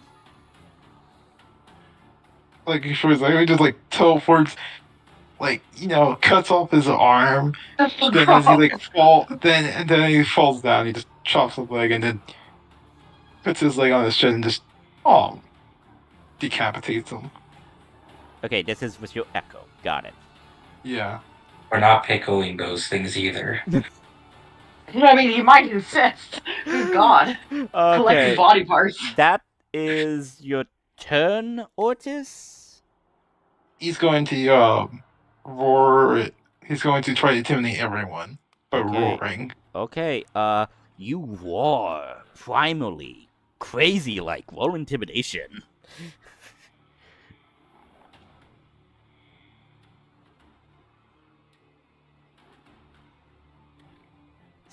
Okay, so you roar and everybody just instantly backs up a bit. Like, just backs up. Would Sophia hear it? Oh yeah, you hear it, and you swear you think it might be an actual beast. Okay, I become a little afraid, and I step back and, like, hunch my shoulders a little bit. I'm starting to get overwhelmed. Oh yeah. So is that your turn? Ortis. Yeah. Okay. Layla. I'm getting sick and tired. All of these casts are setting fireball right there. Oh, what level? 5th level. Oh shit. Okay. Oh, Psionic casting. Okay, yeah, go for it. Roll for the damage. Oh, are you going to use your psionic casting? Yeah, he's using psionic casting.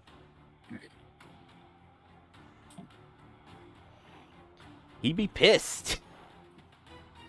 26 and DC 16. Thank you. Okay. Dexterity. Got it.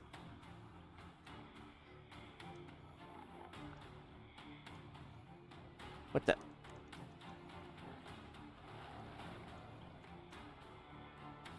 Okay, that failed. What's the radius of fireball? 20 feet. It would hit all 5 of them. Oh shit. For 32 damage. Okay. Okay, so I already did that, so I'll do that. That. Okay, so only one would succeed. One will epically fail. So, bop, bop, bop, bop, bop. This guy would succeed. He is badly wounded.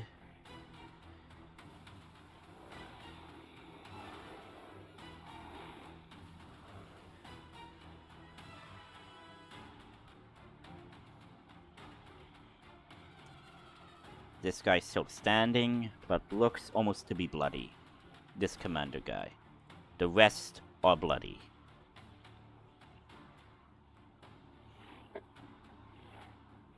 Your turn. Alright. Alright, Grima, Python. Remember, you're still holding concentration on your fire arrows, so that means when you attack, you'll deal an extra 1d6 fire damage. Okay. Can I attack the commander? This commander? Mhm. Yeah, so on your character sheet, in the core, you're gonna see attacks and spell casting.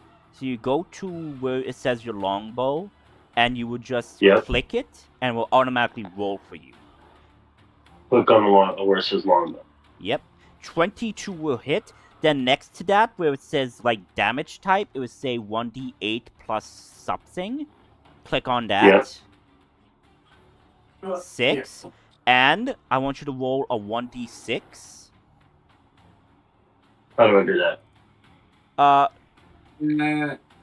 At the left side of the screen, there is a little D20. Okay, you see where you see my unrecognized command? Unrecognized command. Where is that? No. Oh, okay, so it's only for me. Damn it. Okay. At the very left side of the screen, you see those like icons. At the very bottom, there's a dice. Oh, yes. D6. Click on that. Yeah. Click on D6. Okay, so 3. So that will be 9 damage total. 9 so damage. 6 piercing plus 3 fire damage on the commander. He is now bloody. He's half his hit points. Good job. And you still have your extra attack, my friend. Extra attack. Do the same thing. Yeah, again. I'm gonna do the exact same thing again. So longbow, boom. That's a miss. Boom. That's a miss. Because his armor is 18, so 17 does not hit. It misses. Yeah, you have to meet or beat his AC. Yes. Okay. And I believe easy to that's remember 'cause it. it rhymes. Yeah, and I believe that's it because you only have 2 extra attacks at this point. Yep. Yep, okay. So that's your turn. You're not going to move. You're going to stay in the tree. Yep. Okay. Adrian. Okay, I am Adrian is scared. gonna do I am scared now. Because you're no longer playing support and defense. You're about to unleash death. I love this. Yeah. Adrian.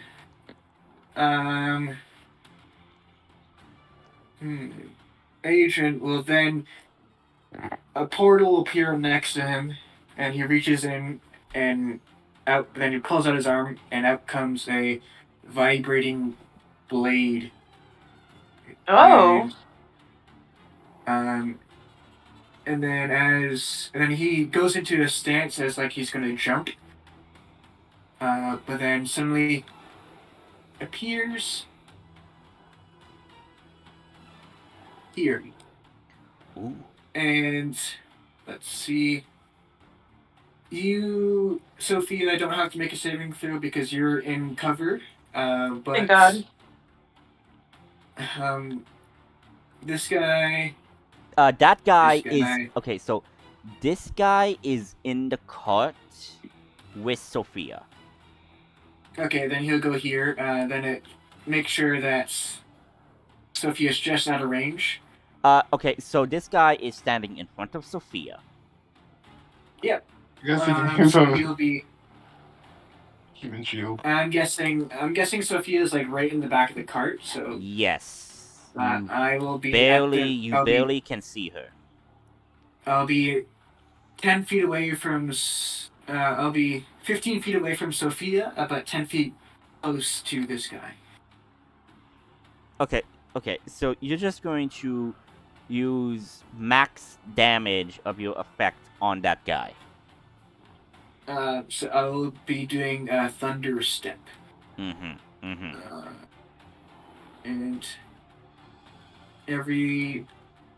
so this guy.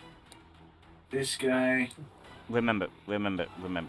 I want you to remember, this guy is in the cart. These guys are outside of the cart. These 3 guys are outside of the cart. I want you to emphasize on that. Adrian is teleporting at the doorway of the cart so that it hits the guy inside the cart, but also the guy is outside. Okay. So, okay. I'm trying to picture this. So you at the door of this cart. You see the guy in front of you. You want to try to hit that guy, but you also want to hit the guys to the side. Yes. It's just Thunder Step. It's a ranged. It's a area effect. Yeah, but remember, because if no, I'm just I know what you're doing. It's just I'm trying to picture this because if you're standing right at the door, then at some point these guys might have a protection from it. But since it's an area of effect, it would still apply. Yeah, it kind of like reaches outside and around the doorway. Okay. Yeah. Okay, because that's what I'm trying to picture together. But yeah, you totally do that. But that means Sophia will also take damage if she is in the area of effect. That's why he's teleporting just close enough to hit the guy in front of her, but far enough away to not hit her. Okay, and what's the radius of this ability? Just making sure. 10 feet, so he's making sure that she's at least 15 feet away from him. Yeah, so how big this cart is about 20 feet. So, yeah, should be good. Sweet. And I did back away, so I'm at the opposite side. Yeah, that's what he's hoping for. Trying to whip around a chain. And so Thunder. Yeah, so roll for the damage. Two-handed. Roll for the damage, and I believe you need to make a savings throw. Yes? The guy that she's teleporting next to doesn't because he's gonna attack him. Yeah, and so he rolled a critical hit. Yeah, so that is a critical hit on him. Okay, so that's yeah, so that is gonna be 8 plus 8, so that's.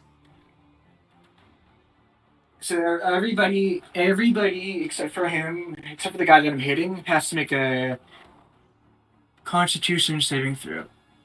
Okay, so how much damage on the guy that you hit? Just for clarity. I deal 16, 32, 58 damage to him. How do you kill him? So with a sonic boom, Asian suddenly appears basically behind him. And as he turns, he just sees you. Well, and then just as that sonic boom ends, like the echo kind of, he falls apart. His head like slides off his body. Like yep. Geyser of blood as the body like falls limp onto the ground. Is that the one that was fighting Sophia? Yeah. Okay. Okay. Wait. I'm rolling Sure. saving throws. Then you could do the same. Okay. So I need to make a DC 16 Constitution. Yeah, 16 Constitution. Yep. Oh damn. Okay. So I'll do the elite. I think it's Constitution. Okay. Guy barely saves. Okay, so he takes 13. If he saves, if you fail, you take 26. Okay, another guy succeeds, one guy fails, so he's gonna take the full damage. So I would say this guy dies. This guy is super dead. So how much is all of that damage halved? They just take 13. Okay, so this guy, those who save take 13 damage. Yep. Okay, good to know. So And yeah, it's his so turn. yeah, so guys with blood, blah blah blah. Sophia, you see this elven man cladded in leather armor with fur and whatnot, wielding a strange long blade that has a curve that is emitting lightning and electricity. And you see that it is covered in blood, as well as portions of his body and maybe a bit of his face. It's also covered in speckles of blood. And Adrian, you, well, Adrian, what do you see? So, Sophia, describe what Adrian sees. Okay, so what Adrian sees is a woman who, in human terms, looks about 25, but you can tell she's an elf, and you can tell that her skin is very fair. She is incredibly beautiful. She has large cerulean blue eyes that are framed by dark lashes. Her hair is long and long and wavy, and it's almost a strawberry blonde, but instead of it being orangish, it's pinkish. She's 5'3", and she has great curves. She is wearing a Princess Leia slave outfit. Let me get the pictures for you guys. And she has a choke. Yeah. But so the first pic that I'm sending is a picture of like her face and her hair, but she's not wearing that kind of jewelry right now. Like, she has clearly been stripped down and put into a different outfit. And then this is the outfit for how her body looks. So you can't see her ears, okay? So Bunny, all pictures that is game related go into like the game chat or game art. Oh, sorry. Let me fix that. Yeah, just letting you know. Thank you. Okay. So, like, her hair is covering her ears, so you can't see for sure that she's an elf, but you could tell from other features that she's definitely elf. And then at her waist, there's metal. I said, remember, you are on land. Okay, yeah, I have legs, and I am wearing like this metal bikini bottom, and hanging from the front and back of that bikini bottom is like a thin strip of cloth that's like 3 inches wide but 6 inches long. She's very exposed, just stunningly beautiful, to the point that sometimes it can like break your heart just looking at her. Don't forget her ears. Don't forget her ears. Her ears are covered right now. Oh, you right. can't tell. Yeah, her hair is just this wavy mess that's covering her ears. And then Adrian, seeing you, you like to yourself, and in a deeper voice, you say, "I'm here to save you, madame." Okay, I breathe a sigh of relief, and I let the chains like slide out of my hands, and I say, "Do you know how to break these? They're magical. They did something to them." I will cut them in a sec. Okay. First, what's your name? My name is Adrian. Adrian. I'm Sophia. Thank you for saving me. Well, there's still a lot of guys out here. I'll deal them. Okay, as soon as I get out, I can heal. I can heal and damage them. I just have to get these magic things off. Okay. That's all the actions he can do in his turn. So that's his end of his turn. Okay. And now it's for the regular troops. So, regular troop that is alive, regular troop that managed to dodge out of the way, the cart but still get hurt, manages to slip out and like, shite. I didn't ask for any of this. Fuck. And like he is going to make his way through the door, sees you and like, you motherfucker. And he's going to cast Magic Missile at you. And he is casting it at 6th level. Okay, I will use my reaction to shield it, and it doesn't hit me. Alright. Because shield is the only spell that can block magic missile. So like, he just shouts angrily at you. What level are you casting shield at? First level. You can't upcast shield.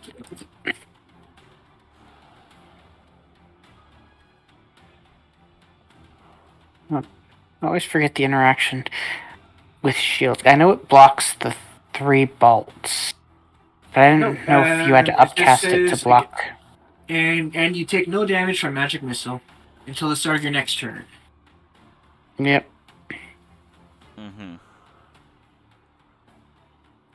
So continue. Yeah. So this guy is like, continue. Yeah. He shouts and says, I need help over here to kill this bastard. And like this guy says, like, he like looks and all of that and sees everything and like, screw that, run! And this guy is going to actually run. He's gonna run away. He's dashing, full on dashing. He's done. Yeah. Attack of opportunity, go! Is anybody close? I already used reaction. I already used my reaction. Yeah. Okay, so guys that are still barely hanging on, sees this, and kind of sees you, Grimmer, and they are also gonna like cast Magic Missile at 4th level. So that would mean 5d4, I believe. So that is gonna be no 4th level. That means I roll up. No, I have to roll? No. Okay. Okay, so how Magic Missile works is an automatic hit, and depending on the level you cast Magic Missile, you add another 1d4. Since I am casting it at 4th level, it's going to be 5d4.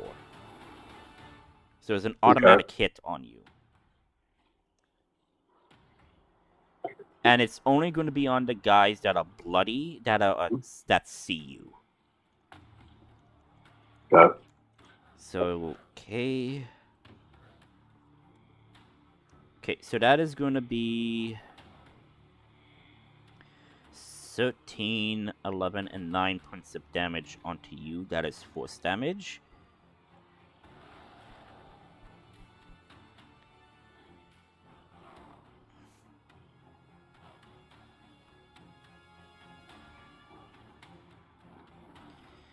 So that goes against my HP? Yeah, it goes against your HP. So I'll do a calculator thing for you. So 13 plus 11 plus 9. 33 points of damage.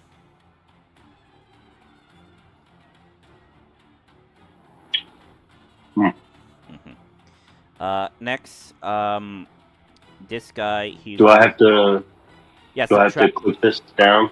Yeah. Subtract it from your... Hit point maximum, right? Yeah, hit points No. Subtract it from your current hit points. Hit point maximum means how much you have.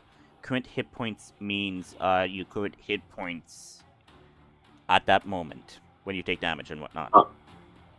I should have all of my hit points, right? Because this is the first. Yeah, you didn't take. Yeah. You Oh, didn't take okay. any damage from the whipping. Okay. So, minus 33, 45. Yep. Nice. This guy is gonna cast magic missile on Ortis. Doesn't matter the level because he's at 1 hit point. So, Ortis, you fall unconscious. Orc! Damn. That's what he says as he falls unconscious. Just orc. No, I'm saying it. Orc. Yeah. I don't know his name. All I know is Yeah. You just know that he's an orc. my Yeah. guy. Yeah. This guy is gonna move up. This guy's also gonna move up. Partially sees you at the door. Pretty sure, Adrian. Yes. Yeah. Okay. They are going to cast.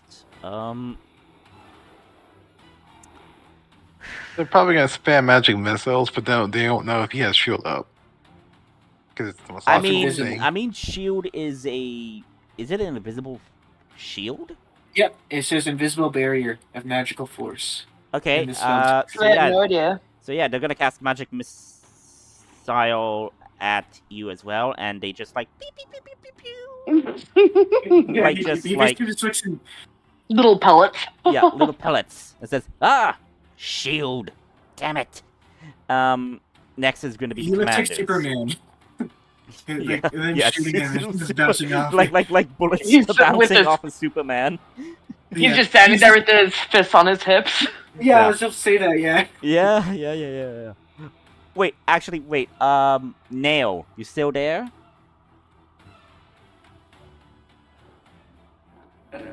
Neil, we need you. Neil. He's muted. Yeah, Oh, Nail, you're muted. I don't know if you can hear me. I just wanted to ask, since you made 7 potions of healing, did you give any of these potions of healing to the group at the time when they left?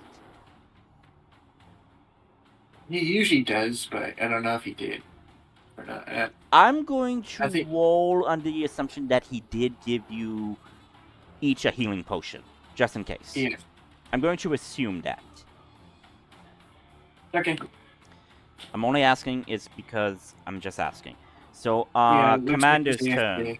Yeah, Commander's turn. This guy is going to move up, and he is going to target you, Grimma, with a Scorching Ray at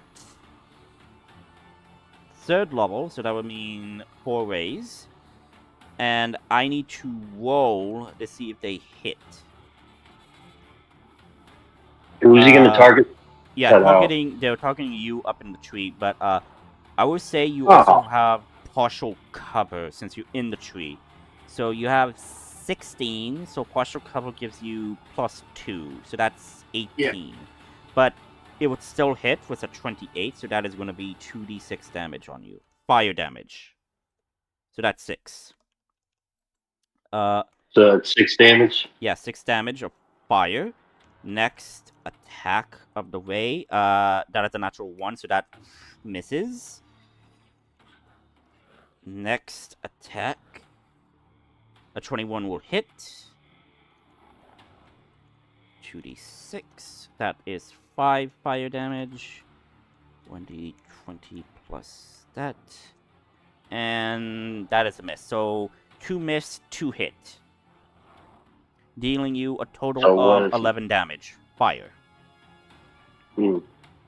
Still comes out of hit for maximum or hit point, current hit points, right? Current hit points, yes, because maximum means how Yeah. much you have total. Yeah, I'll leave that alone. Yeah. So it's coming out of. I read the title above it. and stuff. Yeah. But, This So out of the guy, 45, Yeah, taking 11. okay, this guy, this commander is going to target you, Adrian, but he is going to target you with Scorching Ray instead of Magic Okay. Missile. So he is casting it at 3rd level, so that means 4 bolts. Okay. So 1d20. Okay, so what's your current AC right now? 26. 26. Come on. 19 or 18 or 20.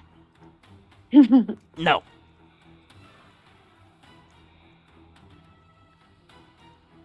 No. Yeah. That one way missed. Natural 20. No. Ah. Natural 20? Yes! Natural Oh 20! shit! Yes! And Yes! Yes! Oh my god. 1 second. Listen how happy he is. How many rolls do you get? So since he's casting Scorching Ray at 3rd level, I'm summoning 4 fire darts at him. Oh. One hit. Wait, what? What? What? Lucky. You have inexplicable Make you be luck. real fast. You have sweet, whatever. You could also spend one. I'll roll another d20. You son of a bitch! He's taking my d20. Oh no! Oh, that's unfortunate. Flex. Like it, Oh no. like it was me, it'd be like, oh, the shield breaks, but it deflects the one beam right at him. Because it was a 20, but this was reversed. Adrian's luck. I legit forgot that you had Wow. that feat. I legit hate that. You absolute motherfucker. I hate you, but Where in am a good I at? way. He hates you for your intelligence.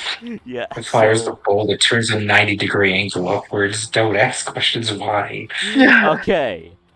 Elma's gonna move forward a bit and is going to take shots at the commander that is near this guy and is gonna take shots at him. And it was a natural 20 even. Come on. Yeah, I'm reeling after that. I really Where are my feet? So how does the dart hit him? Because he totally failed that the lucky missed. roll, and the other guy got 20. So what happened to? so How that did is a Adrian? miss. That is a miss. So it just like Oh, bounces off of Um, the shield. so how lucky works is that I can roll a d20, and I can choose if it uses his d20 or my d20, and I chose to use my d20, which is a 1. Yeah. Oh, Yeah. Meaning he rolled. gotcha. You're lucky. You're lucky that you didn't roll a. Actually, Oh my gosh. Would have been funny is if you rolled a natural 20 as well. Yeah, that I was kind of expecting that. So that's it for Emma. She hit this guy. He's still standing. Okay. Ortis is unconscious. So Ortis, I need you to make a death saving throw for me. Okay, where is that? It's been a while. Okay. One save. Layla. You're gonna cast Fireball Yeah, again, he's- aren't you? You're gonna cast Fireball again. Oh. aren't you? Well, of course. Why wouldn't I? Oh, that is such a cool pic of what Grima looks like. I'm totally gonna switch that out for your token.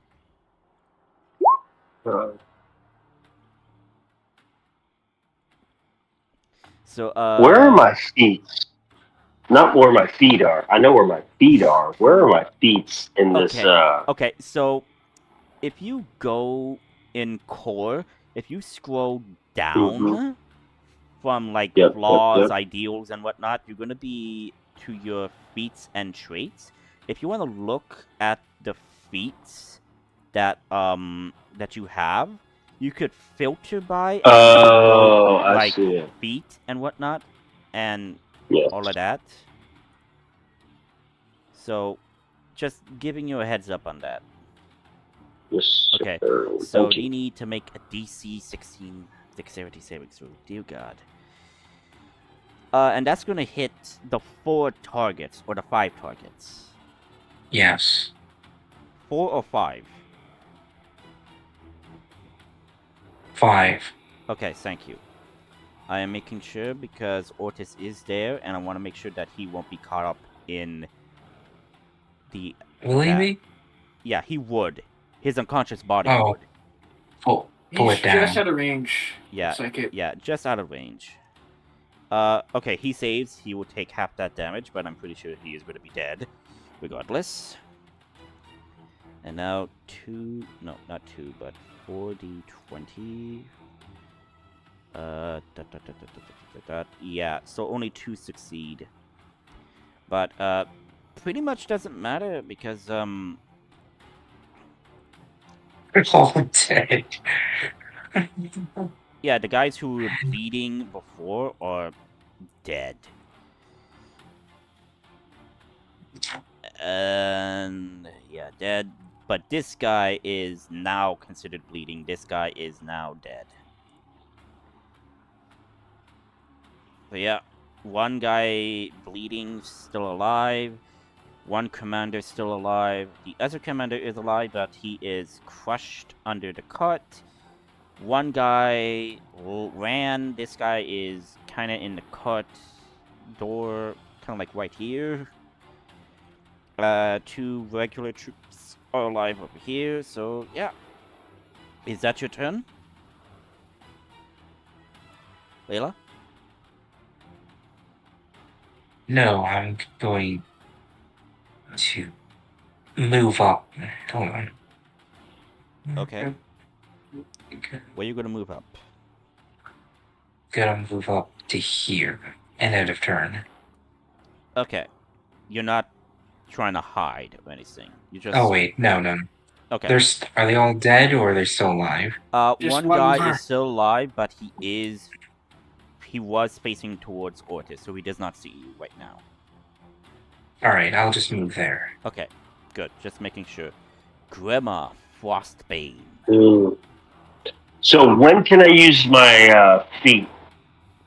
What feat are you referring to? Stay touched. Okay. Can I put it in the chat? No. Give me a moment. I'm loading it up. Okay, so Fey Touch. Fey Touch. Basically, you increase and blah blah blah, so you can use the spell casting ability. So the spell that you chose through Fey Touch was Puppet, but when you cast it, you don't press the... Stop pressing the gear. You don't want to press the gear. You can just touch it. Yeah. The gear means you want to edit it. Okay. So you used Puppet for the spell that you gain from Fey Touch, but you used Charisma. You used the Fey Touch ability increase for Charisma, so basically you will be using the Charisma as the spell casting ability. So basically, it will be your spell save DC, but it will be with the Charisma. So it will be 8 plus your proficiency, which is 4, so that is 12, minus 1 due to your Charisma, so that will be 11. So they need to succeed on a 11 DC, or the puppet spell will take effect. Do I have to? I want to go back and just attack this commander. Yeah, you could totally attack. It's And can I cast a spell? Okay. You are holding concentration for flame arrows. Now, how I recall, if I am thinking, if you cast another spell that is concentration, you lose concentration on that other spell. Okay. But if you are casting a spell that is not concentration, then you could totally cast that, I think. I'm thinking. Yes. So, yeah. But you can... So if it's concentration, then I can't use it. No. You can't. Okay. I'll just do another attack, because I'm still using flame arrows, right? So I'll just do an attack on the commander. You're still holding concentration, so the only guy that you see alive in front of you is this guy that's bleeding, but now you're targeting this guy. So yeah, you could totally go ahead. Yeah. So roll the attack. Alright, so roll the attack. longbow. Yeah, click on the longbow. Longbow. That is a 8. Can you see my screen? Yeah. No. What? You can just see your character sheets. You just use your character sheet. Yeah, I could just Okay. see your character sheet. I could just pull up the character sheet and see that. So I could totally do that. Okay. So 8 is gonna miss for your first attack. You can attack again. All right. Natural Huh. 1. Pew, pew. No, no. The arrow just falls out of your bow. Wow. Hey man, it happens to a lot of orcs my age. Okay. Don't judge. Totally get it. Yeah. Happens to all of Do us. I do? Do I do? I don't do piercing then, I guess, because both attacks missed, right? Yeah. So it No. needs to meet or beat the AC, and the AC is Yeah. 18. They are wearing plate armor. Keep that in I mind. mean, you might have damaged the earth. Maybe the earth is mad at you now. It's like, I mean, Probably. you freaking orc. so is that my was that it? Yeah, you used your action to attack. You still have your bonus action, and you still have movement. Okay. Interesting. Can I move Yeah, you right totally, up on the commander?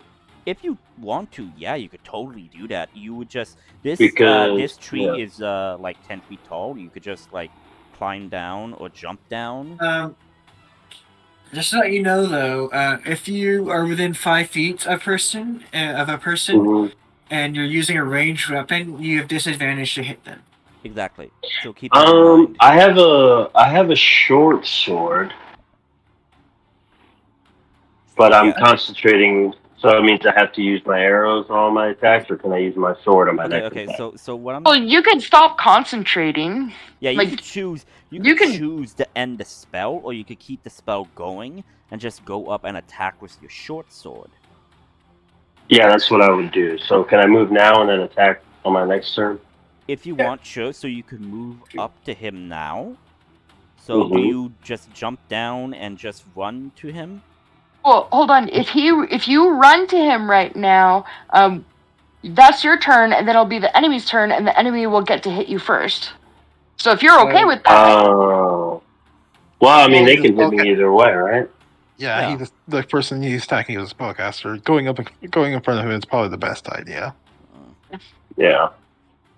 So going up to space is a good call. I'm thinking, right or no? Might be a good call. I don't know. He does have just a dagger and a spear on him, so maybe. what's your hit points It's a at? staff, not a spear. A staff. My hit points at 34. That's dangerous to give somebody else an attack first. Yeah. Oh no, it's up to Okay. you. They think it is a good Alright. idea, and they've been playing a lot longer than me. Okay, I just started 2 months ago, so you should probably listen to them and not me. I'm just really vocal. All right, I'm gonna do it. I'm an orc, and Go fuck shit this is up. what I would like to do. I'm about to get real up close personal with this guy right here.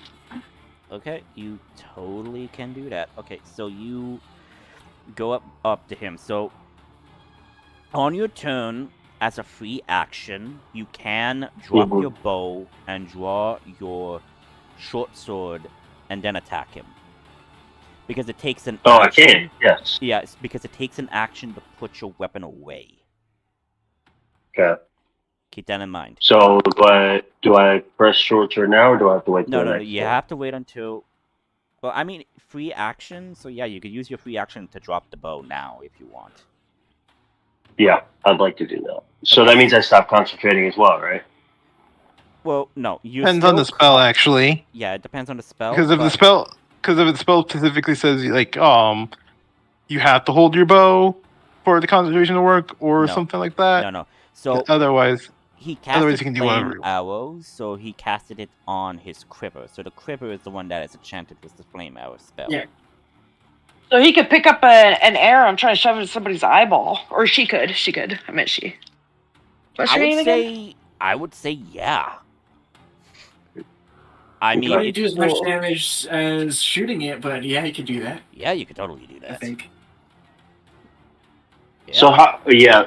All right, but that'll be that. This is all for my next turn. Next turn. right? Okay. Yeah. So yeah. Yes, So okay. free action. You drop your bow. Do you drop your bow by the tree, or do you drop it where you are right now? Oh wait, I have to drop it. I can't just sling it. No, because putting it away takes an action. Mhm. Keep that in mind. But dropping it as a And free you only action, get one act. which means- Yeah. Dropping it is a free Okay. action incidental. Yes. Alright, well, let me So, make sure I one- make a note to pick it up. Just so you know, action, bonus action, and free action are all different things.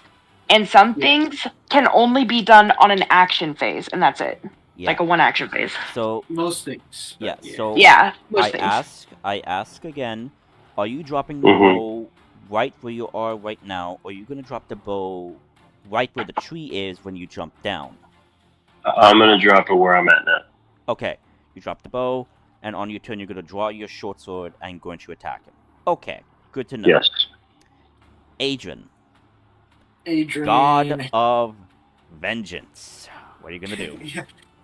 Adrian will cast spiritual weapon again and attack the chains that are binding Sophia.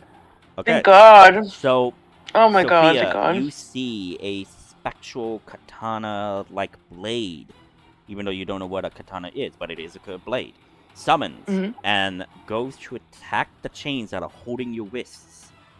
Okay, well at first I yelp and back up because what the fuck is this shit? Yeah. But I look over at Adrian and like I'm seeking, like I'm scanning him for to see his intent. Like does he look angry? Does he look like he's attacking me or something like that? Or is he calm and helpful? And He's not facing you. He's Oh. preparing to jump out of the cart to. Oh shit! I'm just with a fucking knife then. Okay, well I leap away from it. I'm like, what the fuck? Okay, so yeah, 29 will hit the chain that is holding her wrists. 7 damage. Does that break the chains? No, it is not. Okay, then he'll turn around and cut it with his sword. Okay. You would. So you just- Adrian is there. You were Yeah. trying to Okay. like you were just trying to be epic, like you summon your thing and are just gonna cut the chains, but no, Denied. denied. You freaked her out. Let's see. Gotta say, be careful with that stuff. 25 25 does hit. 7 or 18 damage to the chains. Shatters the chain that holds her from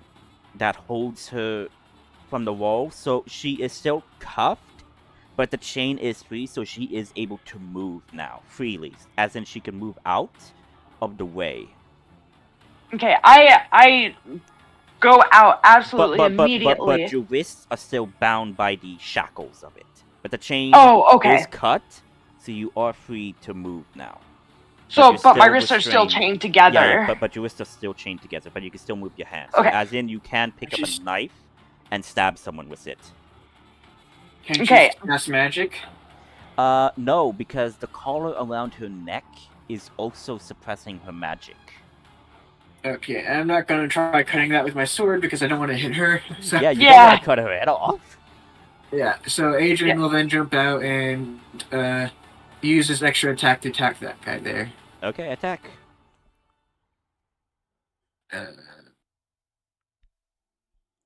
Oh, that's the wrong button. Okay, Now that that misses. And use another luck point. Reroll that. Alright. Misses. Misses. I'm free, am I able to roll for initiative so that I can get into that action queue as well? You know what? Yes. Yes. Yay! I will Thank drop you. your token. Why can I not?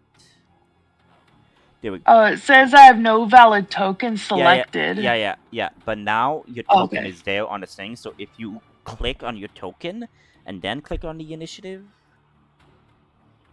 You wanted to send the result of this roll to the turn tracker, but no valid token was added. How annoying. You need to go and actually left click, then go to your character sheet, then click the initiative. Yeah, that's exactly what I did. What I will do is refresh, though. Sometimes a refresh fixes everything on the site. Okay, so what I'm gonna do is I'm gonna add the turn for you. Okay. And you rolled a 17. So Okay. I will let you roll a 17. So basically, next turn, basically next in the initiative order would be you Okay. going first.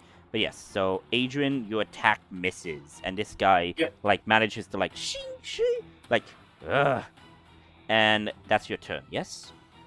Yes. Okay, regular troop. This guy, Missy steps away from you, Okay. and then he is going to cast Shatter. Okay. And he is casting it at 5th level, so that's going to be 5d8, I believe. Wait. Okay, and then that would be... Okay, so 3rd, 4, then 4th, 5... No, so 6d8. My apologies, 6d8. Sorry. Okay, so I need you guys to make a DC 15 Constitution savings throw. And he is targeting you, Adrian, but Sophia, you are in the range of the shatter, so I need you to also roll a Constitution save.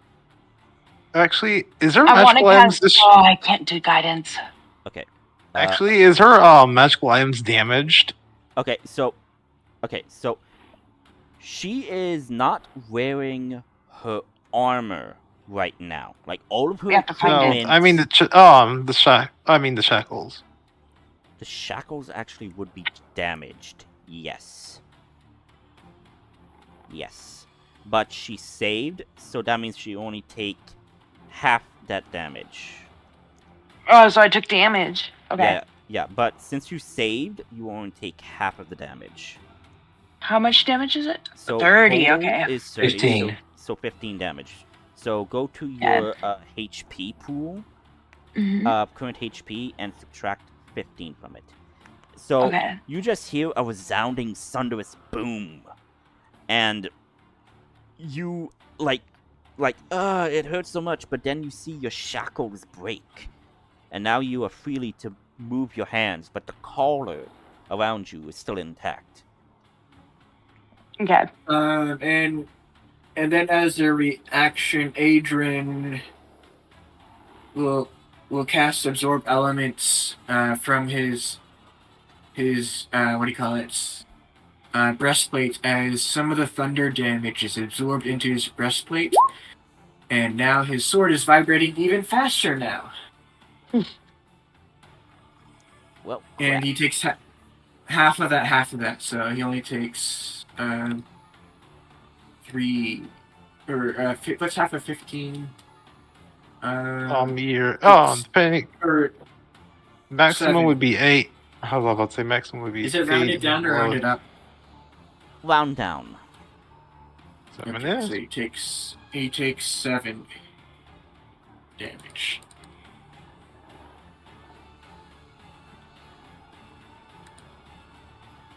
There we go. Okay.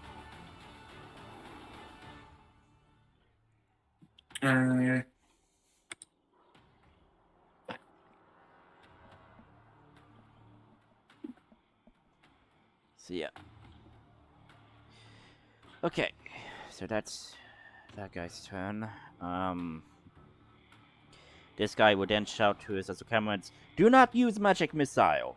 He will be able to deflect it. Use shatter or scorching ray if you can." And they follow suit, so another person is going to cast shatter at 4th level. So that would mean 5d8. Okay. So I need you all to make another Constitution saving throw. 17. Okay, Sophia. Oh. Oh. So you will take the full 26 thunder damage. Damn.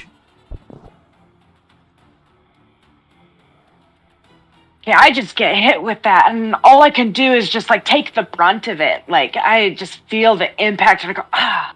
Yeah. I'm not rolling it, am I? Nope. No. No. So I am resistant to thunder damage currently. Yeah.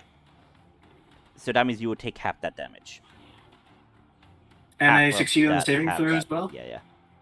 What? So 13. Yeah. So Did I get... it then it gets double divided. Yeah, so let's have another... So that's 6. Yeah. Yeah. Now this guy is going to cast Scorching Ray at force level, so 5 shots at you. So I'm just going to do 5d20 and see if any of them hits. 16 plus 8 is... That would hit. So that would hit. And you already used your reaction to do the absorb elements. Yep. So that would be 2d6 fire damage on you. So that is 6 fire damage on you. Okay.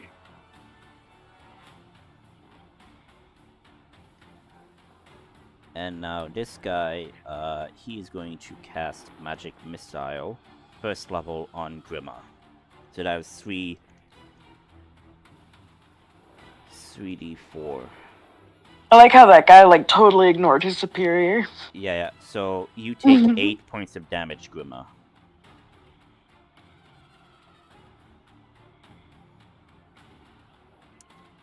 Next is the commander. Commander here is still stuck. This commander is still up. So this guy sees you, and he is going to bonus action Misty Step away from you. And he is going to cast Magic Missile at 2nd level. So that would mean 4 darts. That would be 10 force damage on you.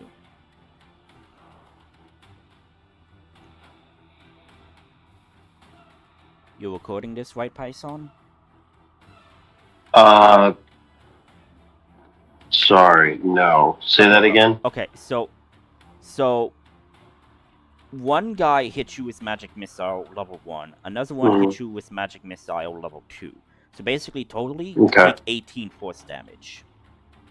But that's combined with both of them, right? Yeah, with all of them combined. And that's out of my current hit points. Oh my god. Yeah. How low are you? Also, this guy bonus Sorry. action teleported away with Misty Step. Oh yeah. So keep that in mind. 34 minus 18. Yes. I'm at 16. Ouch. Yeah. Next Is is the shackles on... yeah. So Next is Emma. Emma is going to target this guy who is wounded. Try to. Does anyone have any healing spells?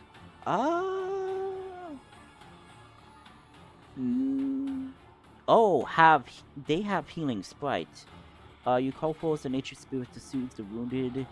The intelligible spirit appears in a space. So yeah, bonus action would summon that, and I also forgot to put the spiritual weapon back. But so yeah, I would wrong thing I wanted to do. 5-foot radius. You could see within range. The spirit looks like blah blah blah blah blah. Okay, so bonus action, a spirit is summoned.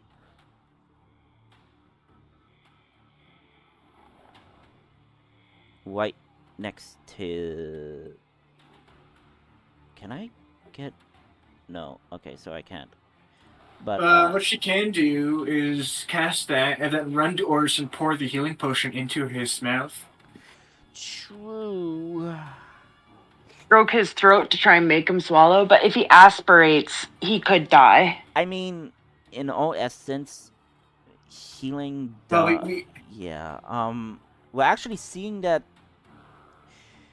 well, Layla is still there, so Layla could possibly take out the last guy.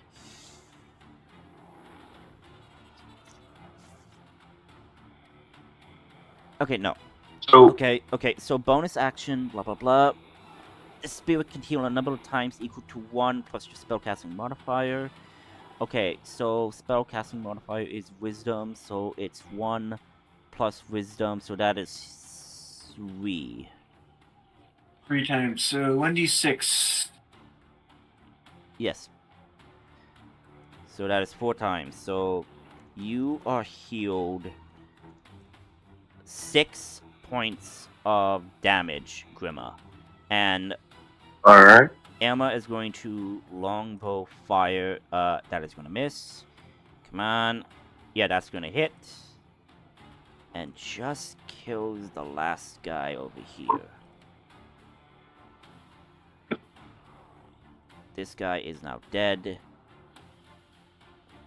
And that is going to be her. Sorry, not her, but their turn. Gotta remember the pronouns. And Elma is going to move up there, but can't do anything, but is going to be ready to protect Ortis. Doesn't she have? Don't they have one more attack? Because they have. No.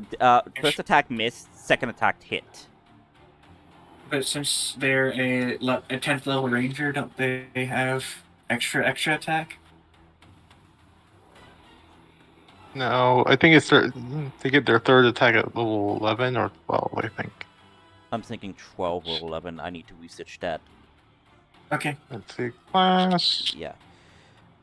Ranger. Oh. Yeah. So, it's Ortis, your turn? Yeah, Ortis, I need a death saving throw. Ooh, 1 failure. Ouch. 1 success, 1 failure. So, yeah. Layla, your turn.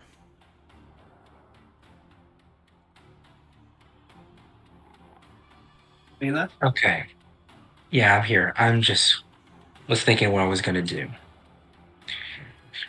Was gonna throw another fireball, but Remember, I do allow pouring a potion of healing as a bonus action.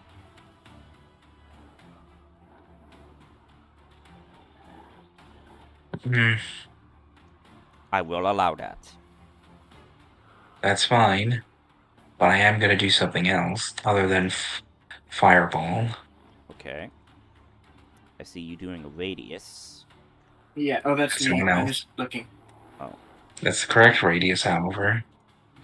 Because Hunger of Hagar. Okay.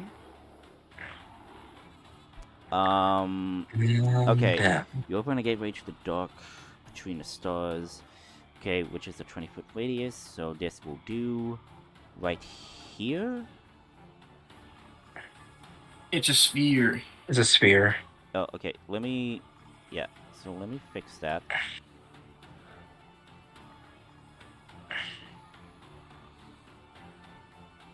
So, okay, that big. Okay, give me a moment to fix that. That would hit me? I don't know. Not if she casts it right about here. Okay. Yeah. Well, actually, hang on. Right here would also be perfect. Yeah, is that commander dead? I can't. These icons are real small for me. Okay. This commander is dead. This commander is dead. Okay. This commander is still alive. Okay. That was the guy you were targeting. Okay. But he moved with Misty Step. And then there's this commander stuck underneath the Cart. cart. Yeah, and this guy is also out of there, so I would just remove him. Which? Okay. Oh. Okay. Okay, so you open the gateway, blah blah blah. I need to any creature that starts to turn takes 2d6 cold damage. Okay. It doesn't do anything until the start of their turn. Copy that. All right. I move All right. Where do you move? up here. Right where Emma is. Okay. Copy that. Yeah, that's as far as I can go. Grima Frostbane, your move. Okay. In the spirit of kicking a man when he's down, I'm gonna target that commander that's under the cart. Okay, so understand this. You did drop your bow, but you did not draw your short sword. So Oh, that's right. And that jerk. Okay. yeah, but I will say this: it is a free action to Mhm. pick up the bow. Yeah. Okay. But it So, is disadvantage well, let me ask to- you this.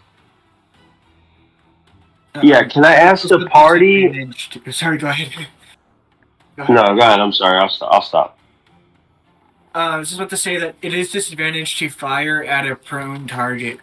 Shoot range weapon attacks at a prone targets. Mhm.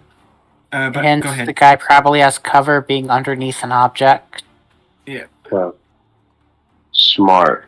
Are we trying to probably want to keep one of these guys alive, right? To question or Sure, we can keep the guy underneath the cart alive.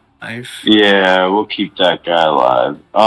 So I guess my free action, I will pick up my bow.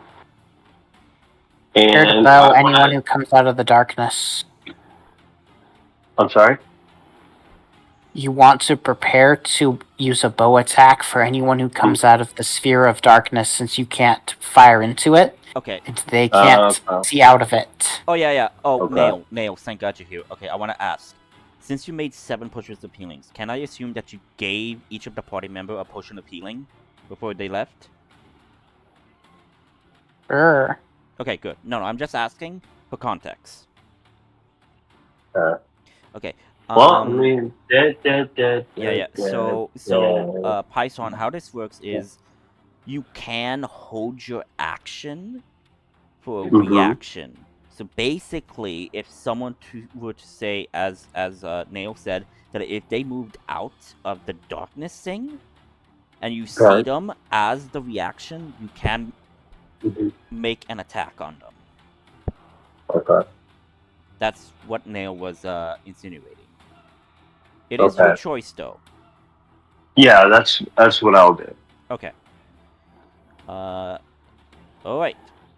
Sophia. Yeah. Okay. So what I do is I go to that guard's body that got all fucked up, and I am searching him for keys to try and get my necklace off or the collar off.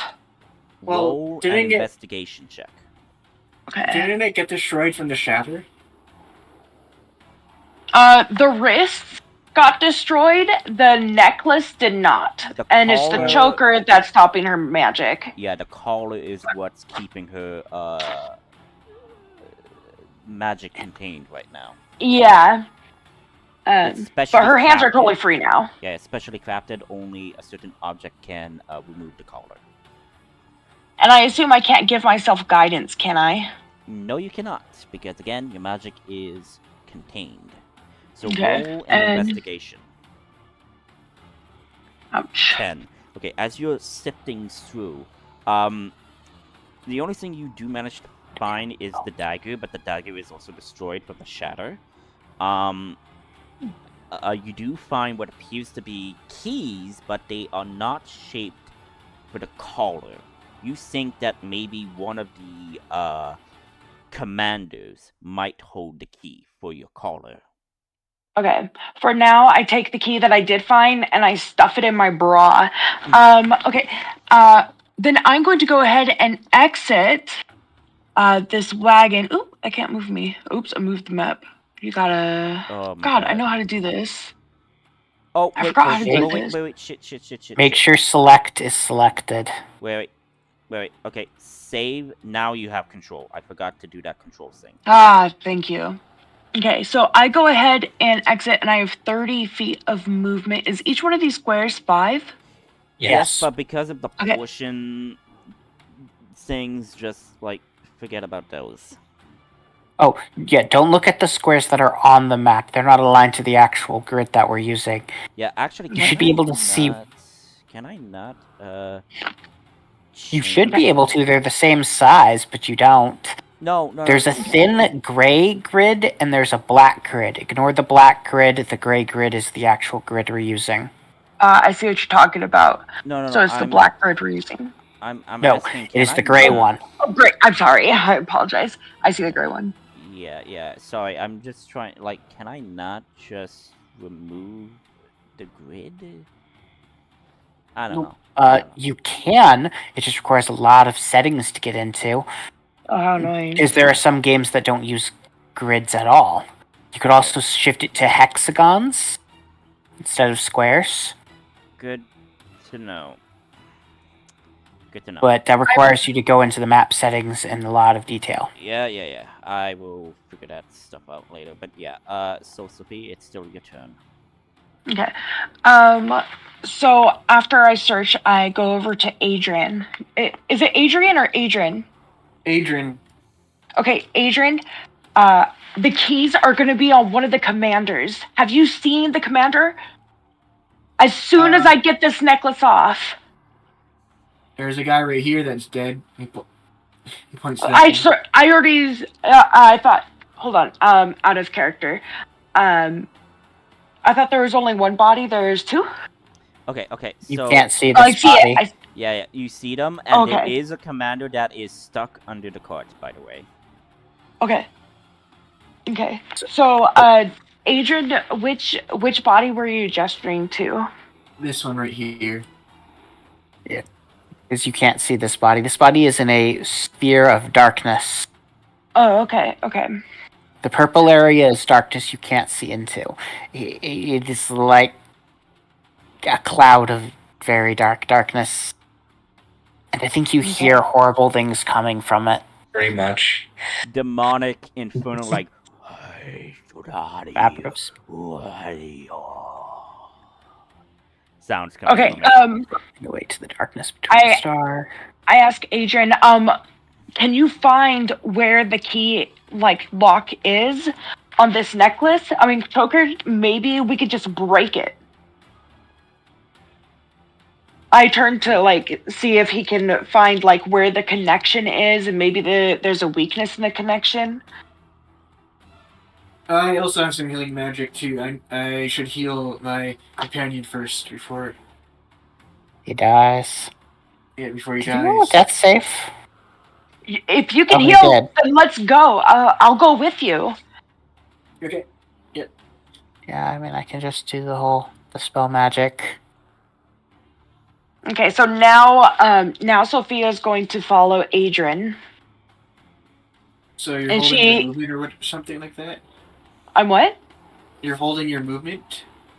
Yeah, I'm holding my movement to follow you specifically, and all the while I am messing with the choker, trying to force it to get off, even though it's probably making my neck red or whatever.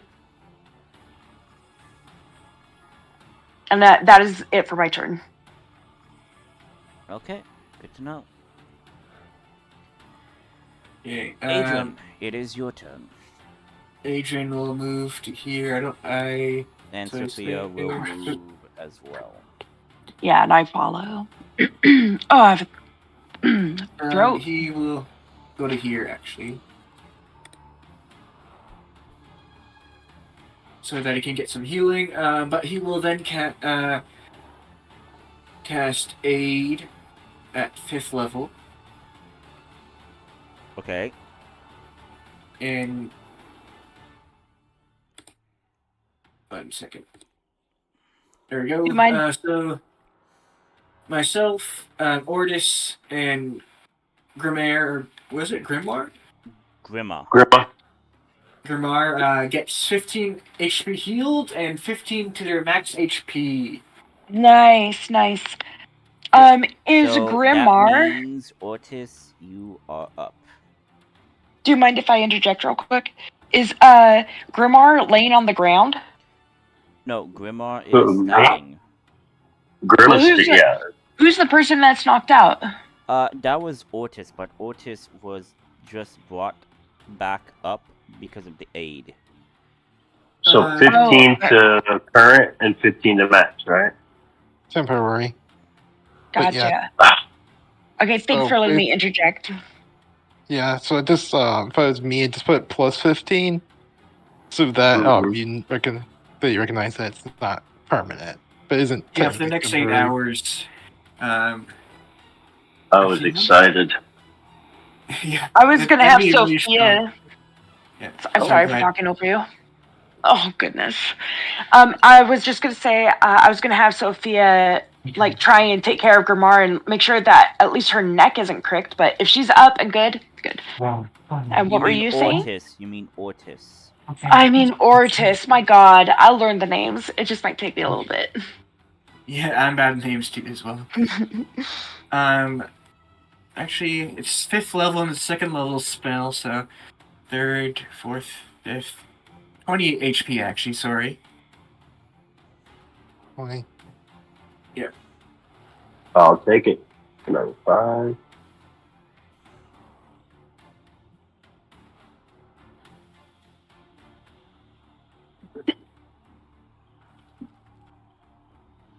Whereas is now up. He still has to get up. Yeah. And I was Or- gonna say- Yeah, you're prone. You're prone. and Or- I don't think you can hold a bonus action. No. No, you can only hold an action. It is fine. It's at disadvantage, but it's fine. He'll attack. He knows the guy that was there was immediately in front of the cart, like directly in front of the cart, so he will move his spiritual weapon there and attack with disadvantage. Okay. You're moving your spiritual weapon into the darkness. Yep.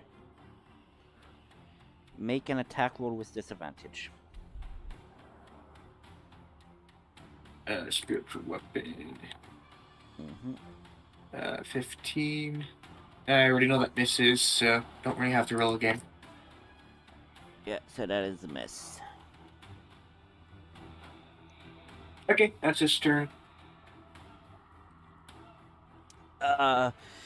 Okay, regular troops that are inside, they are experiencing the horrors of this, and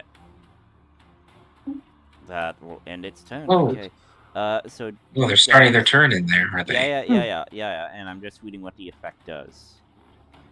Okay. 2d6 cold damage. Yep.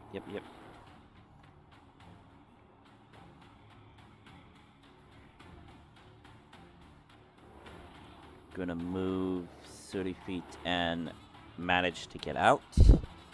I don't think the spiritual weapon will get attack of opportunity because you need to see the target. Mhm. Okay, so that's it. 2d6 cold damage, not 2d4. Yep. Yeah, the d4 is picking the direction they're running. You need to Oh, I cast see. do the d6 I see. because they have no way of knowing. Yeah, so I'm using the 1d4 to choose like up, right, down, or left. They have no way of knowing where the source of the spell is, so they have no way of knowing which is the shortest distance out. Exactly. Mhm. And you are keeping track that it's difficult terrain. I right? am. Okay. Just barely makes it out. Okay. So that's for the regular troops. They see what's going on and like, oh shit. And this guy is going to use his action to dash, even though he had difficult terrain, which means he will only move up to 45 feet. He is dashing that way, up into the woods here. He's not taking it. These guys are going to use bonus actions to Misty Step away and use their actions to dash as well. And that's for the regular troops. Now for the commander.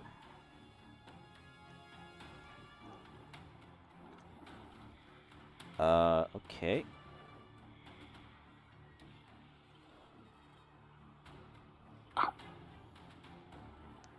Bump. He bumps into that cart. And like, and he's going to dash. And now he is going to. Now I'm going to do this to figure out which direction. Okay, he's going to move left.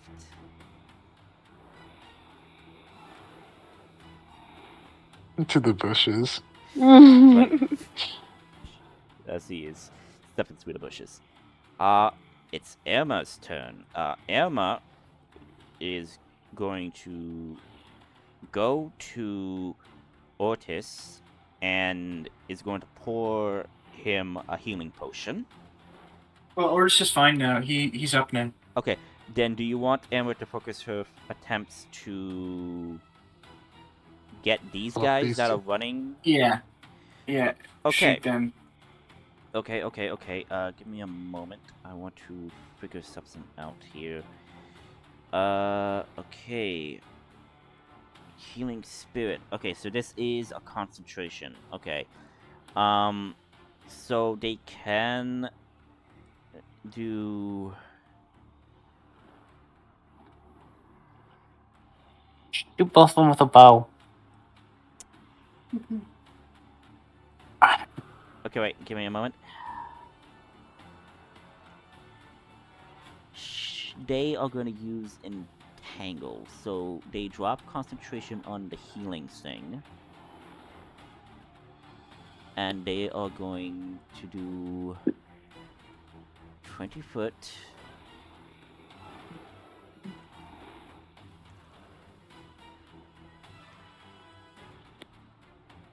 Saying on dumb, and I believe they need to make DC 13 strength saving throw. Layla, Mhm. do you still have fireballs left? Yes. Nice. Okay, so one is restrained. Are you gonna fireball the guys and hoping to get the guy in the middle? And Fireball's this a guy big is not. spell. Okay, and It that's depends. Are you talking about for Irma. talking about these guys or the You ones fired a inside the Okay, so only one guy is moving out of here. There are two 3-1. guys moving over there. So yeah. Although you don't know where well. he is, you could just assume you could catch him in the fireball That's Okay, true. by fireballing here. Okay, that's it for Would we- Irma. Next is Ortis. So Ortis, you stand up. Mhm. Okay, so use tap your movement to stand up. Oh, Layla, you forgot necrotic Oh damage. yeah, that's right. Oh, right. Yeah, roll for the necrotic I'll roll damage. the other one. 4. Okay, yeah, takes 4 Okay. damage. Did they both start their turn and end their turn in there, or has Okay, the captain's not started? Okay. Only Only one person ended their turn. Only one person ended the turn because they used the movement and then used the action to dash so they could get extra movement to see if they could get out. But they failed. So they took the 7 from the cold damage, and they'll take 4 from the necrotic damage. Yep. Yeah, he has to Okay, make just a making sure. dexterity saving throw. This guy.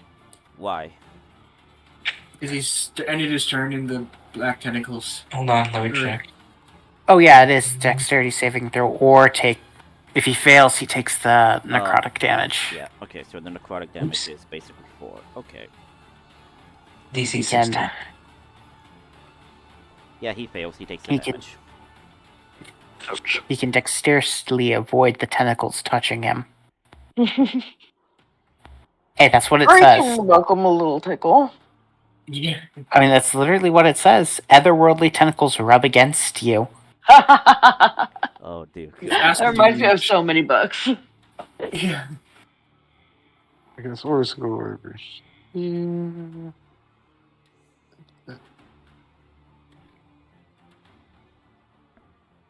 Echo over here.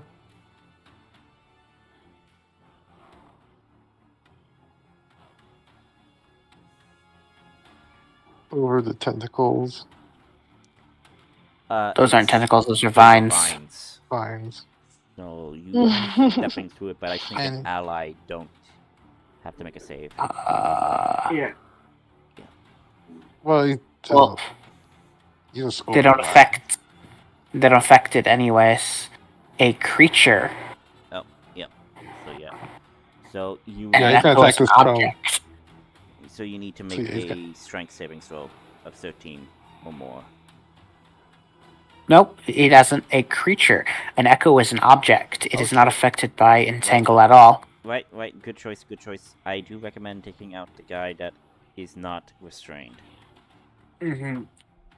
Yeah, how reckless the option. That is a miss. 20 hits.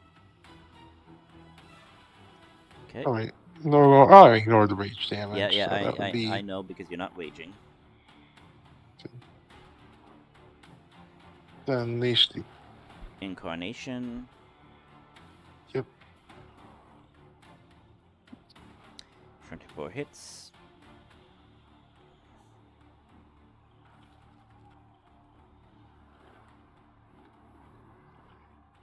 Half damage. Bleeding. Is that your turn? Yeah. Okay. Layla, your move. I'm gonna cast Fireball in here. Okay, and the radius is 20. The same size. okay. Question: does this spell that you're using, Hunger of Hadar, is that a concentration? It's a concentration. But Fireball is not a concentration. Okay, so yeah, roll for the damage, and he has to make a dexterity saving Sorry, throw. wrong one.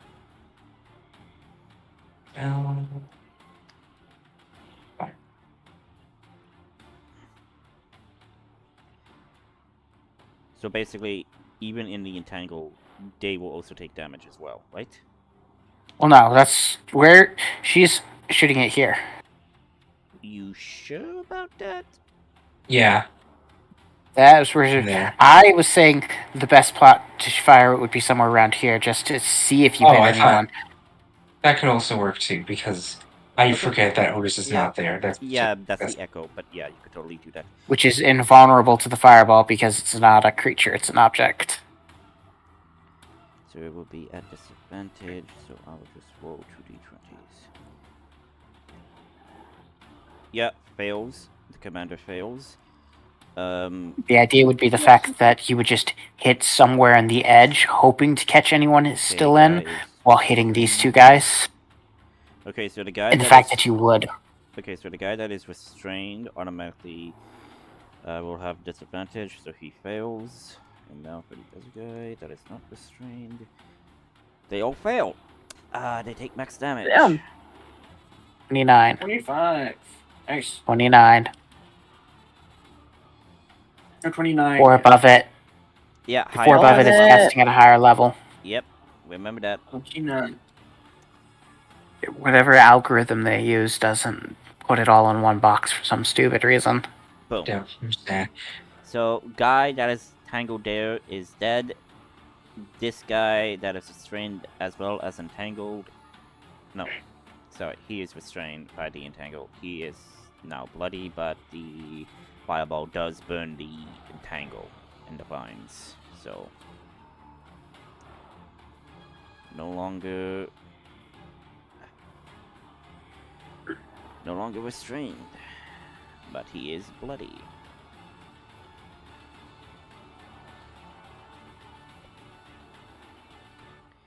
But this guy is bloody, but you guys don't know that.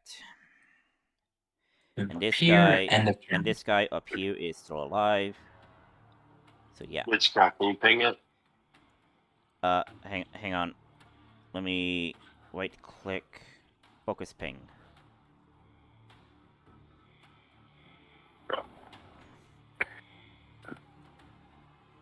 So yeah, is that your turn, Layla? Yes. Alright. Grimma Frostbane.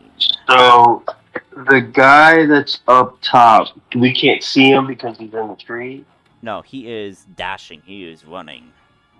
So you can't see him. So I can't attack him. You can't see him, but you need to be within range. So who's...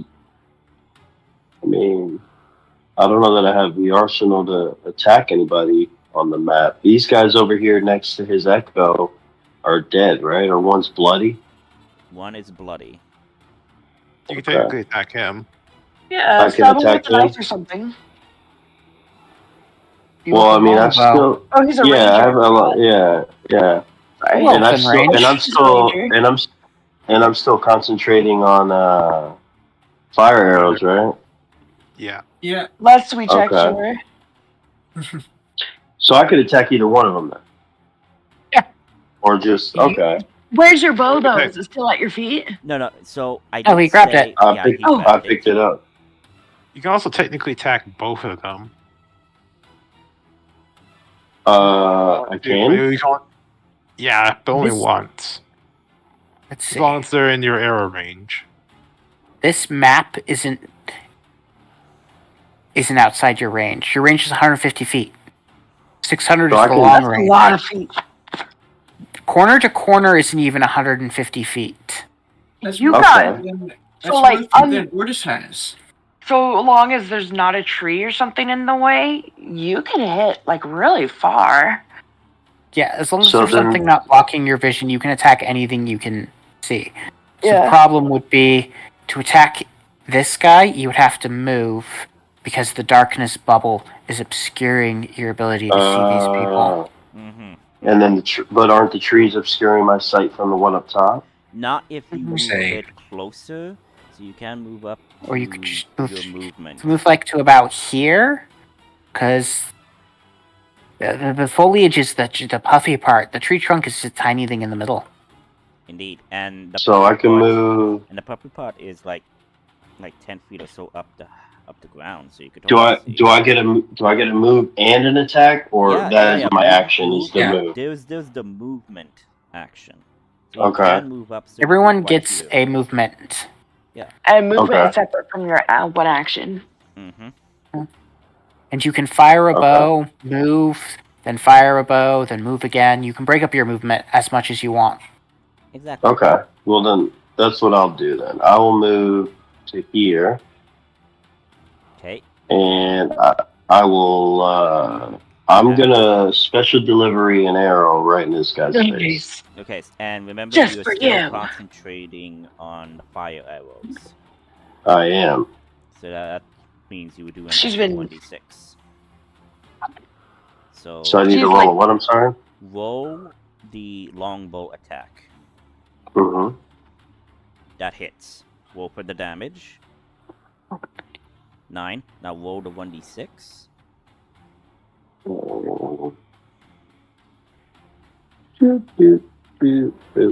Okay, so that means 12. 12. Nice. So that was your first attack. You can now do your second attack. Okay. I'm gonna do the same thing again to the same guy. Okay. Boom. That is a miss. I miss. Got him once though. Womp. Womp womp. And I do Yeah, believe you see them? have 3 more shots or so of flame arrow, if I am keeping track. How many does he have? He has 3 more shots with flame arrow. Oh god, okay. So you see the numbers directly below the 10? That's the range of your bow. 150, See? Okay, 600. 150 out of 600. 150 out of 600? Is that what that is? No. So 150 is normal. That's nothing. Cool. If you try to shoot something up to 600 feet away, you have disadvantage on the shots. Okay. After 600, you can't hit. Okay. Sweet. And then is that it? That's my turn? You still have One move, 2 attack? Yeah, you can do you can do a bonus action if you have a bonus action spell you could use. Let's see. Spells? How do I know which one? Do I just click on all of them and see which one says bonus Yeah, action? so if you Yeah, press the that- you can have it, information, if you have information, you can tell if it is a bonus action.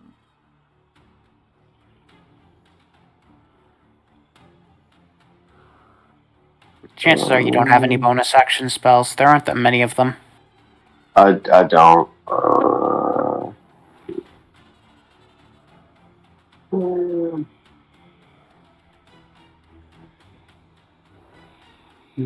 This one, I don't even see if it says. Okay, hang on.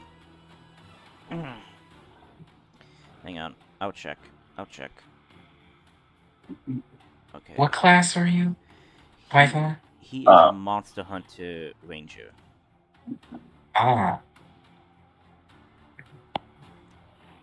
I don't know many ranger spells with bonus action, other things like Hunter's Mark. So, yeah, Hunter's Mark is a bonus action. Misty Step is a bonus action. Hunter's Mark would be useful because then we'd be able to track them if we wanted to. That's if we want to. Do we really care about tracking a bunch of random guys? I don't know. Not really. That's why I Not said if when you we can wanted to. capture a commander. They'll likely be executed. Well, they'll likely be experimented on for cowardice. Okay, so yeah. If they make it back. So Lightning Arrow is a bonus action. Misty Step is a bonus action. But since So Lightning Arrow is a bonus. Yes, but I think that only makes your arrows do lightning damage. I think. So it's like Flame Arrow. Next time, yeah. It's like Flame Arrow, but it's basically like you use a bonus action to make it do lightning damage. So that would mean that on my next, when I have an attack again, I can use this bonus action to make that arrow lightning. Yes, but that means you will lose concentration for the Flame Arrow, which is, another concentration, but that's what it is. Anyway, is that your turn? That's it. Okay. Yes. Sophia. Okay. So we are over here. Mm-hmm. And I honestly can't tell which one of these are supposed to be the commander. I would like to know even though she doesn't know. Okay. So you see on the icons, they would have skulls, but if you see one has a trophy on it, that means that's the commander. That's an elite. Okay. That's how I differentiate. So there is I'm trying to ping one here. There is one commander right here. Yep. Okay, right there. cool. So you can. Is it alive or dead? He's dead. Dead. Okay. I approach him and I search him Roll an for investigation. keys. Roll an investigation. This sucks because my investigation is such shit. Natural 20. Oh my god. So as you are searching, you actually do find one of the keys that unlock your collar. Yes, but only one? Okay, well, I try to unlock it immediately. Are there other keyholes in my collar? No. Or is it, can I undo it now? No. There's just the one, but Oh it's my a God. specifically designed key that only, can unlock this thing. As in, lockpicking doesn't unlock this. It's only designed for a specific key. So you do it, you unlock it, and the collar falls free and onto the grass. You are free. Okay. I immediately look at Adrian. Is Adrian damaged? Yep. What's your hit points? 77. Oh, out of what? Out of 105. Okay. Ordis still is the lowest. Ordis and Grima is lowest. They need healing more than I do. I would like to use, I want to use a feature called Circle of Mortality. Do you need me to link it? Yes. Okay. And then I want, I want to cast Cure Wounds on the 3rd level. Okay. So that means you use one of your 3rd level slots. Yeah. So I'm going to mark that down. Yeah, so I already marked that for you. Oh, thank you. And Cure Wounds is over here, which I marked for you. Perfect. And I want to touch it with, I'm so sorry, guidance. Okay, so Cure Wounds is an action, Guidance is an action, so you can only do one spell action once. So you can only do Cure Wounds, and Guidance is only for when you do an ability check. Okay, I see. I understand. So I'm just going to do Cure Wounds on rank 3. And so that's 3 G8s, right? 3d8. Yes, Yeah. and Your wounds, you have to go up to a person to touch them. Yep. Okay. So you and have to Circle of Mortality wouldn't do anything. Circle of Mortality would make it so that when I roll, it would select the highest number possible of the dice. So I should be healing 24. Read the very last few words. To a creature with 0 hit points. To a creature. Thank you. with 0 hit Oh, points. man. Since Ortiz is, or Adrian, so yeah, it's only for 0 hit point people. So basically, if Ortiz was still down and was unconscious, You would heal the maximum damage. Yeah, maximum Well, damage. yeah, the maximum health. Maximum of the thing. But yeah, so roll 3d8, and it will be plus your spellcasting modifier, which is your wisdom, which I believe is 3. I add 3 to it. Yeah. So you heal 19 22. damage, Adrian. Oh yeah, 22. Okay. And then I say, where are your other friends? The only one still standing and not in the armor. Those armor. Take me. Let's go to them. Whoever needs help, whichever of your friends that help free me. I can heal these people. Let's go. I follow Adrian. Are you a cleric? I'm gonna chase I after am. that guy. The guy running. Which domain did you pick? Grave. Oh. Wait, do you Which want domain to do- be a healing cleric? I do, but I kind of knew that. Okay. Because it's your first time playing a cleric. Which is why I'm asking, why didn't you pick life? So the reason why I didn't pick it was because I knew that there was a wizard that had subbed healing. So I thought, okay, if we have 2 people subbing healing while also DPSing, our both halves will turn into a whole. Okay. I was just curious why you picked Grave if you wanted to be the Healy type, but yeah, that makes sense. Life is the best of the Healy clerics because all of their Healy spells are maxed because they're a life domain cleric. I did not know that. It's fine. GX, would you let me change that later tonight, maybe? If you want. Cleric. Sure.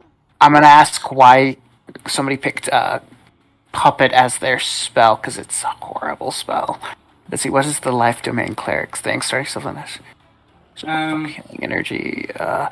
Blessed healer. Beginning at 6th level. Healing spells you cast on others.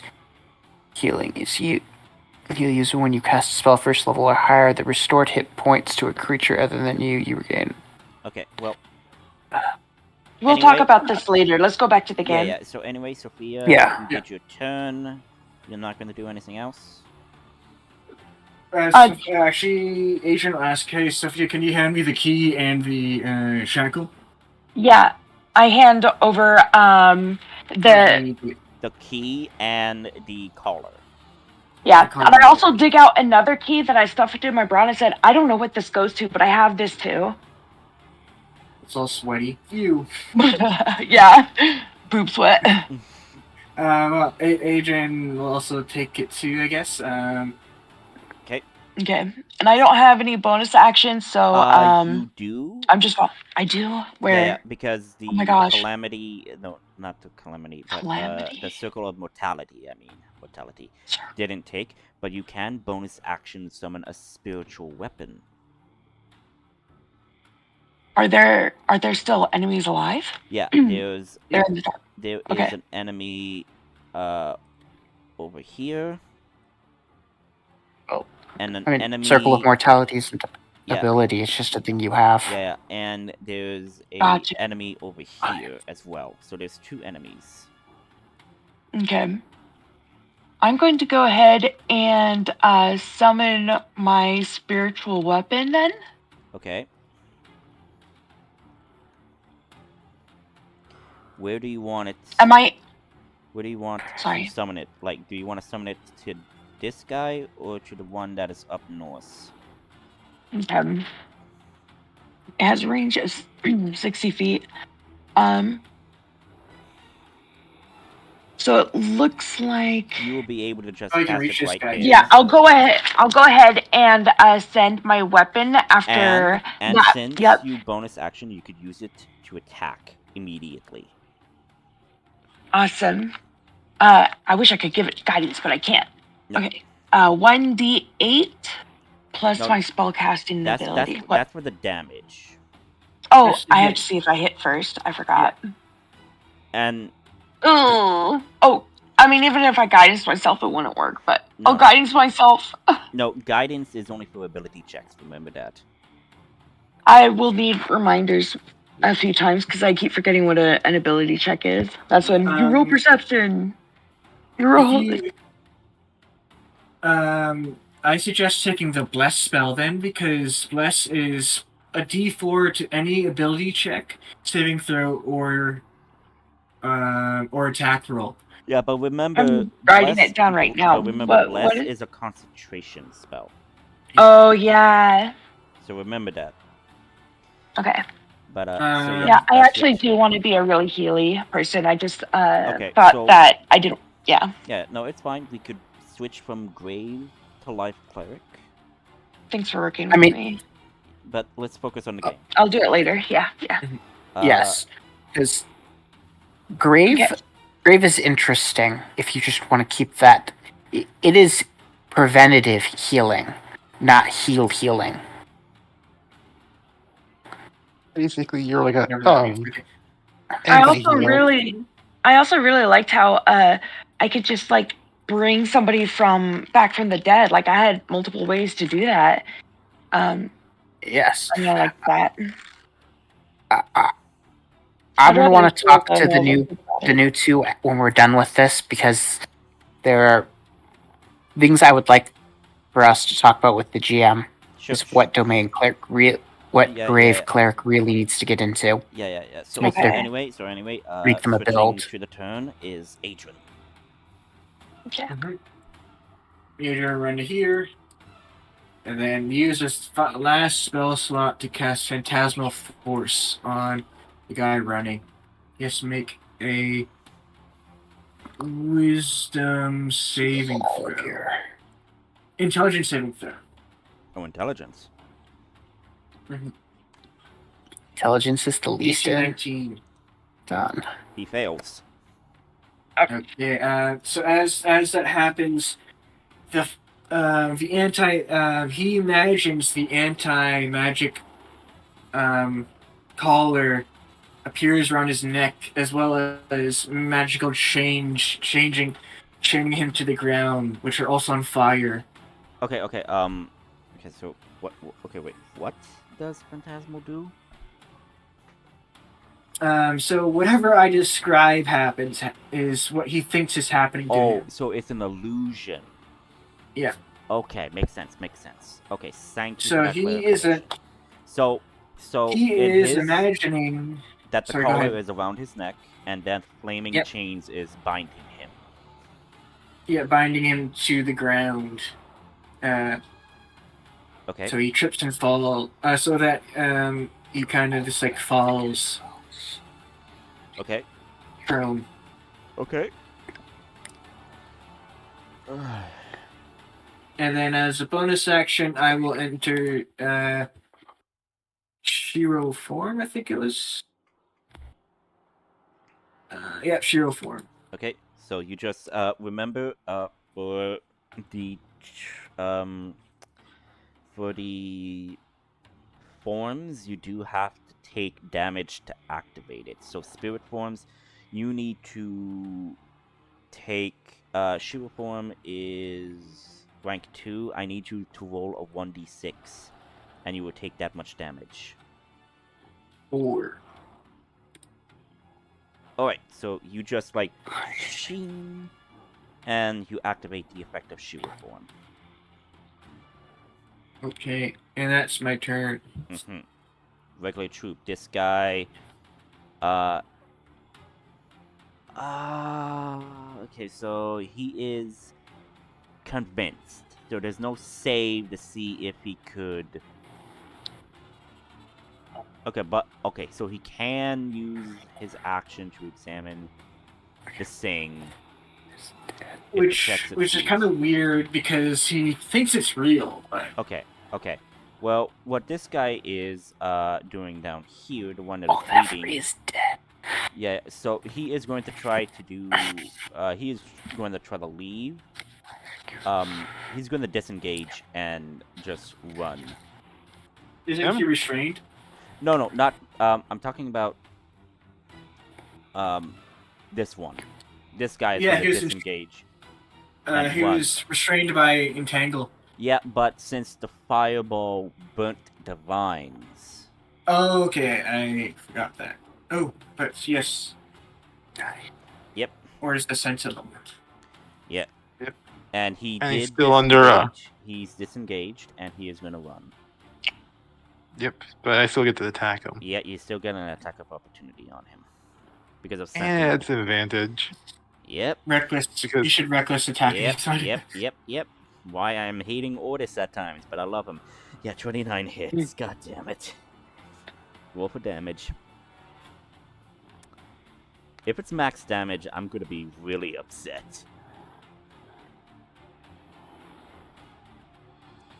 Okay, so 9 plus 9, that is 18. Still bleeding, but he is limping now. Badly. And he cannot move. Reroll that too. What? Aren't you able to reroll that too since you have great weapon fighting? Let me check. You Technically, do. yeah. Technically you can, but do you want to risk it?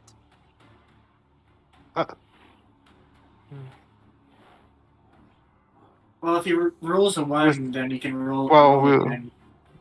Or roll. Well, wielding with two hands. It has to be wielding with two hands.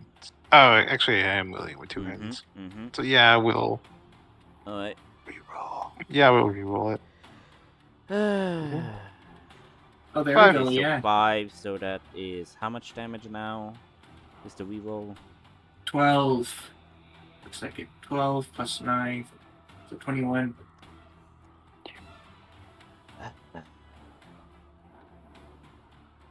Dead. This guy is doing that, so he's going to inspect to see if he could remove it, but he is in the fiery chain, so he has to make a DC 19 investigation check. Yes. Since you failed the first one, he also takes damage too as well, since it's on fire.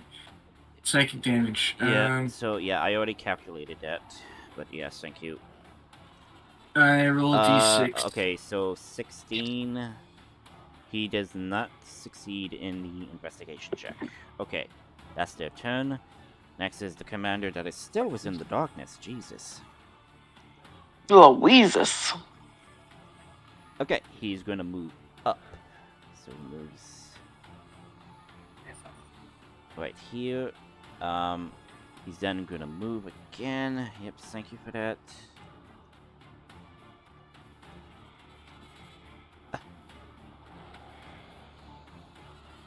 He's dashing, and he's just gonna... He's still in the darkness. Jeez, he is so confused. Bumps into my spiritual weapon. Yeah, bumps right into the spiritual weapon. He suddenly gets blendered. Next is Emma. So Emma is just gonna hold their action and just be at the ready. Ortis, what is your turn? What is your turn?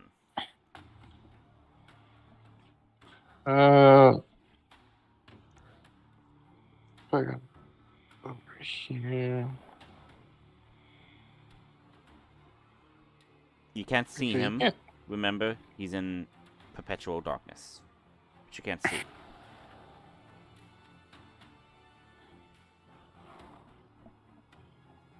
Yeah, it's basically gonna make his way over him.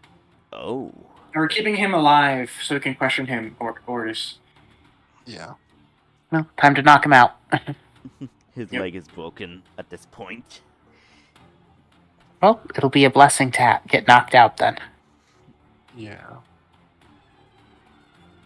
Till bonus action, create echo, and This guy Hello. takes 2d6. Yeah, I know, but he's Yeah, I still already alive. rolled it. Yeah, he's still alive. And then another And he'll 2d6 use from your dexterity saving throw as well. and using the blunt end of his weapon, he'll knock him out. Okay, wait. Dexterity saving throw. Give me a moment. 21. Okay, so he only takes the 7 cold damage. Mm-hmm. Still alive. Okay, so you knock him out. Roll for an attack. Non-lethal. Yeah. Well, it's an automatic hit. But yeah. Yeah. So Not radiant, it's a yeah, blunt. so it's just true. You just like bash his helmet and like he is still conscious.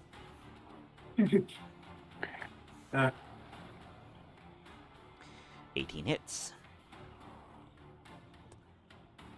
You bash him again and like, stop hitting me!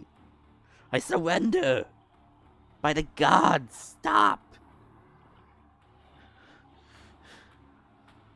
Do you still hit him? No. I'm just kidding. No, he won't. Okay. You'll be ready to hit him, but no. Layla, your turn. Going to... Gotta move up here.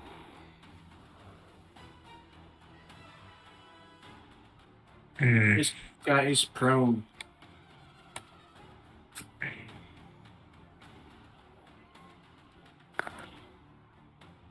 He's prone, but I don't really care to kill him. But, I could. More loot. Yep.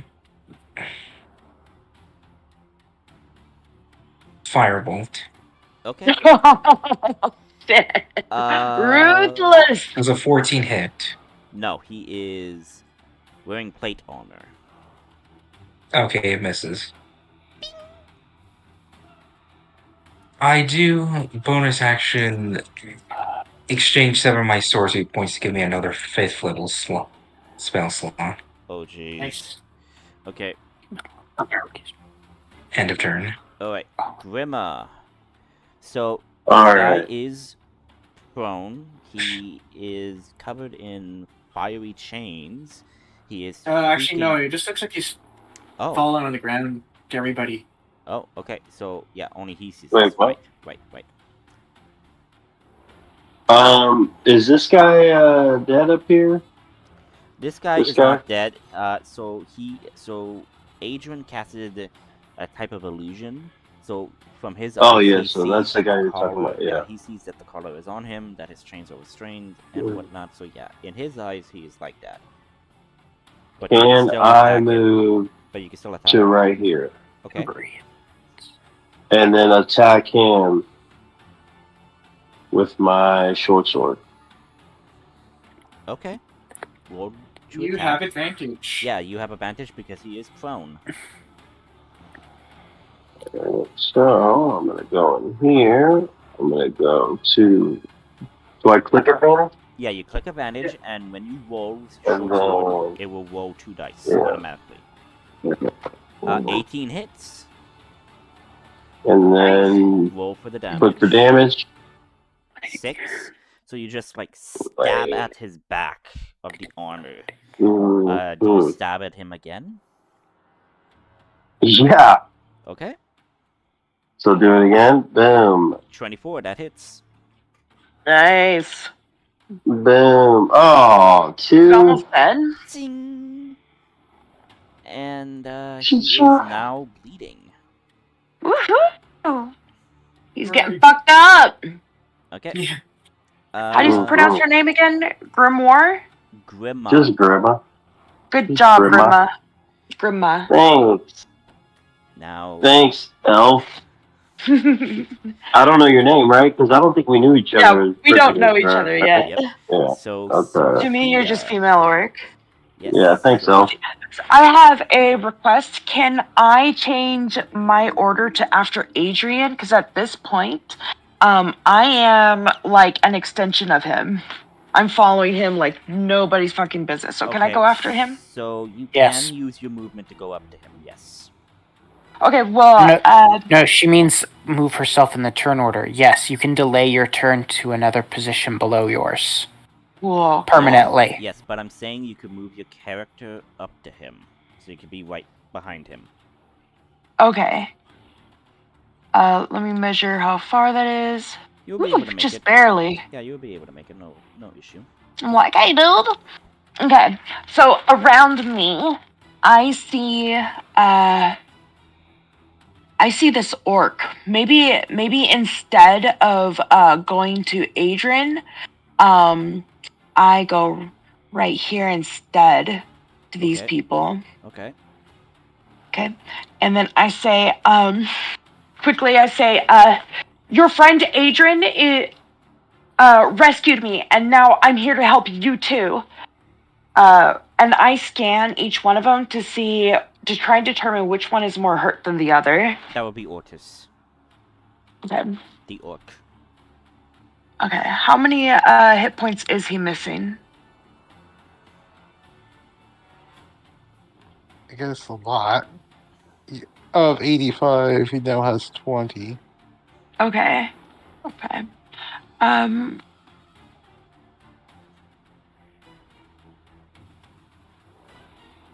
I want to. I'm trying to decide if I want to heal you directly or if I want to heal both of us at the same time. No, are you injured? I'm going to use Aura Vitality. Oh, that's a good spell. Yeah. Yeah. So 7-foot radius. Okay. So I will. But I want to use it on rank 5. So I want 3d6. So 3d6.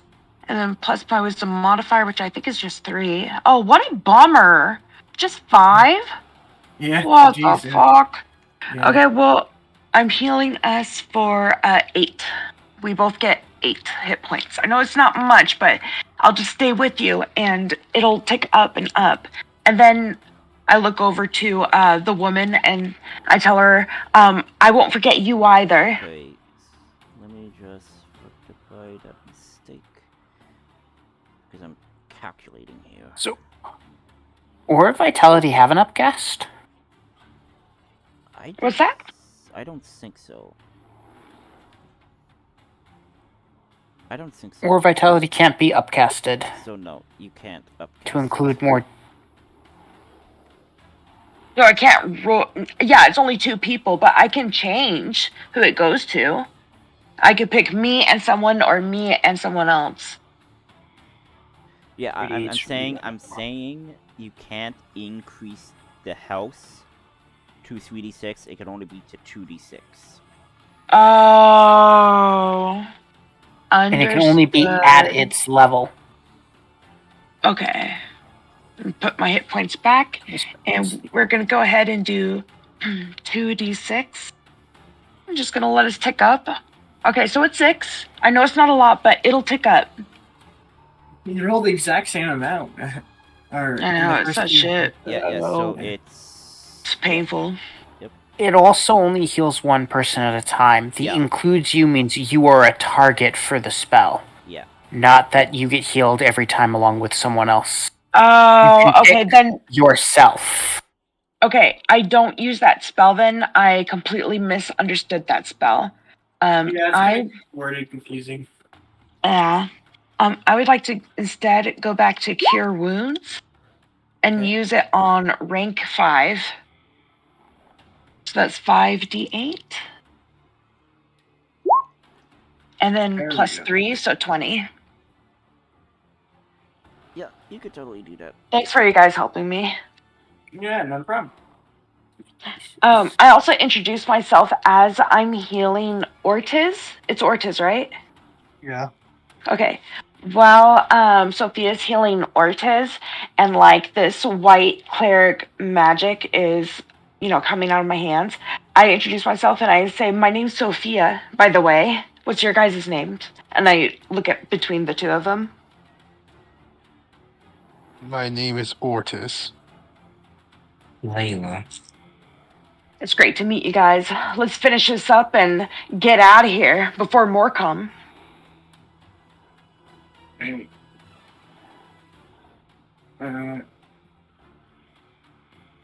done with my turn, by the way. Mm-hmm. So, Adrian? Adrian will walk up to this guy, put the regal collar on him, Nice. and then stab him.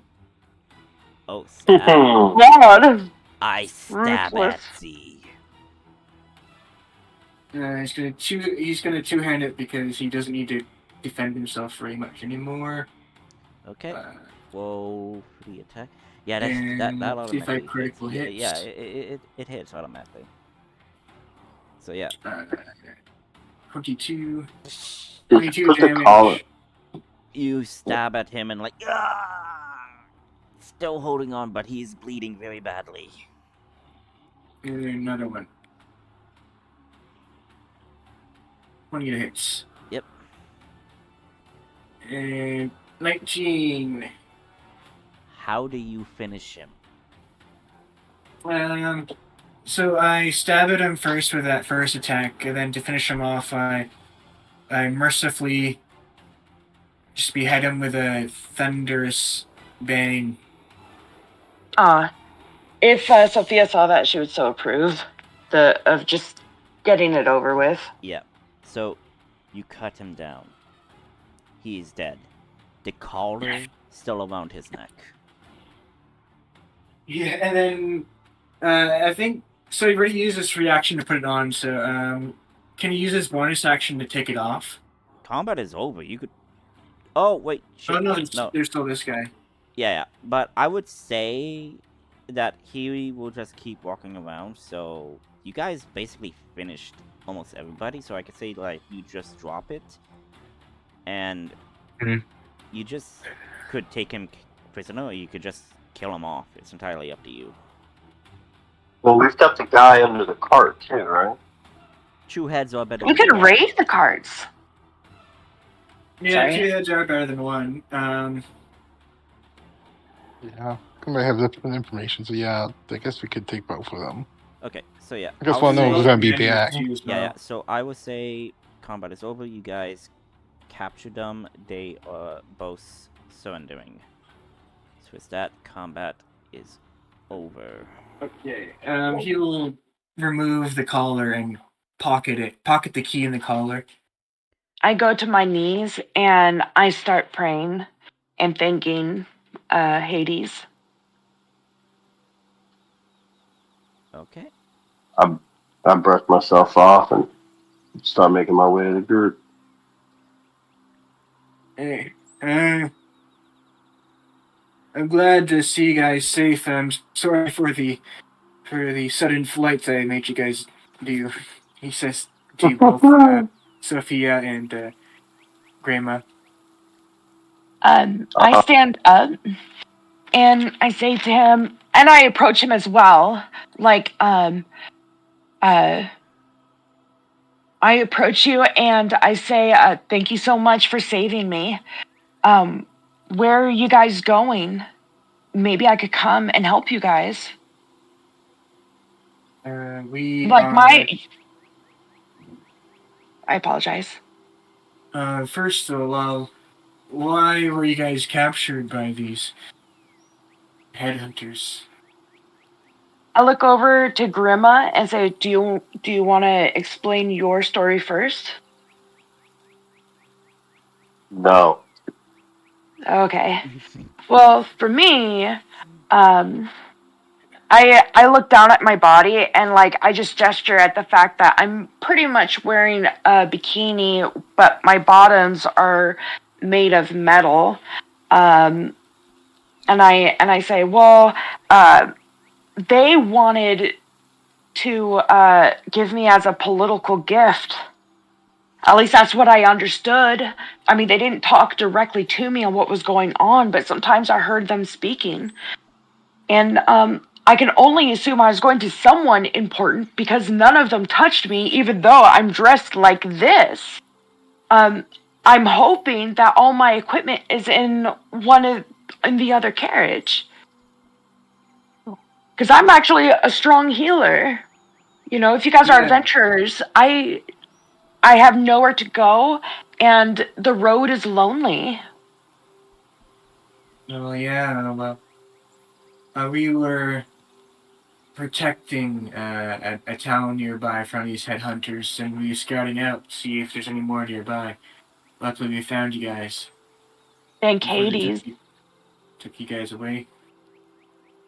I think that this is probably destiny.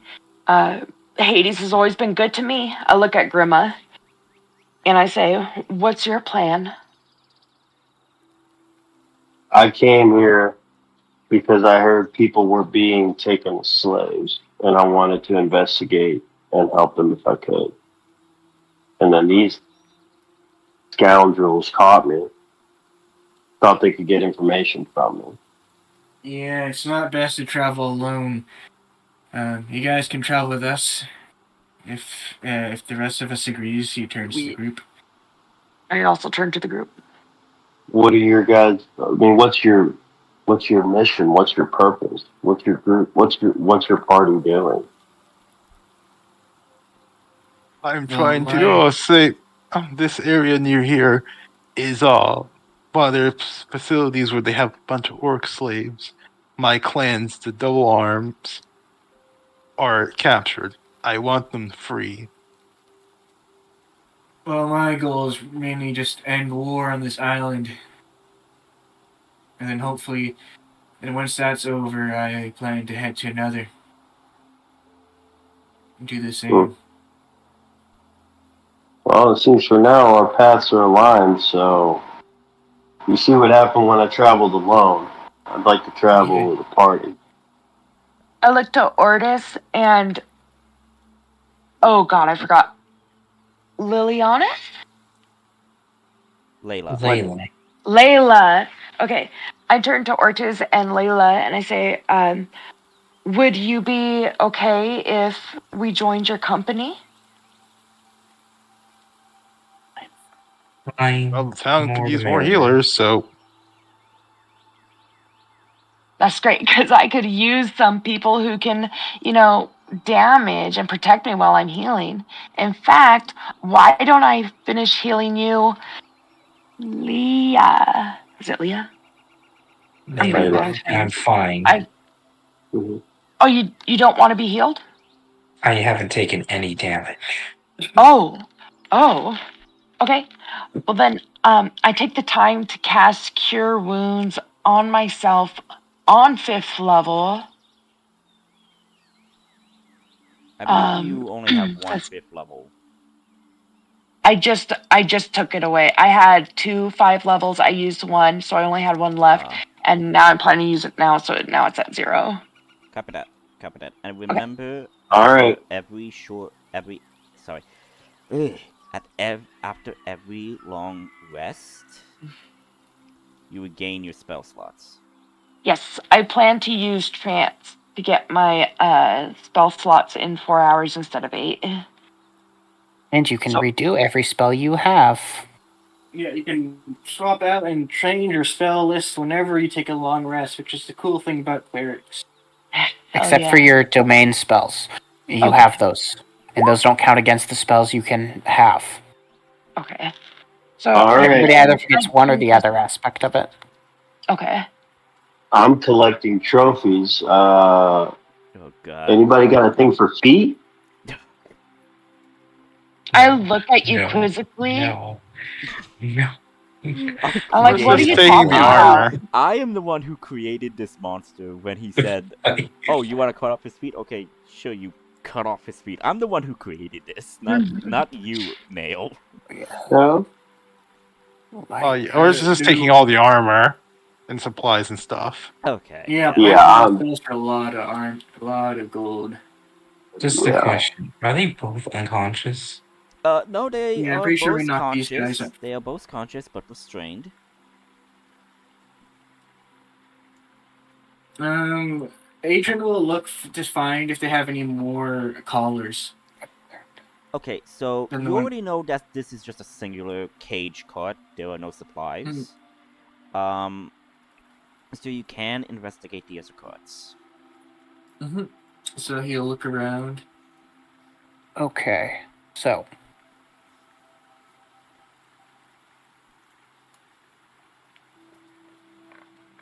I have a question. Why did you pick Puppet for the Fey touched extra spell? We can discuss that after we're done. Yeah, Yeah, we'll worry after about that sesh. later. Yeah, Yeah. we're still in game, so we'll ask this. But yeah, so Adrian, everybody, you are free to investigate the 3 other cards. Okay. Yeah. Well, he'll look for more of those collars. Okay. Which card are you investigating? I guess the second biggest one. Or all of them the same size. Yeah, they're both covered wagons, all of 3 of them.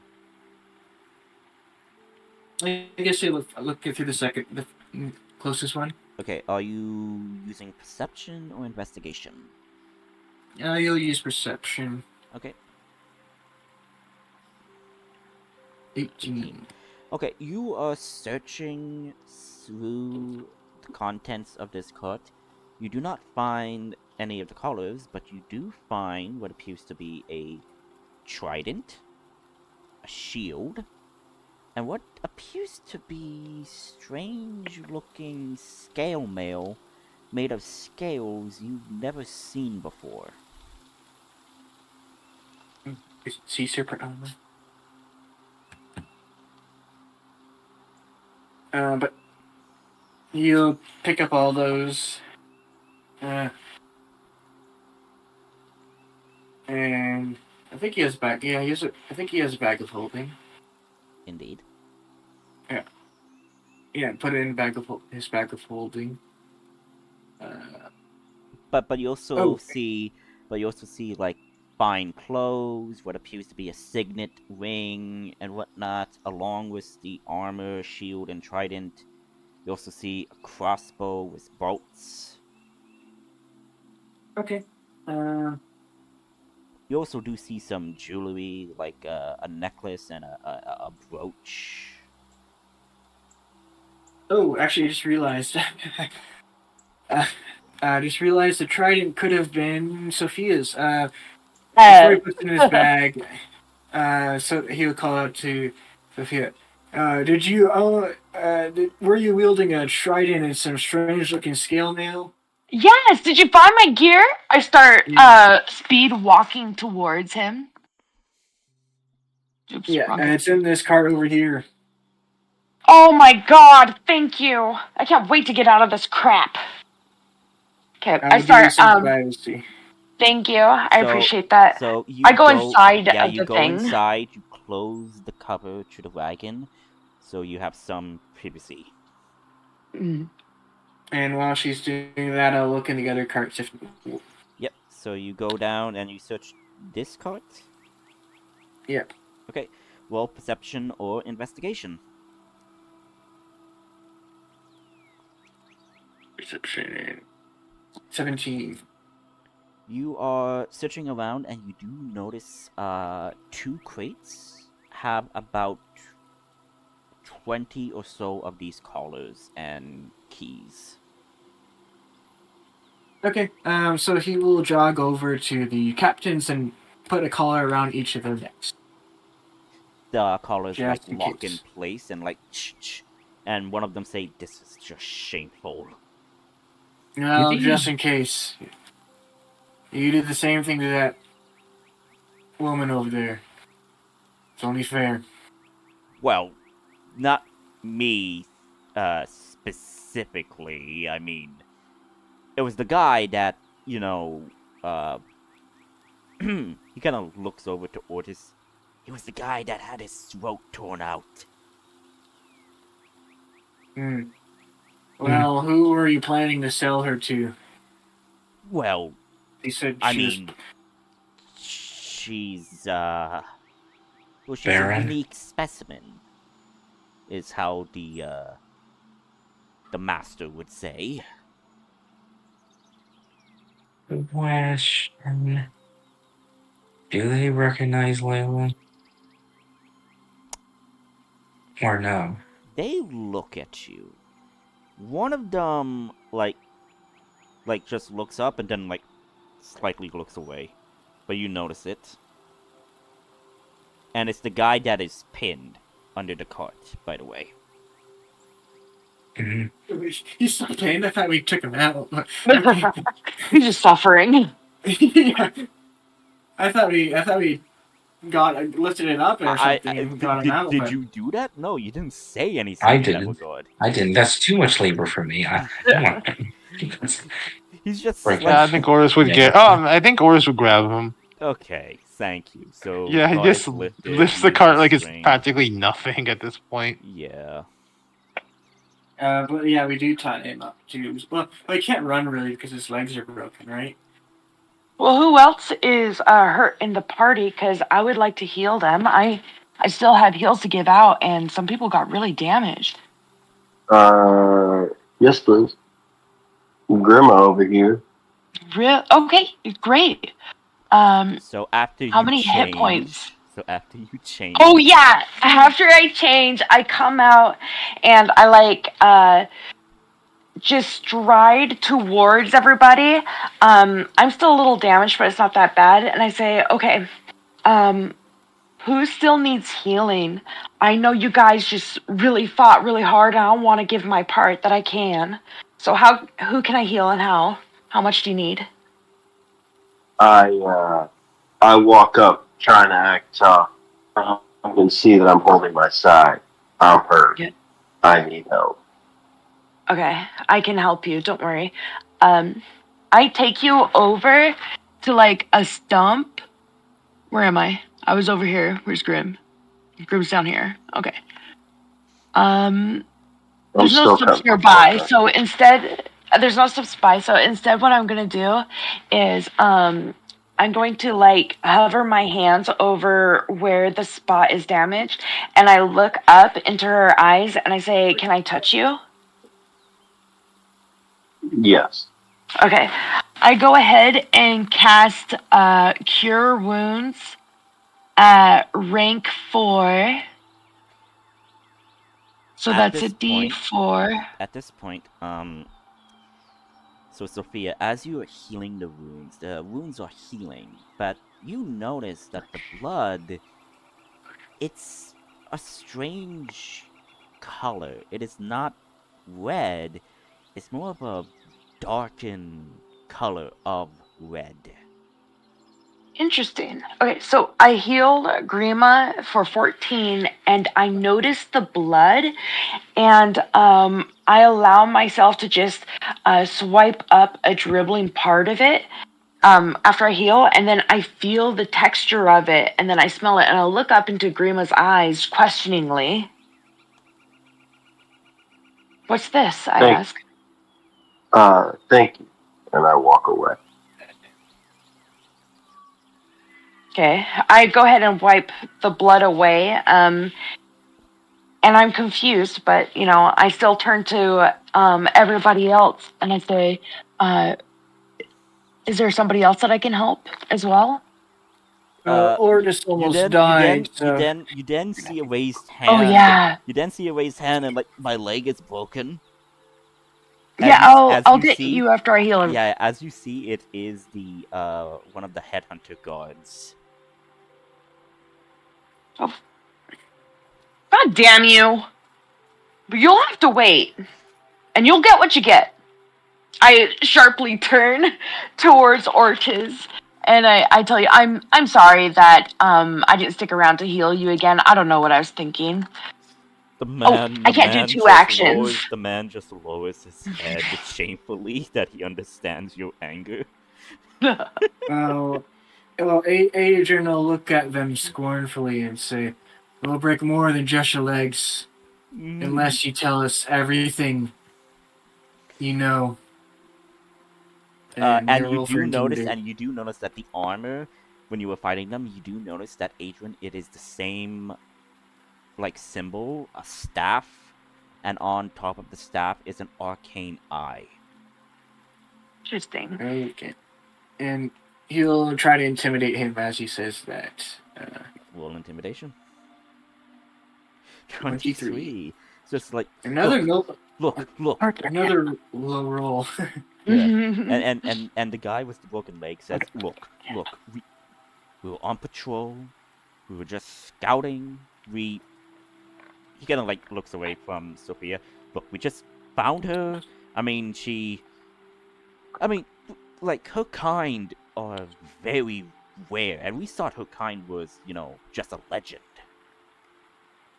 And What is she? and like he's about to say it, but then like he gets a look from Sophia, and like let's just say she is part of Yarin mystical lore, so to speak. What are we talking about? I cut out. We're talking. Sorry. Yeah. So basically, the guard is being interrogated. He is Mhm. telling them what is happening, and says like, "Look, we were just on patrol. We found her, and she's quite rare for her kind." And like when they asked more, the guard looked at the scowl that Sophia gave. Oh, he deceived. Yeah, and like just said like, let's just say she's part of Yarin mystical lore.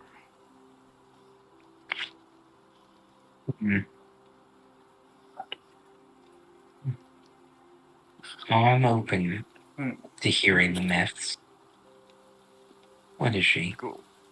He looks back at Sophia. Sophia, do you say anything? Yeah, I do. I interrupt and I say, I'm just an elf. They just got me because I'm just, really pretty. It's nothing more complicated than that. He's just being a weirdo because he's a fuckhead. Oris whispers I to believe Layla. Oris whispers to Layla. Do the mind read. Do the thought reading thing. Points to the man. Yeah, you can read minds. I could, but I'm trying to be a bit nicer to people.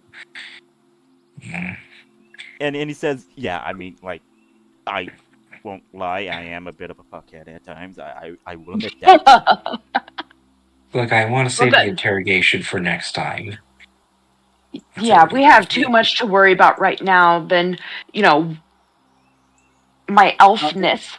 I turn again and I come back to Ortiz and I say, I'm sorry, I'm genuinely trying to heal you.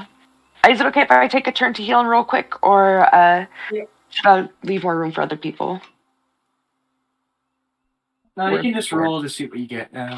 Okay. We're not in combat. There are no turns. Yep. Oh, I just didn't want to dominate. Okay, Yeah, I'm going to use Cure Wounds on rank 4. So that is 4 d8 and then plus 3, so 16. Okay.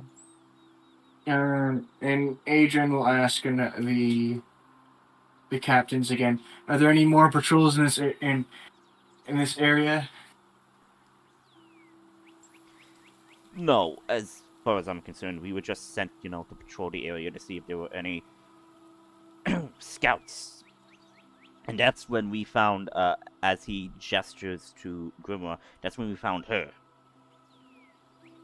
He's your master. The headhunter. Does anybody check the cards down? Okay, wait, hang on. Oh, David, are you okay? Or not David. Sorry, David I'm back. come from? Sorry. So what were you asking, Python? Did anybody check these cards down here? Okay. Oh, no. So, Sorry.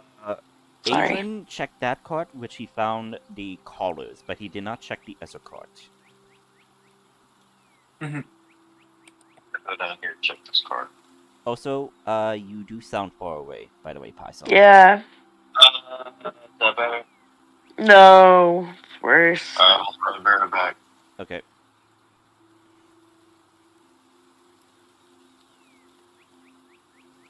Because when he gets back. Right. Hey, Python. Is that better? Yes, that's better. Yeah.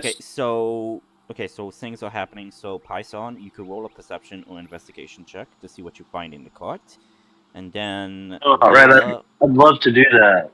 How do I do that? Okay, so on your character sheet, Mm-hmm. you're going to give me a moment. I'm pulling up your character sheet now, so I can tell you what you see. Is it this one right here with the So in 6 core, next to it? okay, so in core, yes. In skills, you Yeah. go where it says investigation. You are proficient in investigation, so you roll it. So you just click on the perception.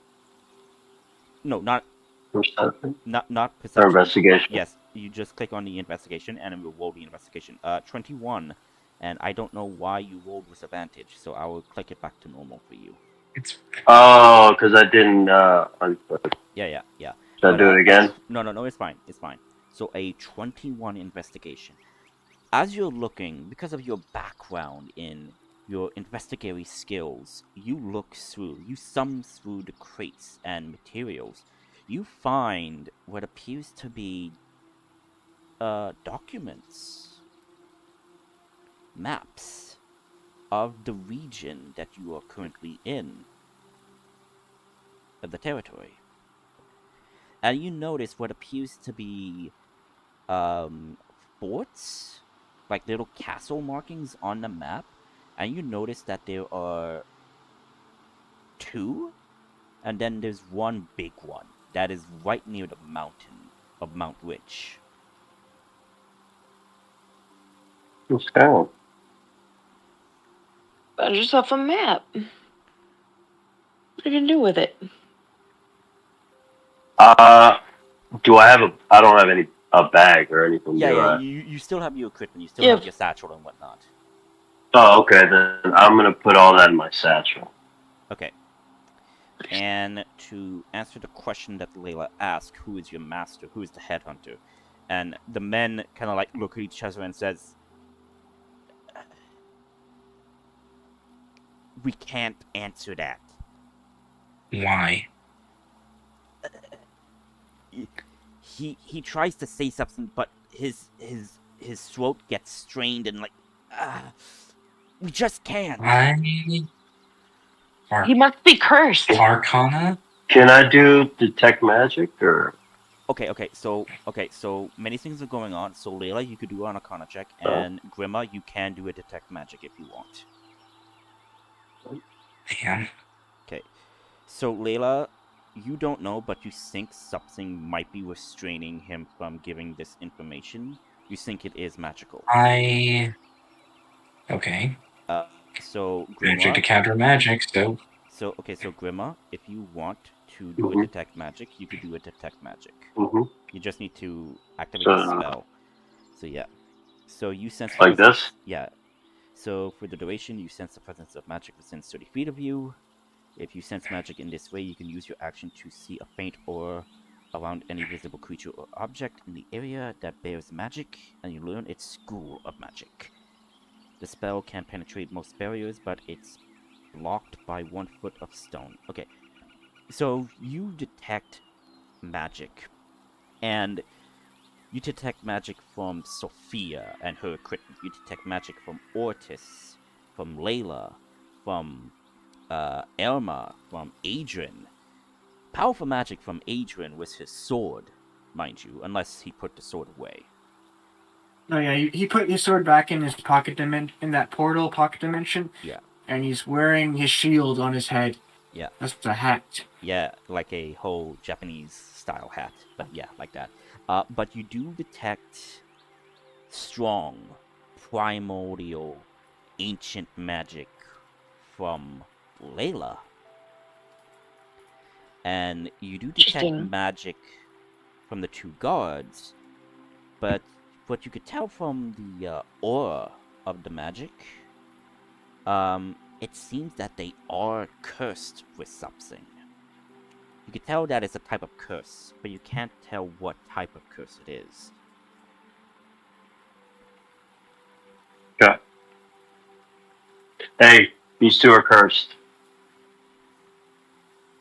I might be able to uncurse them. Let me try and remember. 1 second while I dig through my thing.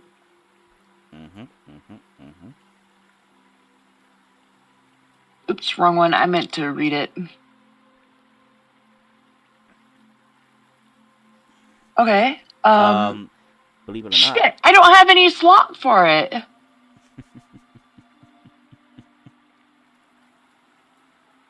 Well, I have a way to channel a recovery slot. Okay. So Well, this is what I would like to do. you can't remove curses with Greater Restoration. That's only on a curse, removing a cursed magic item. Oh. But there is a Oh, spell. it does say magic. Yeah. Yeah, but there is a spell that clerics can prepare, which is to remove curse. That's all that I could have. All I have is like dispel magic. That's as close as I get. Well, what level is remove curse? I don't know. 3rd level. Oh, not bad. Yeah, so you if definitely take don't a have long, it. Well, if you take a long rest, you can prepare it, and Okay. Yeah. Yeah. Yeah, you can. Yeah, I could go into a trance, but I want to make sure to heal everybody up first before I do that, and also I need to be in a safe place to trance for 4 hours. Mm-hmm. So I will say this. You have 2 captives. You have a destroyed metal cart that probably might not be able to be moved again. You have 3 carts that are still intact that you can move stuff. And you collected all of the equipment from the guards, from the dead guards. My question is, are you going to bury them or are you going to burn them? I'm sorry, We should burn the them. guard? Yeah. The Yeah, their guards? bodies. So the guards, Yeah, no. the dead guards. We have to burn them. Set them ablaze. Well, first Agent's gonna take everything useful out off of the bodies. No, like no, their no, no, armor. That's what Otis did beforehand. Okay. I'm gonna go Can ahead we and put? heal Can we myself. put all that? Can we put all that stuff in one of these carts and cart it back? Wait, shit. Where is Otis?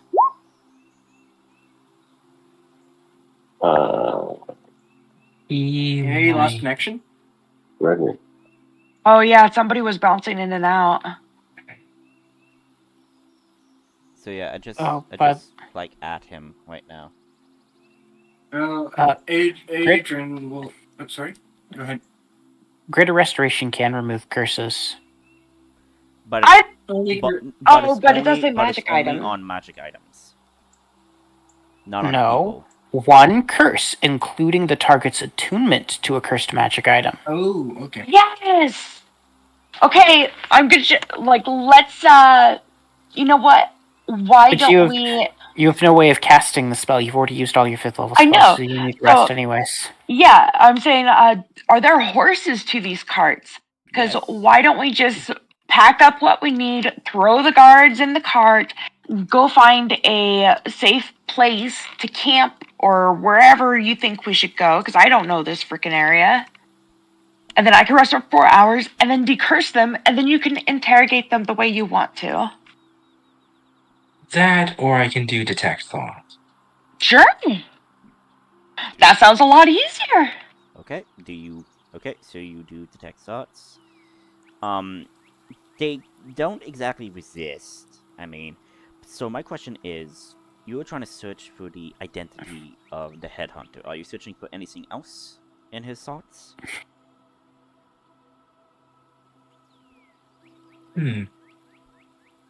None. If I find something. Okay. So you search. I need you to make a wisdom check.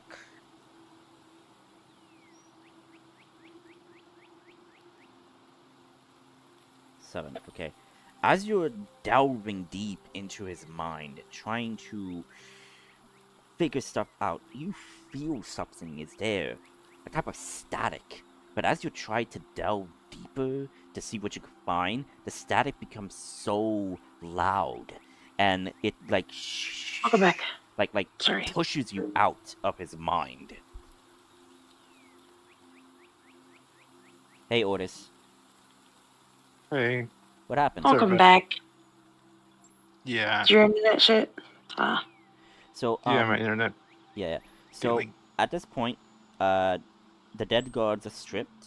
They are investigating certain things. Layla just did the detect source to see if they could learn any information, but they got a static that forced them out of this man's mind.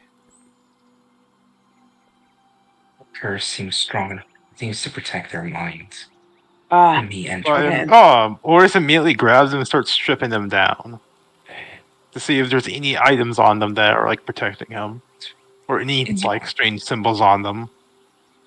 I kind of I let him. You're Ortiz, right? Yeah.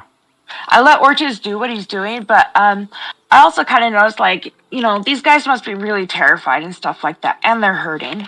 So I go ahead and the guy who is in Ortiz's hands, I put my hand on his shoulder and give him a rank 3 cure wounds.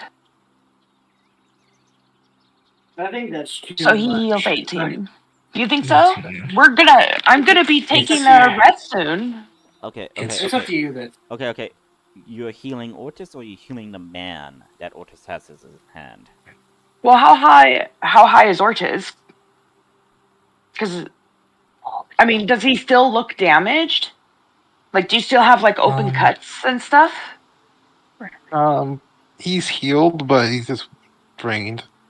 Like he probably still has the cuts and scars and stuff, but he probably just Okay, so he's only think we taken can call like it 10. here. Okay. Yeah. So I would say, in all aspects, you guys got all the gear. You guys are all of the carts that are usable. You make your way through the forest. I would say during your time, you do stop to do some of the hunting, and you do have carts used to put the animal carcasses in. You make your way back to Burkton.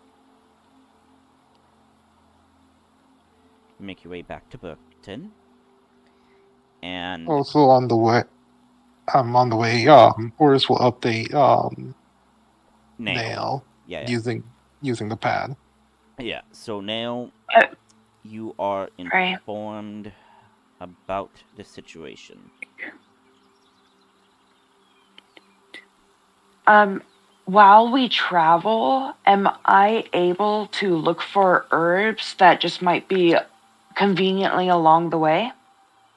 You could totally do that. Cool. What would you like me to roll? Nature or survival. Okay.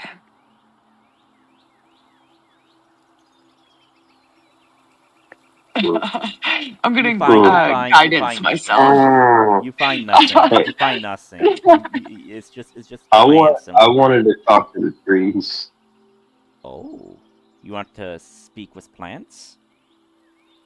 I can't hear you talking to me. I speak for the trees. Okay, can you hear me, Python?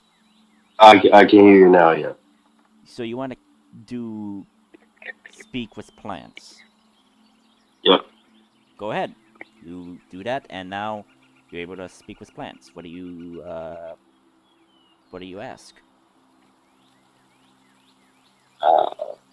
How many of these parties? Because all these trees are connected. This is a network. Yes. The trees are all connected. Yes. So I asked the tree, how many of these hunting parties are there? So you asked, and in a single response of words, you then hear, "These metal people? I've seen many. We've seen many. Too many. Throughout the woods. They cut us down. It hurts. But, I do know, we know, that they only stay within a stone house, multiple stone houses, very big houses, and then one big house that is super big, bigger than the other 2 stone houses." Interesting. So Thank you. everybody just sees Grimma just talking to a tree. I quirked my eyebrows. Is she okay? Oh, you don't know her, though. I spoke to Noah in general. I've seen stranger stuff. Like what? Regale me. Somebody was talking to the trees earlier. Well, it looked like they were talking to a tree. They were talking to themselves. No one else could see what they were talking to. Trees can't talk, can they? This is par for the course. Trees can talk. Trees have been around longer than we have. Well, what did it say? It pretty much just confirmed what we found on this map. So you showed them the map? Mm-hmm. Okay, so on the map you see 2 castle icons, but you see one castle icon which is bigger than the other castle icons, and it's within the blue region. Yep. So you now know where the strongholds are. Exactly. So are we wanting to infiltrate this? I look to specifically Adrian, since he was the one who literally rescued her, so she feels an affinity to him. So I look over at Adrian and ask him, like, this is where you're wanting to go? Seriously? I mean, my life is yours, and I will help you and protect you and heal your friends. But is this really what you want to do? Yes, they are hurting people. Okay. And they're saving many. We have to stop them. They're also putting the world at danger with these crystals they're collecting. So I will say that at this point, you guys do make your way back to Burkton. And that's where we're gonna end the session. Because it is it is a bit long right now, like 6 hours right now. I wanted to ask the orc, where do we get a drink? So you ask Ortis. Orc grabs his alchemy jug. I always carry. That was a really fun session. Thanks for being so welcoming. I feel like I fit right in. Yep. Thank you for being patient, because I know less than shit. This was awesome. That is fine. So I'm gonna end the stream. I am gonna step away for a moment, but I will rejoin. So Nail and I can talk to Bunny and Python to answer any questions. Okay, I'm gonna step away for 15 minutes and go eat something, so I will be back. I will see you guys in like maybe a minute or so. Okay. Bye. And 4.